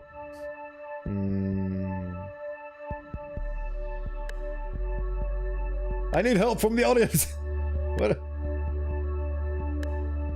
I don't recall what Generator Head is a stand-in for. What do you listen to? Please let us get in, don't lock us away. Oh god. Mumble rap. I listen to mumble rap. Oh god. If that scratches your brain then. Anyway, my dad was super into heavy metal when I was a kid, and he got me into it. When Damien and I would be playing out in the yard, and then his mom would be making lunch, our dads would be in the garage blasting heavy metal while they worked on the car. Working on cars? Yep, my dad and Uncle Randy would fix up, Randy would fix up some cars. She clears her throat. I think that's the first time I heard you call him Uncle Randy. I call him that sometimes, along with Auntie Sophia. You call... you little shit. You call him Auntie Sophia? Your right hand comes off? What do you...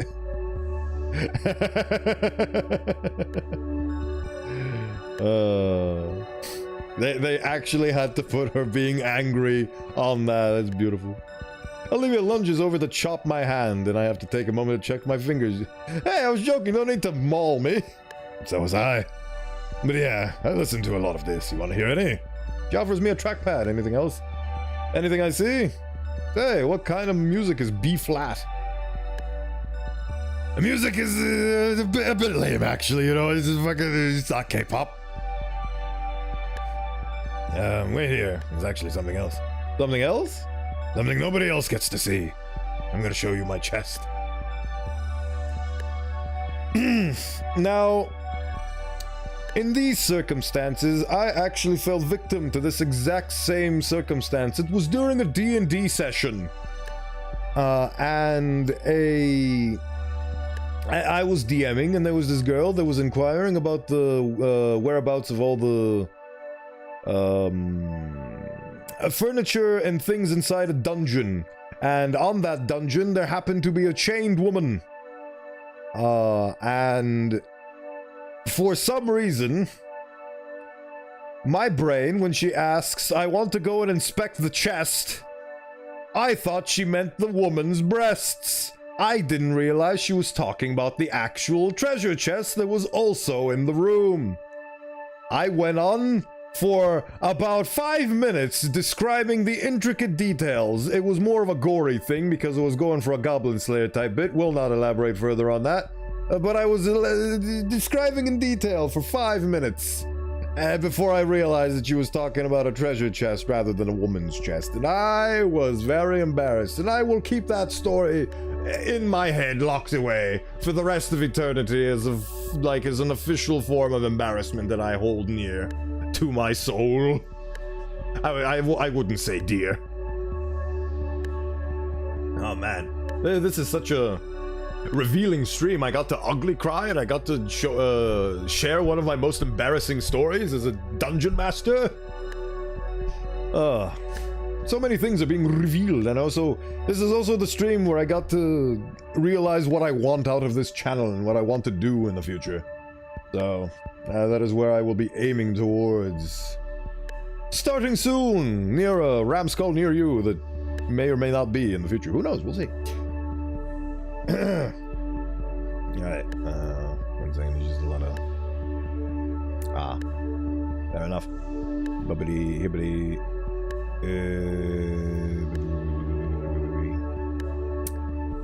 my brain got sidetracked. What was I thinking of?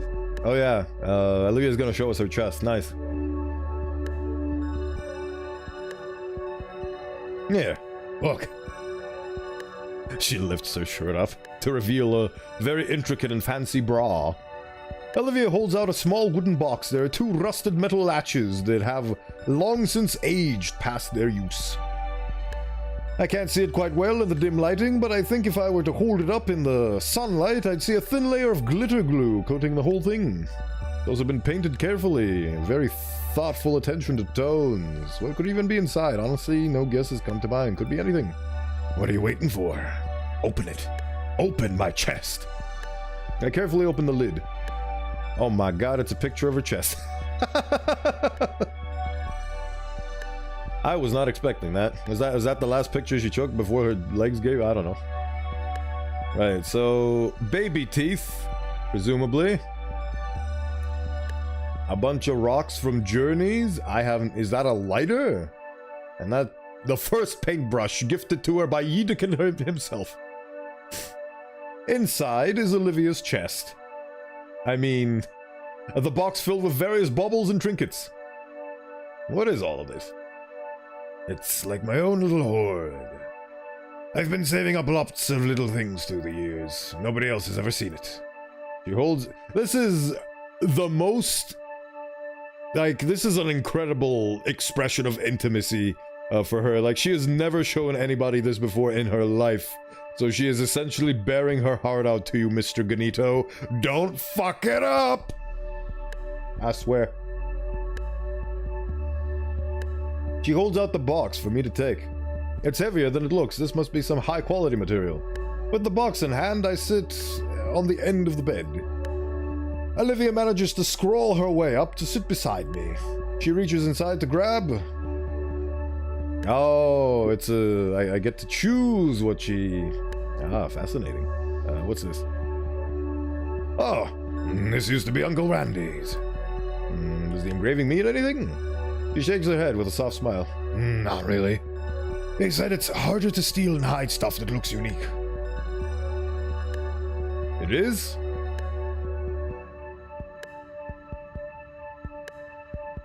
Really, I think he thought it looked cool and not tacky. I don't think it looks cool. You would. Oh, I see. They become transparent. What is this? There's a picture of Olivia's chest. I mean... I see, they did the double battle, so let me show you my chest, and then she gets a chest, and inside the chest is a picture of her chest. The layers on this, they keep going and going. This was from last summer. Dad had a weekend off, and we all went swimming together at the beach. The sun was setting and the sun was just setting and decided to take a picture since it was a nice view. Plus, I felt pretty. Maybe, we could go together sometime. Maybe, yeah. One of the most, from what I understand, one of the most important moments for girls is when they feel pretty, they cherish those moments. Which is nice. As somebody who didn't used to feel pretty in their own life and have suddenly gained a swath of confidence over my own facial features and/or haircut. I definitely feel the value and importance of being confident in your own visual presentation. He places the photo back into the box. Delightful. So, baby teeth. What's that? That's my first tooth. All of them. Wow, I've never seen a baby dino. I've never seen baby dino teeth up close before. It's so tiny and sharp. What's that one? That's my 58th tooth. Your teeth grow back? Yours don't? Wait, what?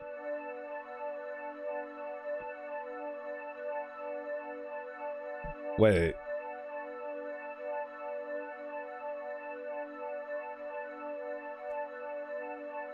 I didn't know this. Crocodiles and alligators' teeth just constantly grow back. I guess they do use their jaw like... The whole tactic with crocodile is they grab you with their jaw and then they just keep spinning until they whap a body part off of you, so it would make sense that they have constantly regenerating teeth. Actually, rats have their teeth constantly grow, and they need to constantly sharpen them and knead them on sharp objects and like on rocks and bamboo and wood and stuff in order to keep them at a nice length so they don't overgrow. Animals are very interesting.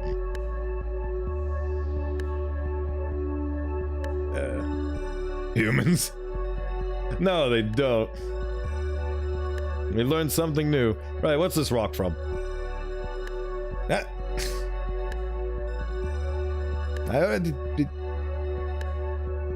I want to click on the thing behind the teeth. I guess I'll have to click on all the little rocks. What about the brush? A paintbrush?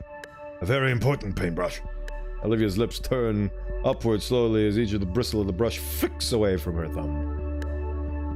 Though she averts her eyes from mine, I can see the green of her scaly cheeks turn red. Sorry, just got sentimental for a moment. This was the first brush I ever had. Dad gave it to me on my 5th birthday. Her toe and falters quick lightly. Dad always asked me to make him little drawings, and every time I finished one and gave it to him, he'd tell me it looked amazing. He could barely draw a circle back then, but he'd still gush over them and... She shakes her head. I think he put them in some scrapbook, I don't know, but he kept them all. Olivia looks back at me, her embarrassment turning into bashfulness. Thanks. So, does that mean that all the rocks are a singular entity, or is... Oh my god, I just realized this is one of those... I don't know what these are called, but it's a ball that transforms into a thing. I had one that was a skeleton, there was an egg that turns into a skeleton, or an elephant, or a dinosaur. I love this little guy. What's that? Let me show you. Olivia rummages through the box and plucks out a tiny hexagon piece. She then places the plastic ball into it, and right before my eyes, it transforms into a little robotic-looking dinosaur. Yes. Delightful. This is a Gabuken. Dinoid, to be exact. I was hooked on the show when I was younger.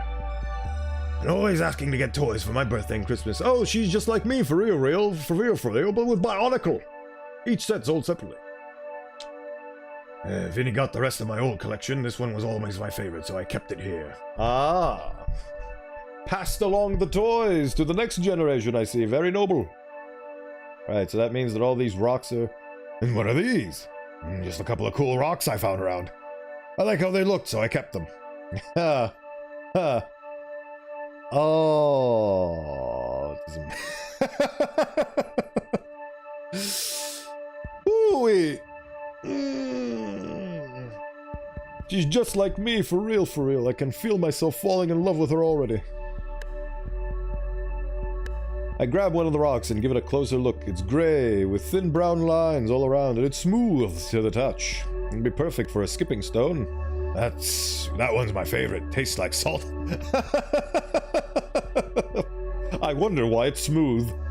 How do you know that? I tasted it. Oh. Oh, okay, so the rock, okay, so what the hell are these? Are these marbles? What are these? Oh, hey. Whoa, some of these look really cool. Of course they do. I picked all of these out myself. Where'd you get these? I pick one up whenever I see one. They're a dime a dozen.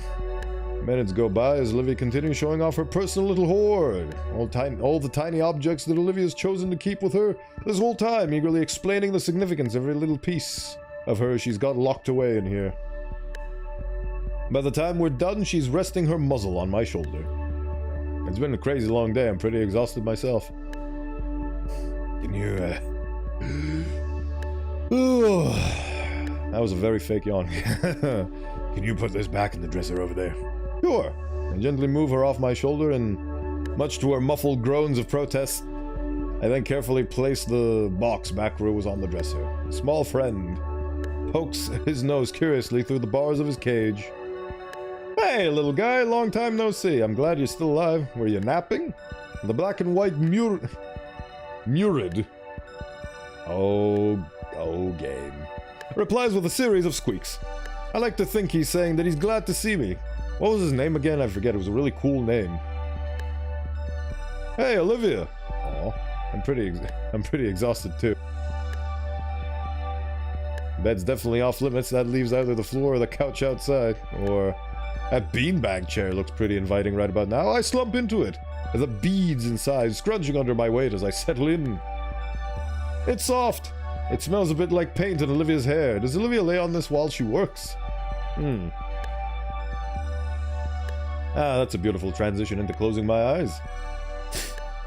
I love how the implication there is that I see myself in the third person. As I start to drift off, the last thing my weary eyes take notice of is Olivia sleeping soundly on her bed. With how emotionally draining this whole day has been for us, it's nice to see her looking so peaceful.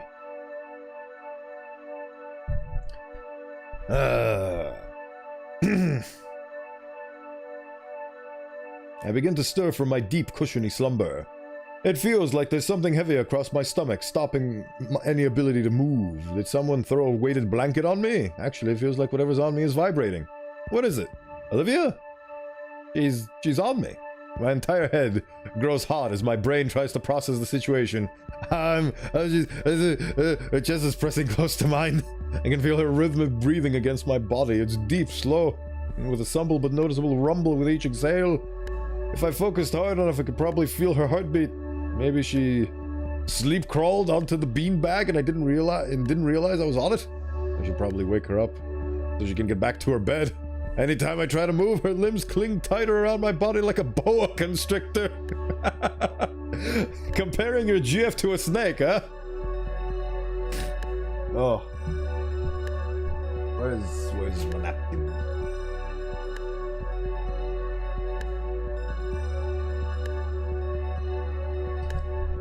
Any attempt of escaping her hold is fruitless. Show me the picture! Don't stop describing the picture. I'm not here to read, I'm here to see. This is a visual novel. God damn. Did I mention I'm not that great with books, and I kind of started this channel with the premise of reading more, and I have achieved that, but I feel like I've achieved all I wanted to achieve in terms of reading enough, so I might pivot into more gameplay-centric content. Could have, but it's a spicy image. Oh, is this what it meant when it said disable spicy images? Probably. Maybe she does know that I'm here. I'll leave her be. Last thing I want to do is make her a cranky gator. Oh, just join bodies with the gator at this point. With my free hand, I managed to grab my phone, checking the time. The digital clock says it's only 5 minutes past 4:30. Plenty of time to continue my nap. I nestle my head back into the beanbag and let the feeling of Olivia's rumbling lull me back to sleep. This feels nice. My morning alarm lulls me from my sleep and into the world of the living. I ended up spending the night at Olivia's place. In Olivia's embrace, no less. Randy and Sophia thought my parents would actually be worried that I stayed with strangers for the night. When my folks hadn't answered their phones, Sophia was left fuming. Randy didn't look as bothered, though, and the two calmed down after I made something up about a business trip. Honestly, I'm probably right anyway.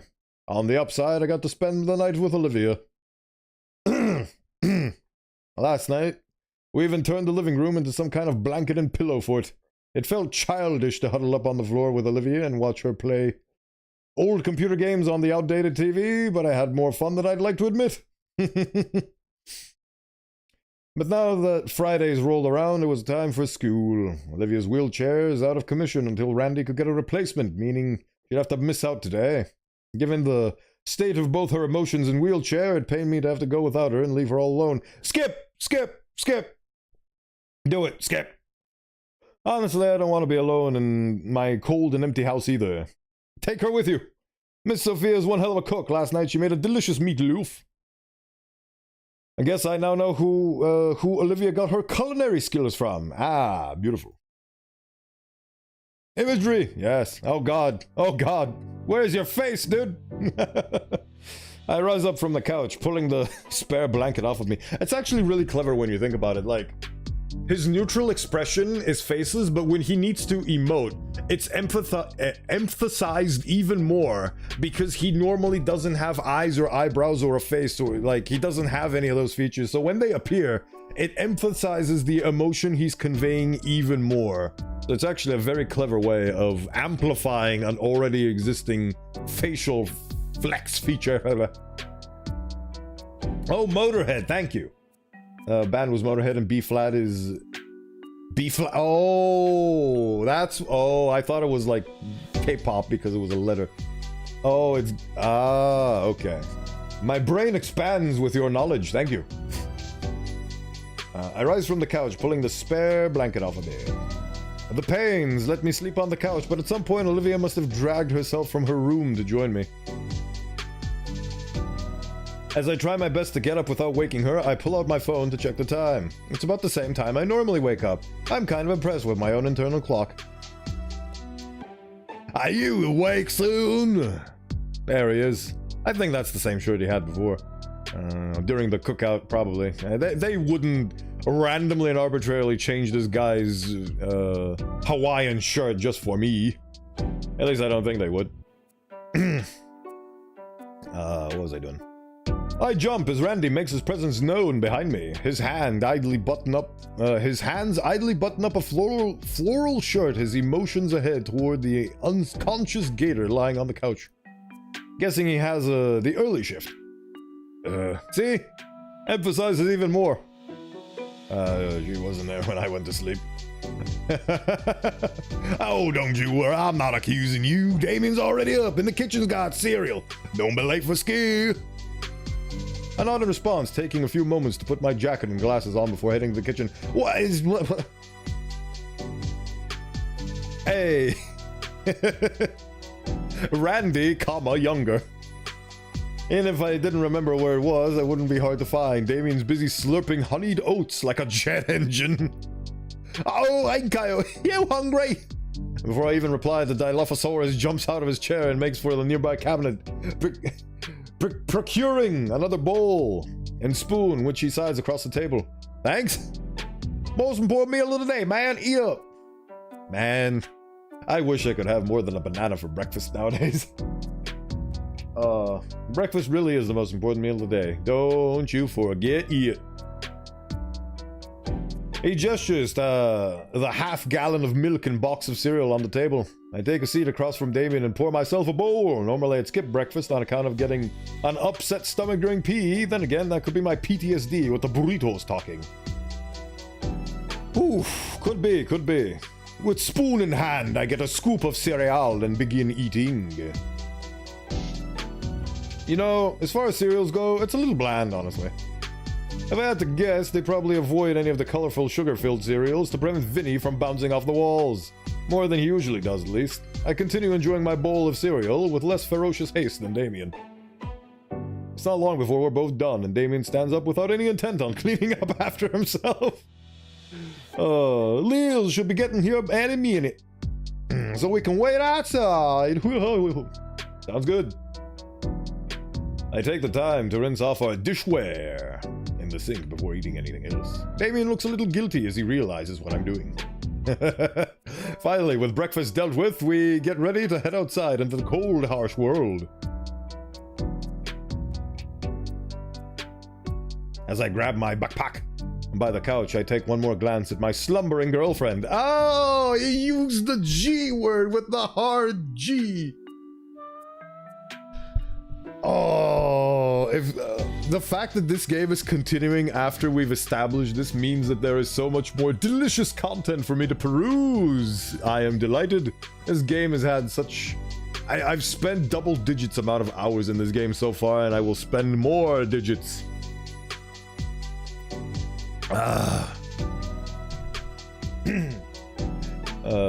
With regards to being a closeted metalhead, I'm not really closeted, I'm pretty open about it. Like, that's just the music that I listen to. I had a whole presentation about it, which I will repeat during my 1.0 debut. What was I talking about? Oh yeah, I'm more partial to Insomnium and Soilwork and what was his name?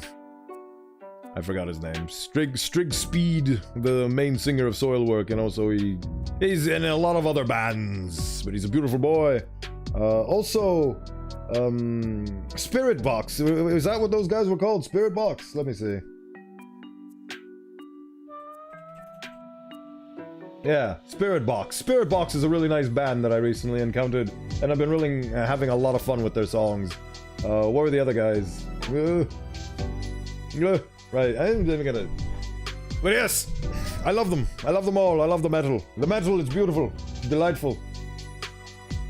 She's taken up the entirety of the couch now, and the blanket she shared falling away as she spreads into a spot I was just at. Should I give her a kiss goodbye, or maybe fix the blanket for her? The most important choice.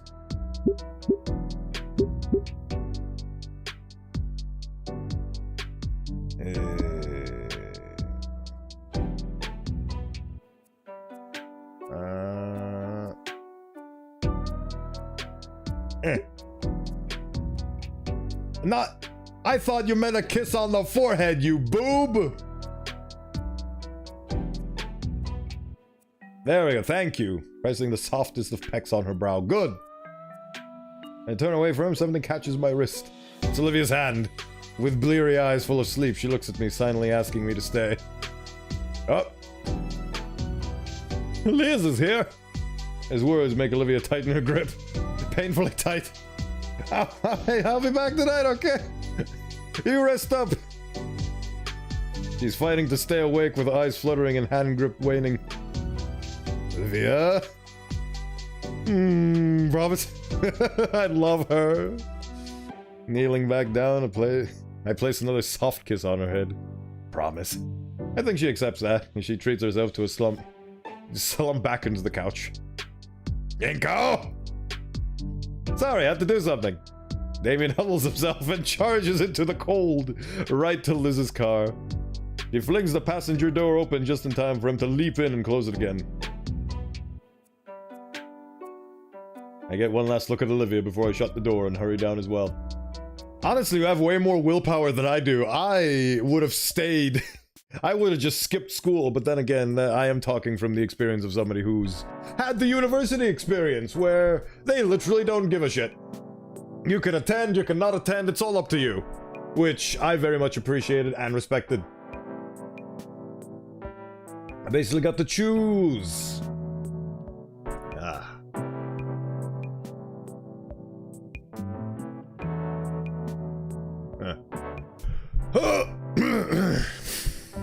Oh man, the car is nice and warm. Morning! Top of the morning to you, Inka. You're gonna stay the whole night. Liz starts down the road towards the school. Morning. Yeah, I didn't want to be alone in the snow. Is that why you smell like Damien's deodorant? It is very telling that she knows what Damien's deodorant smells like.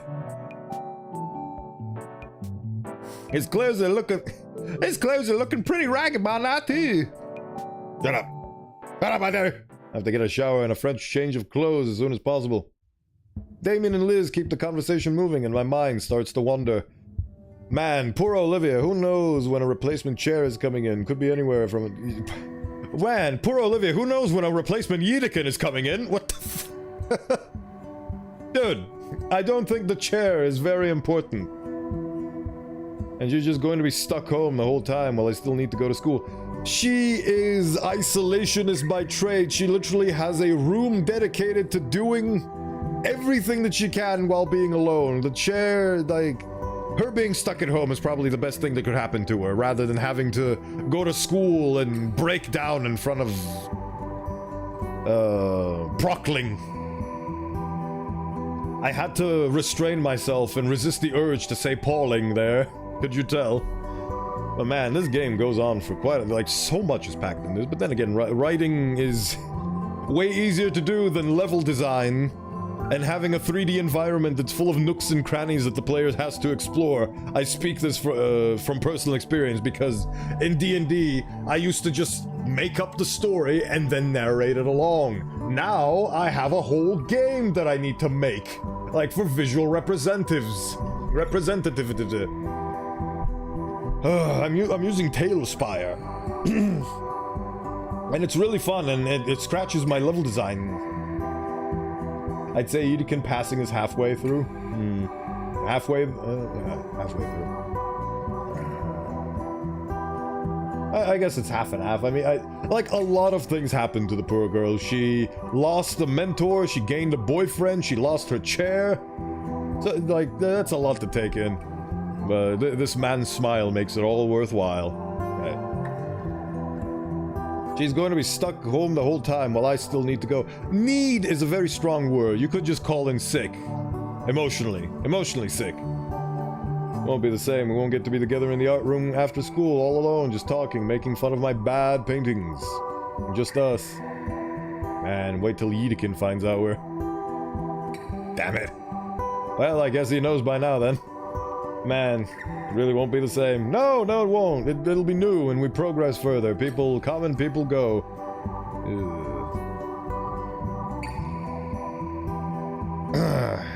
Okay, oh, Damien, you good? Seem pretty down all of a sudden. I'll be fine. I appreciate you guys, really.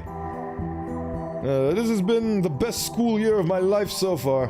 So thanks for being my friends. Hey, you're cool too. What about this on? Damien? This last school year's been pretty special. Hang out with you guys so much has changed in such a short amount of time. Even the things that are shaky right now. It's really been worth it. I have hopes for what comes next. Me too, Liz. Me too. Ooh, brother. Silence falls over the car as Liz takes off. Damien's hand is only occasionally swatted away from the radio knob as we all sit in companionable silence. It's nice taking a different scenic route to school.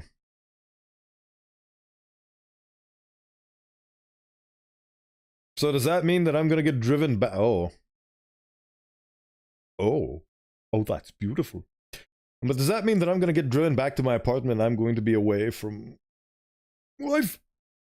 I want to be away from life. At school, the atmosphere is undeniably different. It's as talkative and rowdy as ever, but there's less of it. I don't know, maybe it's just my mind playing with me.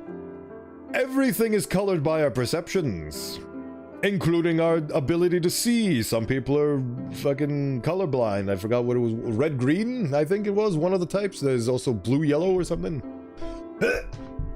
Forgive my ignorance on the topic. There's less color as well. It's like it's been drained just a bit. The layer of snow blanketing everything outside is partially to blame. Man, I was looking forward to making a snowman this year. Maybe I'll be feeling it later. I made a tiny snowman once. I was very proud of it.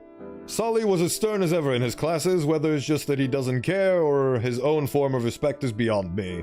But his hat was on just a little tighter than normal today.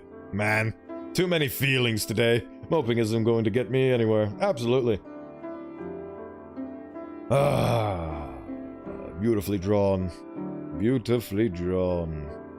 I'm halfway to second period when the question of Yedekin's replacement strikes me. I just realized that all the differing places due to budget limitations are actual places with a filter on them, but these, the school grounds, is actually drawn. Very nice.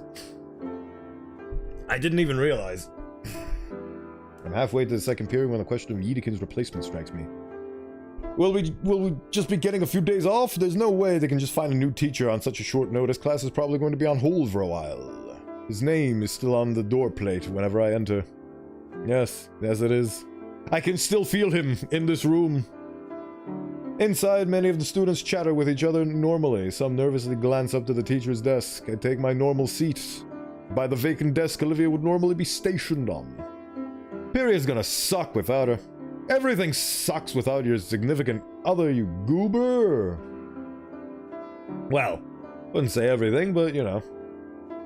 To be young and to be in love, such a beautiful thing. Gives me all the warm fuzzies. Which is why I play this. Which is why I cry my eyes out. Which is why I am who I am. Looks like all I got to look forward to today is lunch with Damien and Liz. Man, the whole day's gonna just drag on. I want to go back to Olivia. See? Bell rings, and an unfamiliar woman in a suit walks in, clipboard in hand. She nods at us and starts reading mathematically from some script. The substitute tries her best, but there's only so much you can get done on your first day on such short notice and with just some papers to read out. Her tone doesn't help, drawn out and empty, and I feel myself losing focus. I look down at my half-taken notes. Shoot! Olivia would probably kill me if she... The substitute looks at the class phone in frustration as she walks over to answer its call. They both bumble back and forth for a few seconds before... We got an incogito in the class. I raise my hand. The substitute thumbs towards the door. Office called, you're wanted. Weird, what were they wanting with me? They want to kill you. My footsteps echo on the hard, cool tile on the way to the principal's office. I heard once that they made the halls to the faculty offices longer on purpose to scare you. Although that may just be an old comic strip. The effect was there, however. Each of my reverberating steps sent like a spike of unease through my core. When I finally stood before the principal's office, the feeling of unease peaked. Oh. Of course it's these two fuckers. Right. Let's get her doing. Slowly I opened the door and inched myself inside. The principal was sitting behind her disorganized desk, blanketed with numerous sheets. And between them, and between me and her, me and Ben looking back at me from their own chairs. You wanted to see me, Principal Scalar? Yes, Mr. Nito, there's some matters we need to discuss. She motions to the third chair in front of her. It still says Virgil on the side of it. White plastic adorns the frame.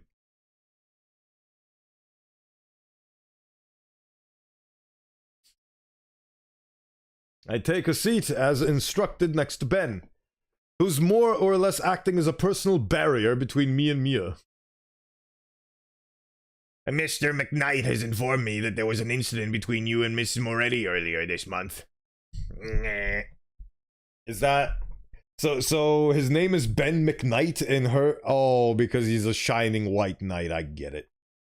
I think. I don't know if that's intentional. What does Moretti mean? Mia Moretti? Mia Moretti?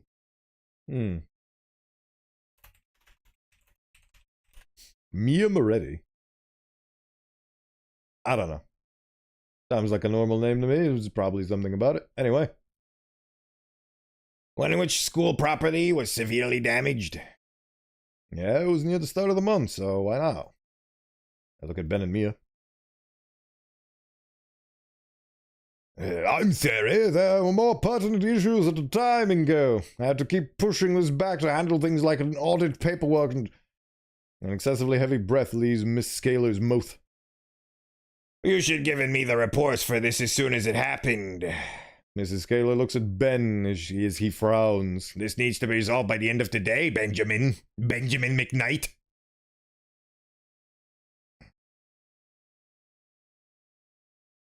Her tired eyes turned my way. Please, so that we can finish this as soon as possible. While she spoke, my focus was on Mia, and the smile that crept across her face. From what Miss Moretti had told me, it was you who instigated in the first place. Care to explain? What? Principal Scalar, Mia was the one who... We're aware that she caused the damage, Mr. Nito. Oh. The older woman leans forward with pen and paper in hand. What we need to know is how this incident happened in the first place. I think we should just hear Mia's side of the story first. You son of a... Since she was the one who inadvertently caused the damage, after all. The red-scaled girl nods, holding out her hands as she begins. Sometimes I dream about cheese. Yes, the dreams of cheese, beautiful cheeses flowing from the skies above to rain down upon me like a parade of cheddar. I love the cheeses. Hello, welcome in, Cranky Patas. Thank you for stopping by.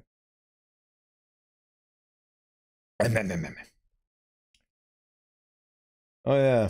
Well, Miss Scaler, I was just trying to talk with Olivia that day, when out of nowhere, Inco shows up and started getting on my case.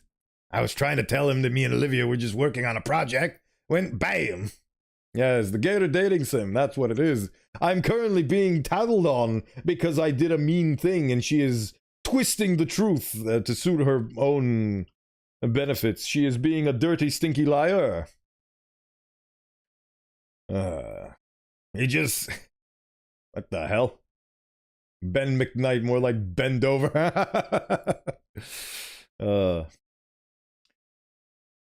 He just whips out his camera and blinds me with it. What? Didn't she slap herself in the face with a tail-mounted glitter bomb? And because I couldn't see, I kept running into things, even knocking things over. I didn't mean to do that, Miss Scaler. I know I have a temper, trust me. Trust me. Ben's been helping me work on it, but you can't blame me for going around like a headless chicken. She can't be serious. She is! I look to the principal and see what she's just listening to her lie right through her teeth. And this ain't even the first time he's done this. I tried talking to Olivia back in September and he pulled her away. I swear, he's out for me ever since the first day of school. Principal Scaler, that... Shh! My jaw slams shut bitterly as the principal denies me the chance to defend myself. Her eyes turned downward to a particular stack of papers atop her desk, carefully scanning one page and flipping to the next. The silence of the room is unnerving as she flips through page after page, finally breaking the quiet by clearing her throat. Now, Mr. Nito, you can give me your side of the incident. Taking a deep breath, I reiterate what Olivia and I had told our former art teacher, back when we had saved us from the blonde bitch currently glaring daggers at me. From the moment Mia took Olivia away, to finding them in the classroom, to when she slapped herself in the face with a glitter-covered poster. However, I decided to stretch the truth about why Mia was in the classroom with Olivia and only mentioned that she was harassing her. Last thing Olivia needs is to be interviewed about her own involvement in all of this. I did my best to remain collected, but recalling everything that happened reminds me of how Mr. Yedekin had always tried to look out for us. Whew! My throat dried out. Oh, I can feel you there, buddy. This is the issue with talking too much. I overly hydrate and then I need to go to the bathroom. It's been like, what, 20 minutes and I need to go pee again? My throat dried out as I continued on in spite of my faltering voice. By the time I finally get to the end, I sound more like a squeaking hinge than a person. Mr. Nito. Principal Scaler's voice brought me back from my memories and into the room. Mia was sneering at me. Ben's brows were knitted together in worry. And the principal? Thank you, that's all I needed to hear. She moves from around her desk in sheets of paper she had been looking over in her hands once more. Yup. The principal stands directly in front of us with an unreadable expression. In addition to the report itself, our Yedekin left behind his account of what happened. In it, he describes Mia's action as openly hostile and intentional. Yes! From beyond the grave, the save! I wish I could high-five the man. I love him. He's the greatest teacher I've ever seen in any fiction so far. Fucking Walter White beast. Right. Actions that were only interrupted when he used... Scaler sighs in astonishment. Once he used the estrus taser. The cattle prod. However, it seems Yedekin left some things out of his report, and there's no motive for anything that happened, no matter who was at fault. I'm not sure why he'd leave something like that out, but as it stands, there are far too many unknowns here for my liking. Now, I would like to give the benefit of the doubt, especially at a time like this, but given the extent of the destruction and the previous... She's struggling, ma'am. Besides, making a big deal out of it during an audit isn't going to look good for the school. Oh, this slimy bitch! Again, he's doing what he thinks is best to defend his sharp GF. He is going to bend the rules and he is going to use everything he knows to his advantage just to get the outcome he wants, which is to defend his sharp wife. I'm finding it hard to believe your intentions are so completely professional, Mr. McKnight. I'm going to throw the book at her, Mr. McKnight. Yidikin's spirit is possessing me, and now I'm going to have his voice. But I need to go do a BRB for a second. I apologize. Bah.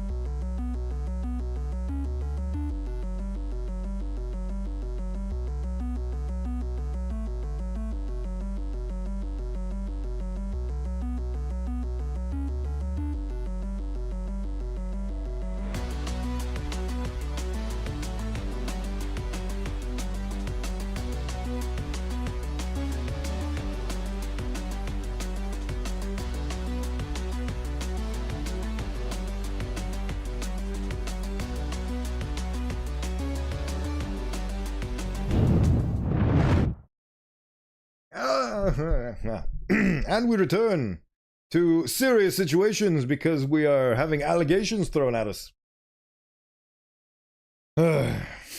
He freezes like a deer in headlights. Haha, finally seeing through his bullshit for once. Scalar grumbles to herself. Like he's not used to being seen through. So Scalar seeing through him now is causing him to get a bit of a shock to his system. Scalar grumbles to herself, placing a hand on her head while we all await the verdict. I feel bad for her. Between the mountains of paperwork and half a dozen mugs on her desk, it's easy to tell she's overworked. It would bring me no greater relief than to have you expelled out of my hands. Unfortunately, I don't have the time or the energy to deal with this. Mia, you're suspended for 3 days and I'm marking your record again. Now, if you three don't mind, leave my office and leave me be. Oh, thank God. Thank God! She doesn't even look up at anyone as I turn towards Ben, who looks both scared and relieved. Called out for the first time. Hopefully we'll continue to get called out. His behavior, his justifications are not right. I know from his perspective it looks right, but it's not. And Mia, who looks positively overjoyed. She practically skips out of the office without another word, leaving both Ben and I to stare blankly for a few seconds. Another glare. She's gonna use the 3-day suspensions to hunt down Olivia and fucking what was the I forgot the ancient Nordic blood eagle. That's what it is. I'm gonna blood eagle her. Another glare from Scalar sends us both out the room on instinct. Oh boy, women am I?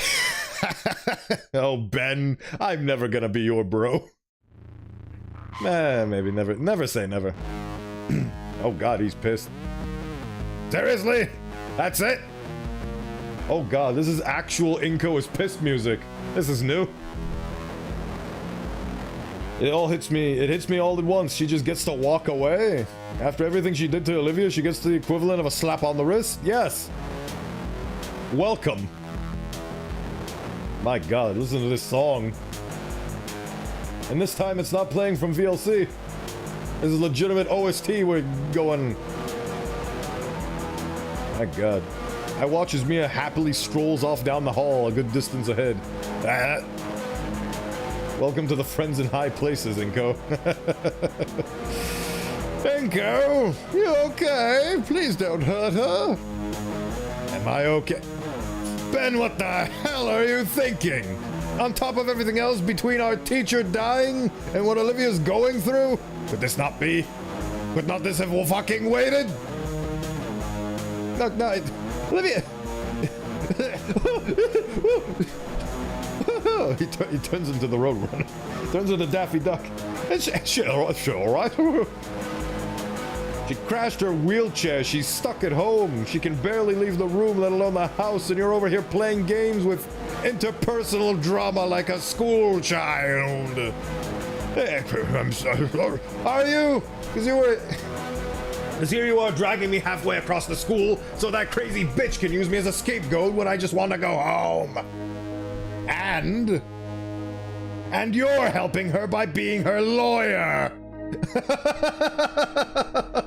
I finally get to see Gonito snap.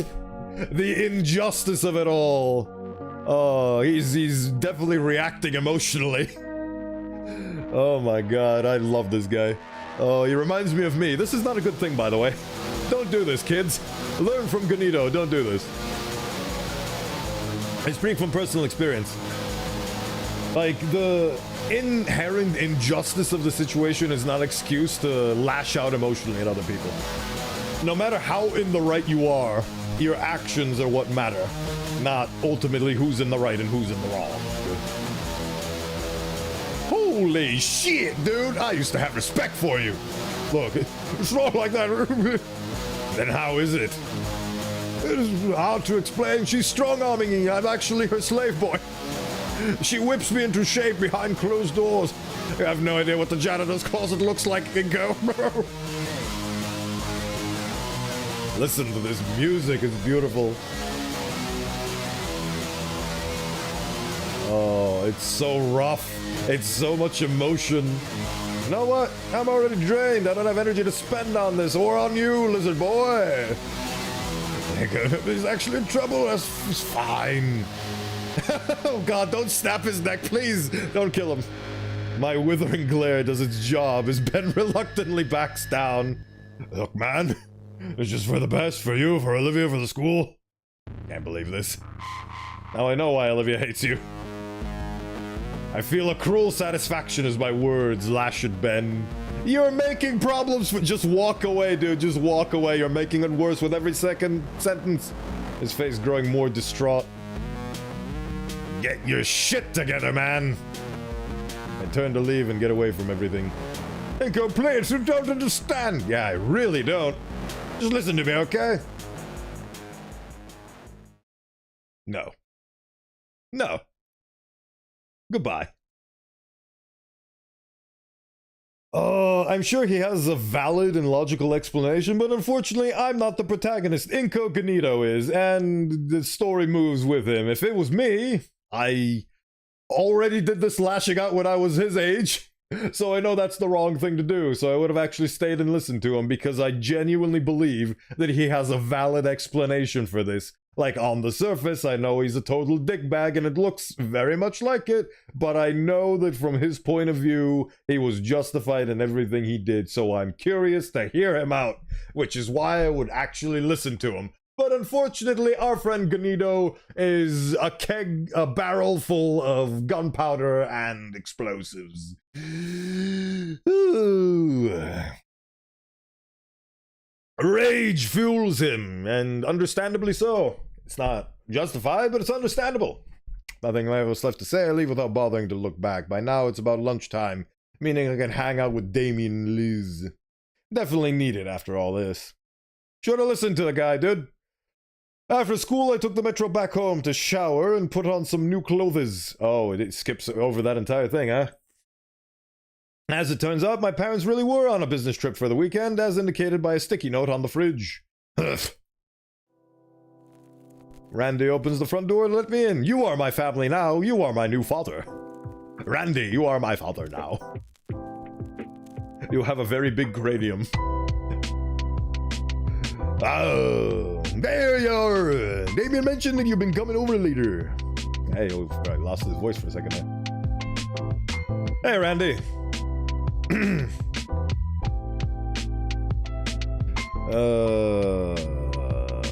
Yup. Hi, Sayenko. I was wondering if you wouldn't mind shoveling snow off the driveway when you can. Yup. Would really appreciate it, and I'll even pay you a couple bucks for it. No need for a payment, sir. Thanks for letting me come unannounced again. Thanks a bunch, really. And he's off. Well, fair's fair in love and warfare. If I have to wash the driveway off of her surrogate father so I can keep nuzzling with my Gator GF, then so be it. I think that is a very fair proposition. As Randy leaves, I collapse on the couch and let my head rest against the comforter. God, the whole thing with Ben and Mia really took a lot out of me. The weight of my heavy thoughts dragged my head sideways until I can see Olivia's bedroom door. My eyes linger there as I consider getting up to see her or just giving her some time to come out. She has to know I'm here now, right? Probably does. Probably doesn't want to do her silly knee walk thing again. Best person in the house to shovel snow? I mean, he's not very strong. I'm pretty sure Damien could probably do it faster and better, but you know, man owes his dues and he must repay his debts. I wonder what this toy is meant to reference, or is it just a generic toy? I know these are Wii controllers, and then you have the classic NES. Oh, I get it now, because he's warm-blooded, so he doesn't have as much of a problem with snow as the lizard people do. Ah, excellent.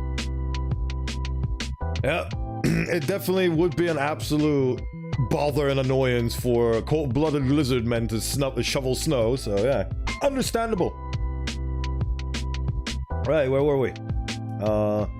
Probably doesn't want to do her silly knee walk again. Knee walk thing, yes. I wonder how she'd be if you caught it on camera. A presence cuts off my view before sitting right next to me. Angry man. Hi, are you alright, Inky? You were kinda out of it at lunch.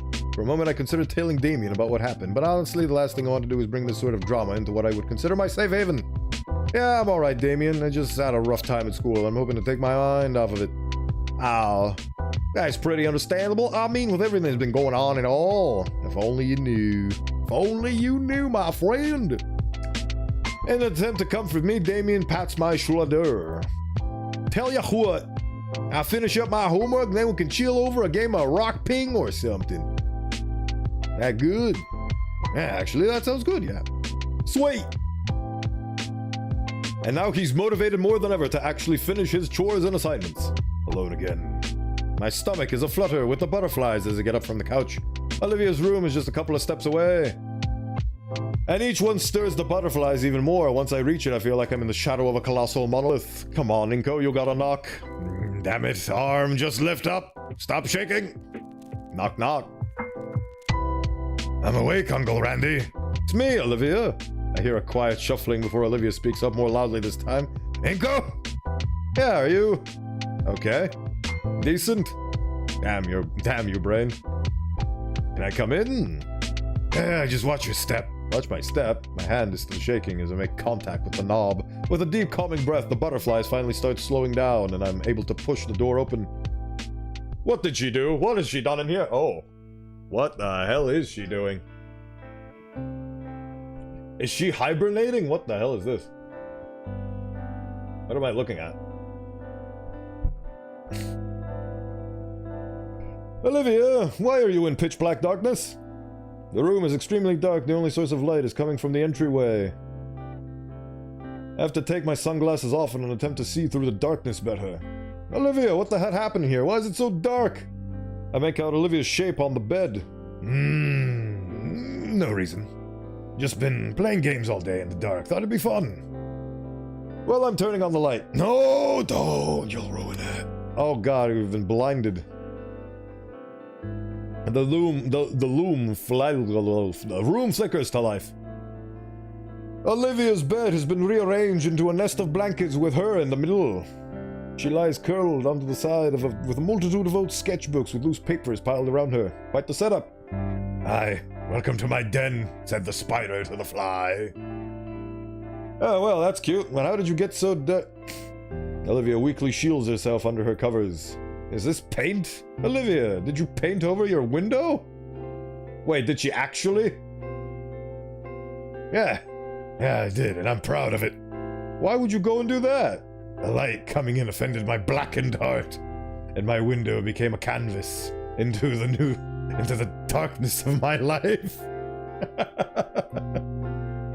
I am now my own greatest work of art, a living piece of despair.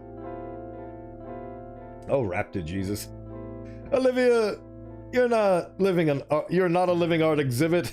You got sad and painted your window black. It's a performance piece. Now turn the light back off. Not happening. Aw. I go and sit by her on the bed. Angsty teenager mode. We must dispel it. She leans up a little and offers a spot closer to her. Hey, you okay? I don't know. I take the spot, feeling the bed sink beneath me. Oh my god. They have become an amalgamation. Olivia takes the blanket she's wrapped around and bundles up higher in herself.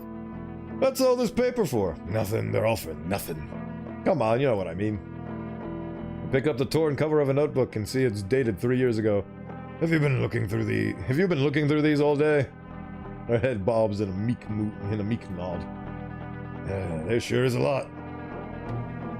There's not enough. I should have done more. Her teeth clench when the involuntary hiccup escapes her. God, I may as well just forget all of it. It's all useless. It crushes me to hear her like this. But maybe getting her to talk about it will help her a bit. Just a bit. I'd like to hear more. Tell me more. Olivia sniffles a bit and reaches a hand out, grasping in the air towards one of the pages in front of her. I lean forward to bring it closer. There's a soft, whistling sigh while her watery eyes scan over the page. Yeah. See this one? Her hand shakily pokes through the blanket cocoon, landing on a crumpled page of a highly detailed poem. Hedekin. He sketched that for me to show me how he draws hands. I see, that's definitely his work. It is, isn't it? Never would have gotten anywhere without him. And now, I get to carry on his legacy and learn from all the things he taught me so I can be a more complete person now that he's gone. But instead of looking at it that way, I'm going to sulk and be sad. I watch her bite back the urge to tear up. Hell, probably wouldn't have stuck with art in general. I wanted him to be there when I made it. Made it? Yeah, made it. Across the finish line, you know? Well, now he won't see me fail either. Her mocking laughter is hollow as tears bud in her eyes. Oh, come on, don't be like that. What's this one? That's when I was struggling with form. I had to go back to fundamentals for a bit. Sounds tough. It was tedious, but it made it fun. How about there's a spiral dated back to her freshman year in arm's reach? This one. Oh, that one's embarrassing. I was barely able to draw back then. I don't judge. You've seen my work. How could I? Olivia silently pages through the bound notebook, recalling a memory associated with every pagi.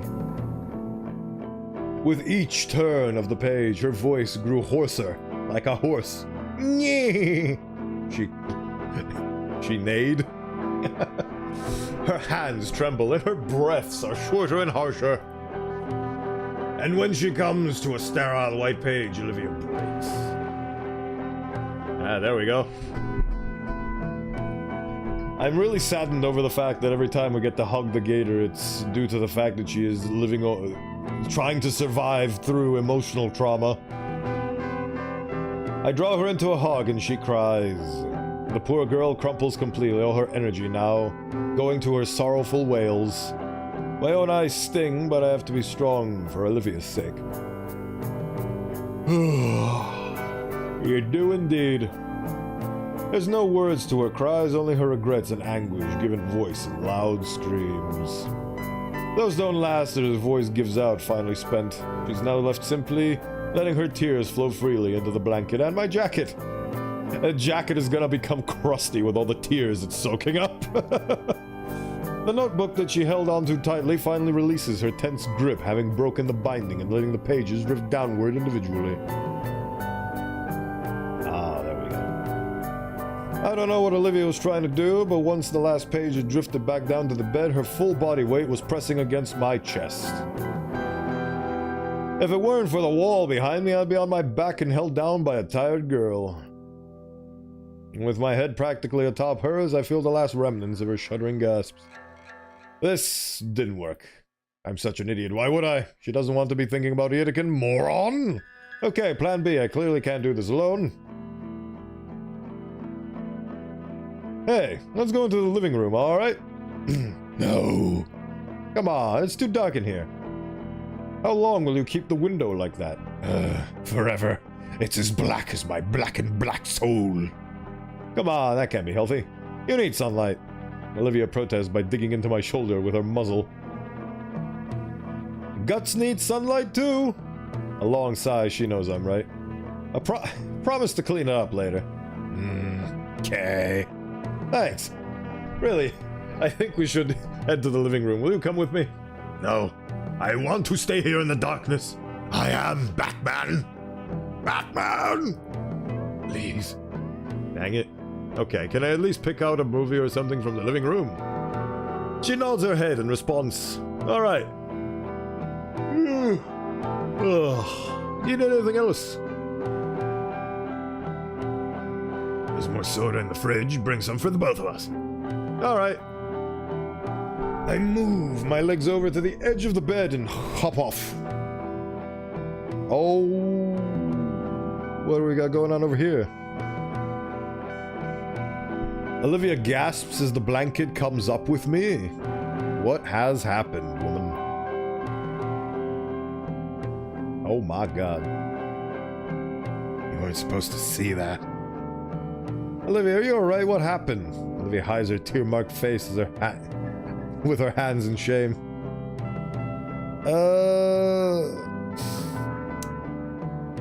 A expression of self-loathing made manifest in physical form. There is another character that quite famously does a similar thing. Yuri from Doki Doki Literature Club. At least that is what I assume, because I am a judgmental prick. I tried to walk. Oh.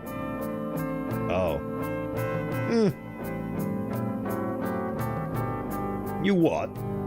Her hands drop along with her head. I don't know. I don't know. Her eyes drained of life, she stares at the mess of papers before her. Everything's gone. Nothing makes sense anymore. All I have is this hollow feeling. And I wasn't thinking at all, and Olivia looks up at me again, eyes pleading for something. I'd try for a miracle, okay? You blame me. I don't know what to say.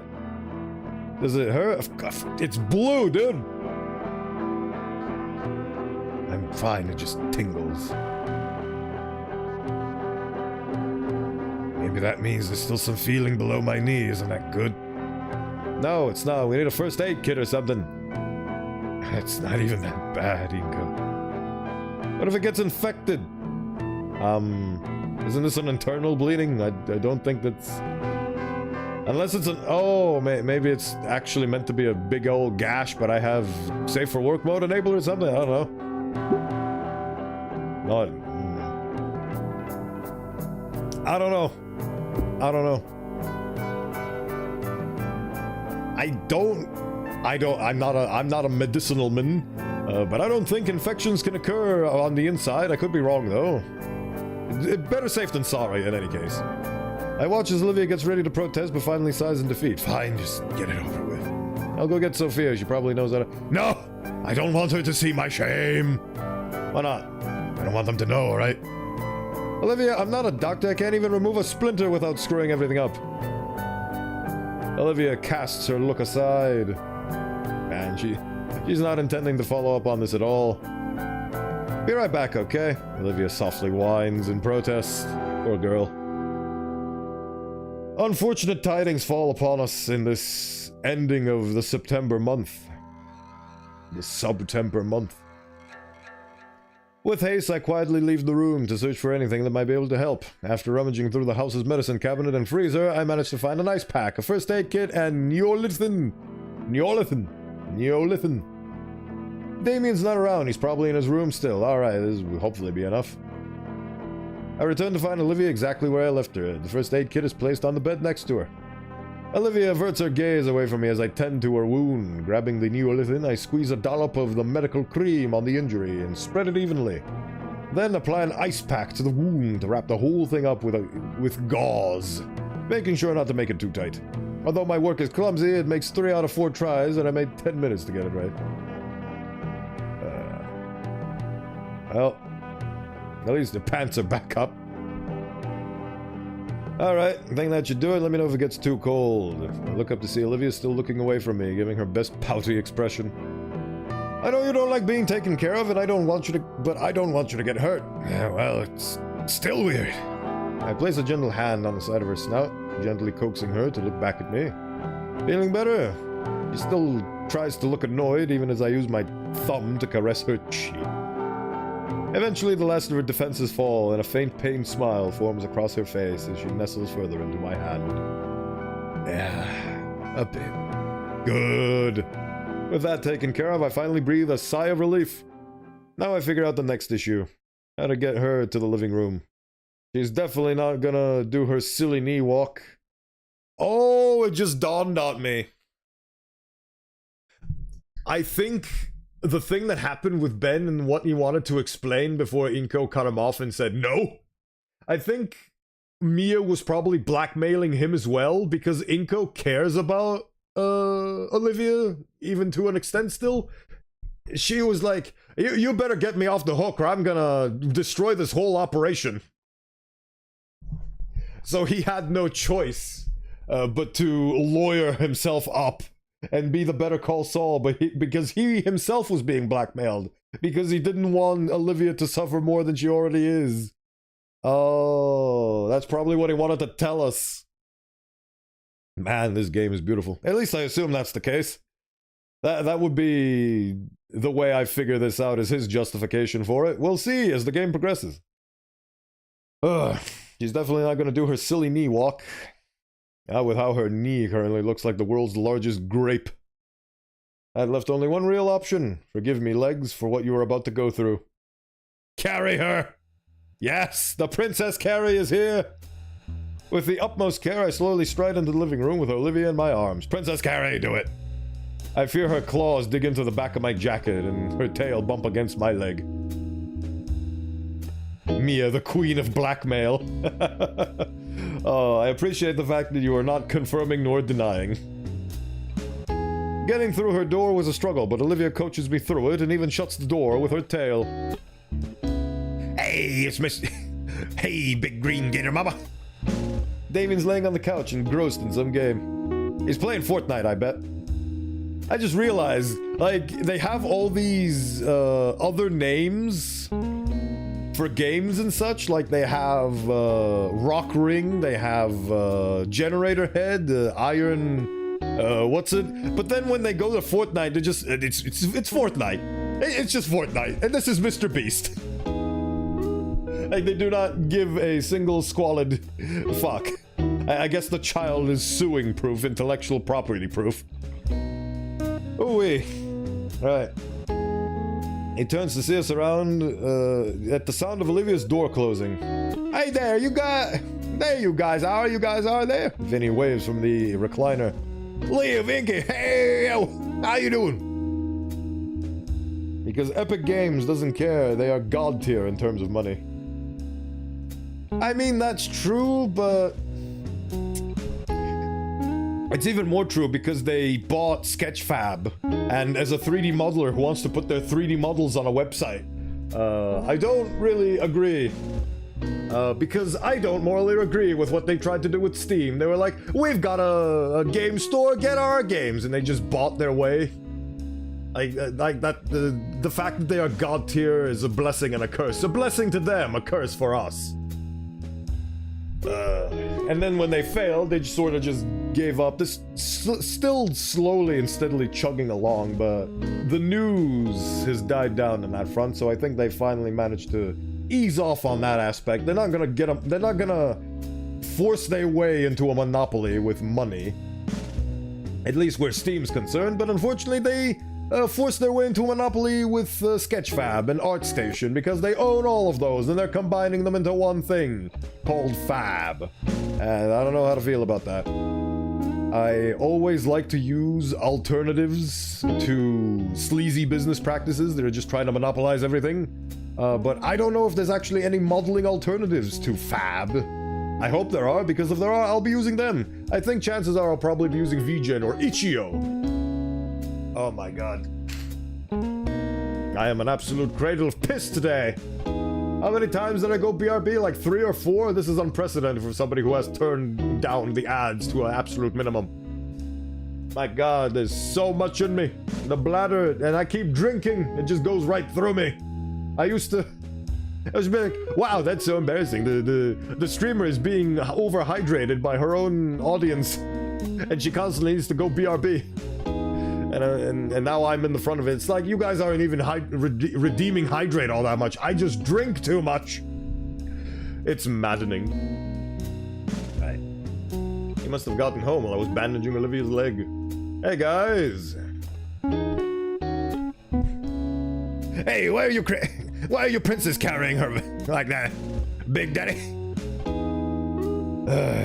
My wheelchair is busted, remember? I know, but you always like to scoot around on your knees. For a moment, Olivia and I lock eyes, not knowing how to answer. I guess just helping live is all, Finn.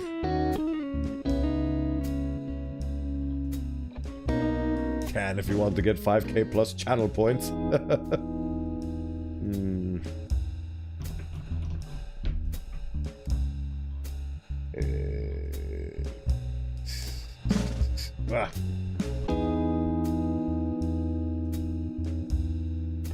I would rather you use that power for when I actually put genuine redeems and such, because my current sloth of redeems is very barren. So I say save your points up, because I want to have like big things. Like I like people that have like at 100,000 points you get VIP. I think it's something nice to work towards if you value that sort of stuff. So I'm gonna be adding things like that. I was thinking of actually adding a redeem where when you redeem it, it's like a very high point count, like 50k or something. But when you redeem it, I just make a model. Like just a model. Whatever you want. And just make it. It's there. So yeah, I reckon save your points for now. I already hydrate myself too much without people asking me to do it, so... Speaking of, I just took another swig. But it's nice to see that you've managed to remain here for so long. You managed to accrue that many points. It's very nice, very much appreciated. Thank goodness it caught on. Oh, because they're practicing. Oh, because they're practicing, right? They're practicing for when he's gonna carry her down the aisle. Something like that. Damien moves his legs to make room for Olivia. Well, have a seat. So what's up?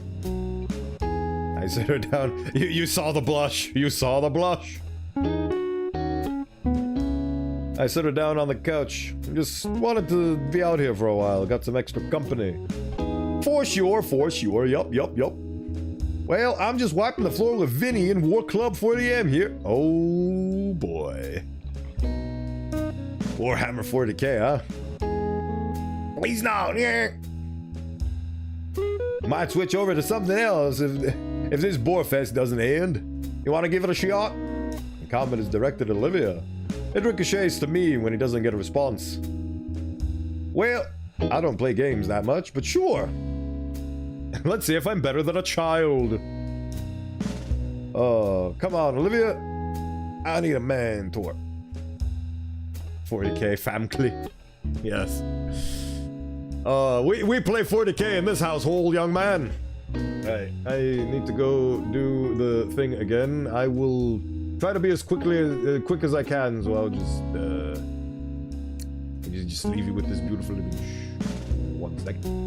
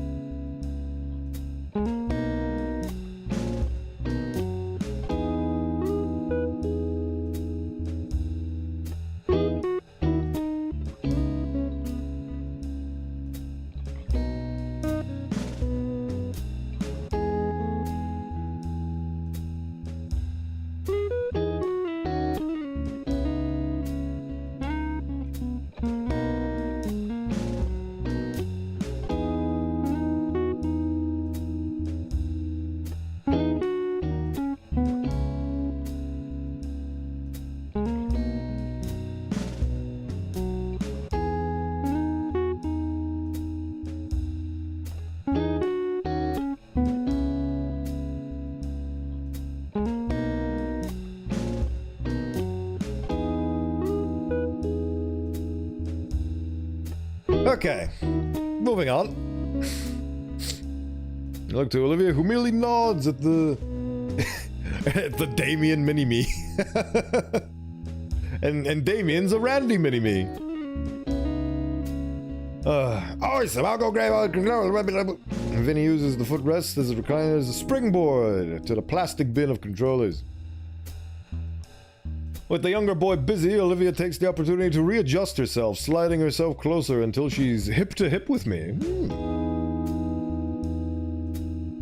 Here you go, Big Daddy. Vinny offers 2 translucent controllers. While I take one, Olivia holds up her hand. I'll sit this one out for now, little man. Oh, okay. Okay, big sister. Okay, big mama. Controller in hand, I gave the brothers a thumbs up. All eyes on screen now, we begin! I wish I could play like an actual joystick game or something. I have no clue what's happening. There's so much happening on the screen, I can't even tell which section of the screen I'm in. All I can tell is that there's a lot of green things screaming in Cockney and a lot of viscera. Oh, they're fighting orcs. I don't think this is appropriate for Vinny, but then again, he's really getting into it. Down those dirty green skins! Oh boy. Don't worry, brother, they'll be cleaned with holy fire!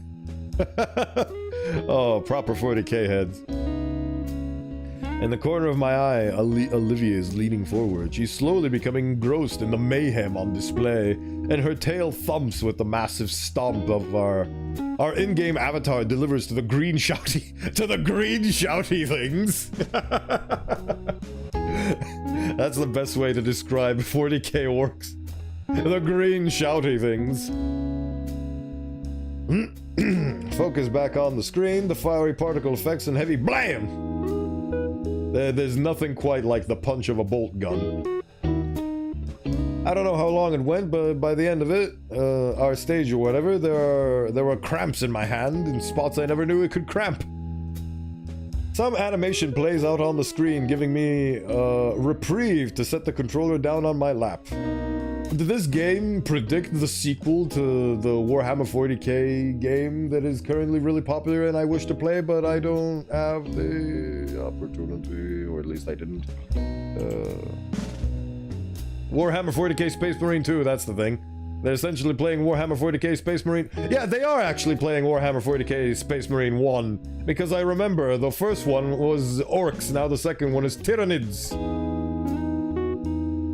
From my very surface level knowledge. I haven't actually played any of those games myself, but I am very much interested in trying. Because it looks so much fun. I really hope that I'll have people to play with. Right. Some controller plays on the screen, giving me a reprieve to set the controller down on my lap. So, how'd I do? You see the rank on the screen by your guy there? No, there's only one next to yours and Vinny's. Well, there you go. Oh. You suck pretty bad. Gimme. I pick up her controller on the floor and she takes it. With some practiced motion, she enters the match. Alright, I'll show you how you really play this game. Now with Olivia in our squad, she manages to pick up my slack. Watching Olivia play with her tutorship, I start to get the hang of the game. For a moment, I look away from the virtual bloodshed and see that Olivia is enjoying herself. I really enjoy the prospect that this game is shooing away from the fact that the protagonist plays games, and instead the protagonist doesn't know how to play games.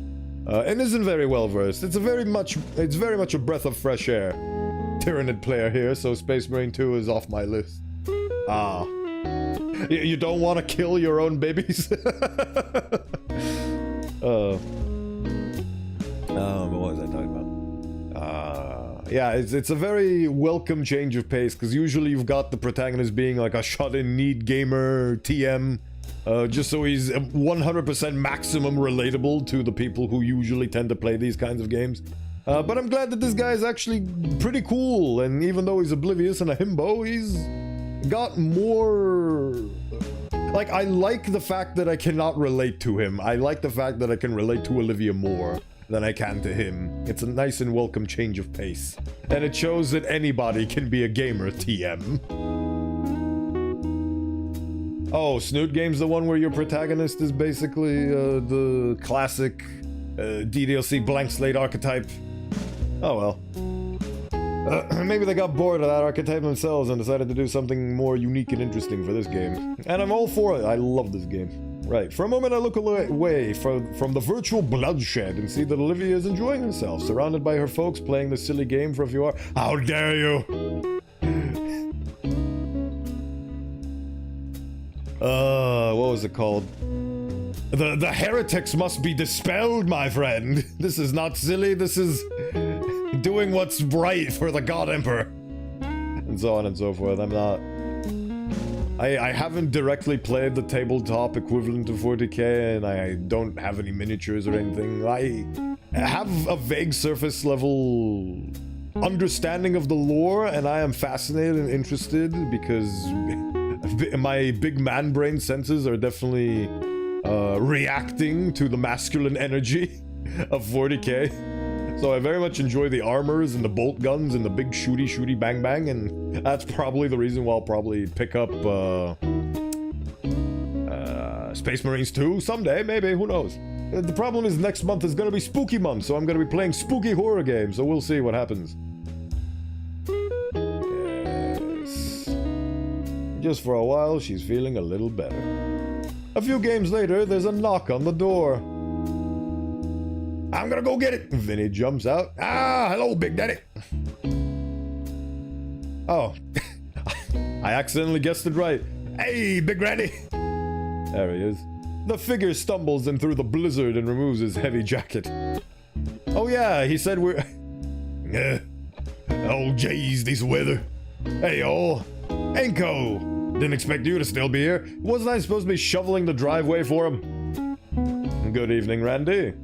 Randy tosses down the bag of salt that's on his shoulder to the living room floor with a loud thud. Playing games together, I see. I hope that means y'all got your homework all squared away. Yeah, it's taken care of. Vinny threw his in the garbage disposal, though. I didn't. See? He's denying it. Ah, hey. War Club, right? You've probably gotten more use of that game than me by now. Nah, your Ricker's still here. Want to join us? Randy sucks the air in through his teeth. Ah, tempting, very tempting. But it's my turn to figure out dinner tonight. Oh, come on, Pops. You barely got time to relax like this. I know, but rules are rules. Plus, I'd hate to have your mom cook after enduring all that cold. poor thing is more frozen than an ice cube. Something warm does sound right about now. Oh, I just remembered. Hold on, I think I got something. Aha! I hold out the coupon I was compensated with from the art contest. 2 large 2-topping pizzas for $13. The poggers! I love him. I'm unsure if Damien or Vinny's face lights up more than at the mention of pizza, but Randy outchimes them both with the insane price drop. This man appreciates his pizza. This child appreciates the fact that it's a lot of pizza. This man appreciates that it's a lot of pizza at a good price. Even Olivia's heartbeat slightly intensifies. A family of lizard carnivores there. The way to their hearts is through pizza. Holy moly, that real? I pass it over to him. I've been saving it for a while. Seems like a pretty good time. Well, alright. Let's make it a pizza party then. Hey, music chimes in. Hell yeah. The man's happiness influenced the music. Randy takes a moment to dial the number and make the order. I go check in on Olivia, who looks just as ecstatic as the Payne brothers. Yes, I have instilled this family with happiness with my pizza coupon. Oh, I love this. I wish I had this life. It's just pizza, no need to hyperventilate. Oh, I need this right now. About half an hour. What's your favorite? Anchovies. Really? Yeah, they don't sell them much these days, though. Something to keep in mind. Randy finishes his call and gives a celebratory fist pump. You're a lifesaver, Inko. Randy, you're a lifesaver, Randy. It's Randy giving Randy medals. I was planning on getting together some sashimi or something. Sophia said she finally wanted to try my specialty. Whew. We got 2 large meat lovers coming in. And this place is pretty fancy. They got stuff you like, Olivia. So I asked for an extra pie, piled up high with much as they can put on it. Olivia's face beams with joy. Oh, look at her. And the end of her tail wagging like an excited puppy. She really is. A depressed puppy, but a puppy. She is no longer the darkness. The darkness has been dispelled with pizza. That is what you needed to do with Batman. His butler just needed to give him pizza. And he would have not been Batman. All right. The king is in the house. Someone give me a turn. Oh, right, he gets to relax because he took care of dinner. Oh, that's delightful. I forfeit my controller to the patriarch. He gracefully takes it and shoots Vinny off of his seat. And shoos him. He doesn't shoot his child. Hey, oh, look at this beautiful family get together. Oh no, I did the neck thing again. Oh, brother.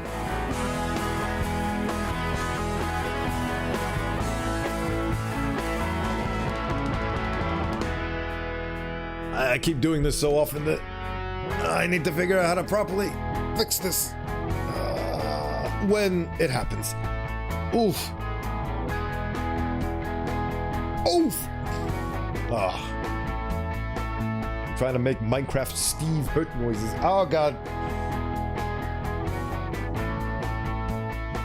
Apologies for the technical difficulties. I think I fixed it. Right.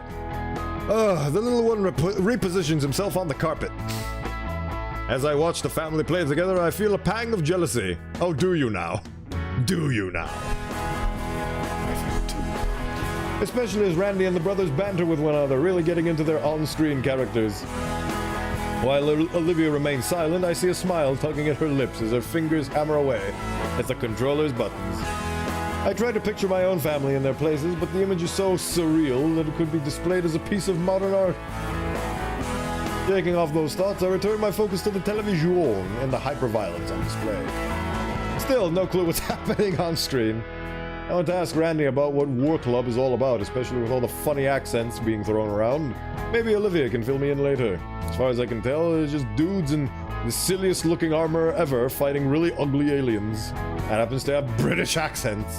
Yeah, I wonder what it's about. Oh, really? I thought you were trying to prep those fish I'd brought by now. Change of plans. Inco threw us an offer I couldn't refuse. It's a pizza party now. The Dino Patriarch looks at his watch as if it's summoned by a simple gesture. A series of knocks sound off the front door. That would be our dinner. Oh boy. Randy heads to the door with a hand ready, reaching for his wallet. A pizza party? Christmas isn't until next month. Isn't it a little early to start this sort of thing? Of course not. There's always time for a little fun. It's Friday night. And Randy returns with the boxes stacked on his arms. Let's dance. He sets the boxes on the kitchen table and hands his wife the used coupon. Well, all right then. She sees the good price and she's immediately going like, yeah, okay. Well, what is it?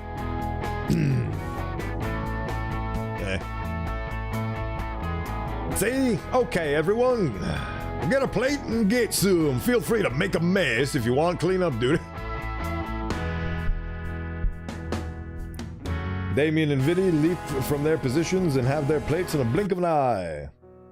The air is filled with the delicious scent of sauce and cheese as Randy opens up all the boxes. Damien and Vinny are vibrating and their vibrations intensify. Damien and Vinny immediately dive off to the meat lovers like ravenous sharks. The pepperoni and sausage pizza on the table looks appealing, but Randy passes a plate with a slice of anchovy over to Olivia. Thanks, Uncle Randy. Dang, the anchovy one looks actually pretty good. I don't want to get up to get my own plate though. Say, Olivia, could I try one? Oh god. Mine! I count the fingers on my hand to make sure it's still intact. Oh, come on. I just want to see what it's like. Ah, that old glower. Good luck with that, Inco. I consider what I could do to get Olivia to share. And I recall something so long ago it feels like a lifetime ago. I slowly reach for Olivia again. She bares her teeth at me, but instead of going towards the box, my hand lands on her tail and slowly pets the muscular appendage. The tip of her tail starts to wag happily and the Gator girl's anger melts away. Only to flare up when she pulls her tail away from me. Oi! Her face is red with embarrassment. Can I have a bite now? No. Her mouth snaps shut as my hand reaches for her tail again. Inco! I give the appendage a gentle scritch. Did scritch get into the dictionary? I feel like it already has at this point. What is it, like an, it's not an onomatopoeia. Is it? Like blam and bang? That's what an onomatopoeia is, right? I don't know. And it's once again pulled away. How about... Okay, I get it. She pouts but holds out a slice for me to bite. The pizza is absolutely smothered beneath the pepperoni and anchovies. But only one bite. With how greasy this looks, I don't think I'd survive a second. Still, I bring the plate close and slide the pizza on the edge, taking a sampling bite from it. Good, right? Absolutely. I feel the need to ravenously devour the single slice now, but instead choose to savor the flavor with minuscule bites. Oh, holy crap. This is good! It is. But that's the only bite you're getting. You sure? I wiggle my fingers at her and she promptly swats my hand. No, I mean yes. She tries to hold a glare, but I can see her lips quivering with mirth. I get to wrestle pizza from my now girlfriend. I hand her back the plate and she resumes consuming her extra fishy slice. Damien hands me another plate, this time with a slice covered with various meats. And while that other one was still delicious, the indirect kiss-flavored... Oh, you son. The indirect kiss-flavored anchovy pizza was still the best thing I'd ever tried. Of all time. Oh! The festivities continued even after the pizzas were finished. I never have pizza often, but whoever this Mo fella is hands down makes the best in town. Okay. Words. I never have pizza often, but whoever this Mo fella is, hands down makes the best pizza in town. There we go. Inside, Damien and Vinny decided to break out a plethora of different party games for us to play. No one bothered to keep track of time. We were all too enraptured by the pixelated entertainment before us. Which is how I'd miss my last chance home. Miss Payne didn't look too upset, though. In fact, I think they expected me to spend the night again. Especially with how Randy had been so quick to pull out some blankets and pillows for me. I mean, to be fair, I did treat them to pizza, and hopefully I actually got to shovel the driveway. I will not let that go. I really hope that he shoveled the driveway and it just wasn't shown on screen. Please tell me he shoveled the driveway.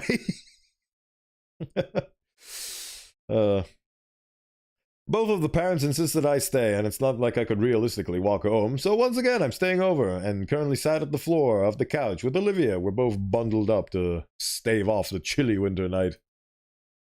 The soft, growing purr that Olivia makes when she's content has become almost therapeutic to me. So, how are you feeling? Better, thank you. For dragging me out here. I didn't know how much I needed it. I'm glad.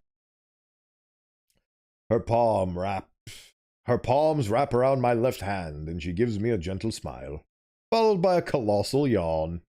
You ready to hit the hay? She shakes her head. I don't want to go back into my room. I want to stay out here with you. Randy would probably kill me. I'll bite him back. Come on, I'll see you in the morning. Olivia yawns again, driving her to accept her need for sleep.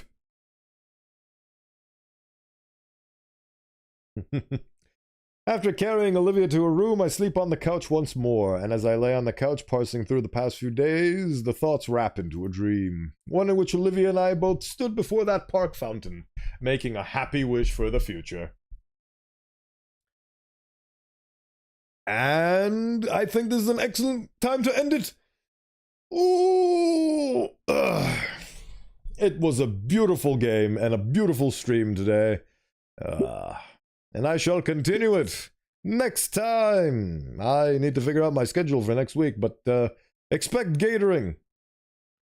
Like I said, I might actually do extracurricular stream tomorrow just so I can finish Caravan Sandwich and get it out the way so I can free up the slot and make room for spooky Halloween horror. Right. Save. Beautiful save. Right. Ooh-wee. Main menu. What? No, that's not the main menu. This is the main menu. Aha, see? They were so clever with this, weren't they? This is the pivotal scene. Very smart of them. Very smart indeed. Alright. Alright, what have we got in terms of Raideroonies for today?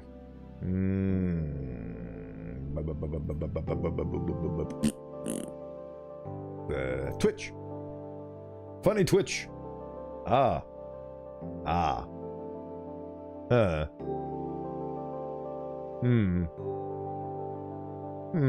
the? Oh, bully. Getting so many gifts. Oh, yeah, because it's September and, it's the end of the month, so people are getting their raises. That explains why I keep getting so many gift subs, even though I've only been there for like a split second. I have so many tier 1 gift subs now. It's amazing. September, innit? Right.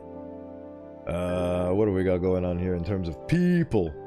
Live channels we think you'll like. Okay, show me. What do you think I will like? May contain sexual themes. Goth. Okay. Maybe you do know me. Let's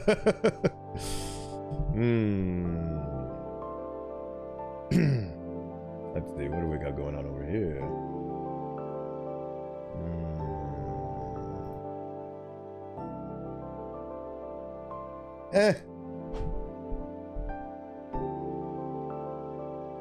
Good enough. Right. We thank you everybody for stopping by. We are going to be raiding into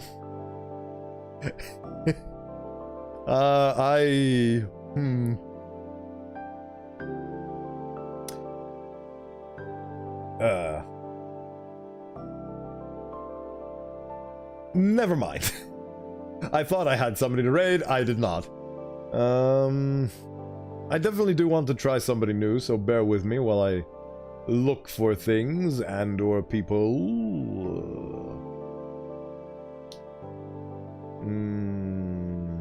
What is this globin? Ooh, 3D. I can appreciate a 3D when I see one. What are you?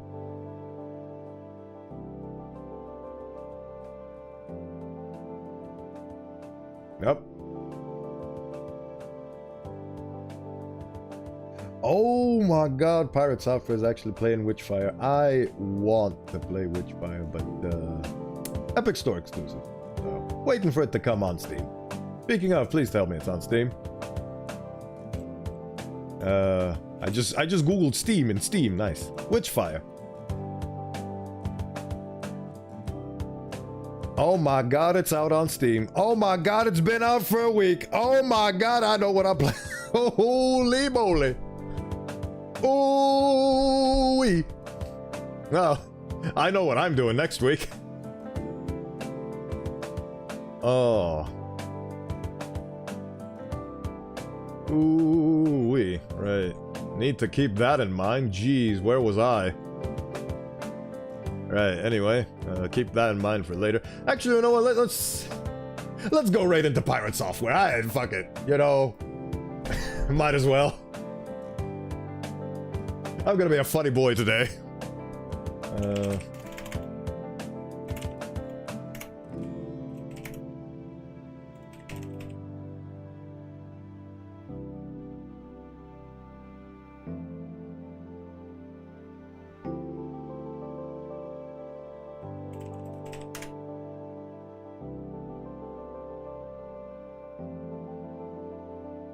There you go. Hope you enjoy Pirate Software.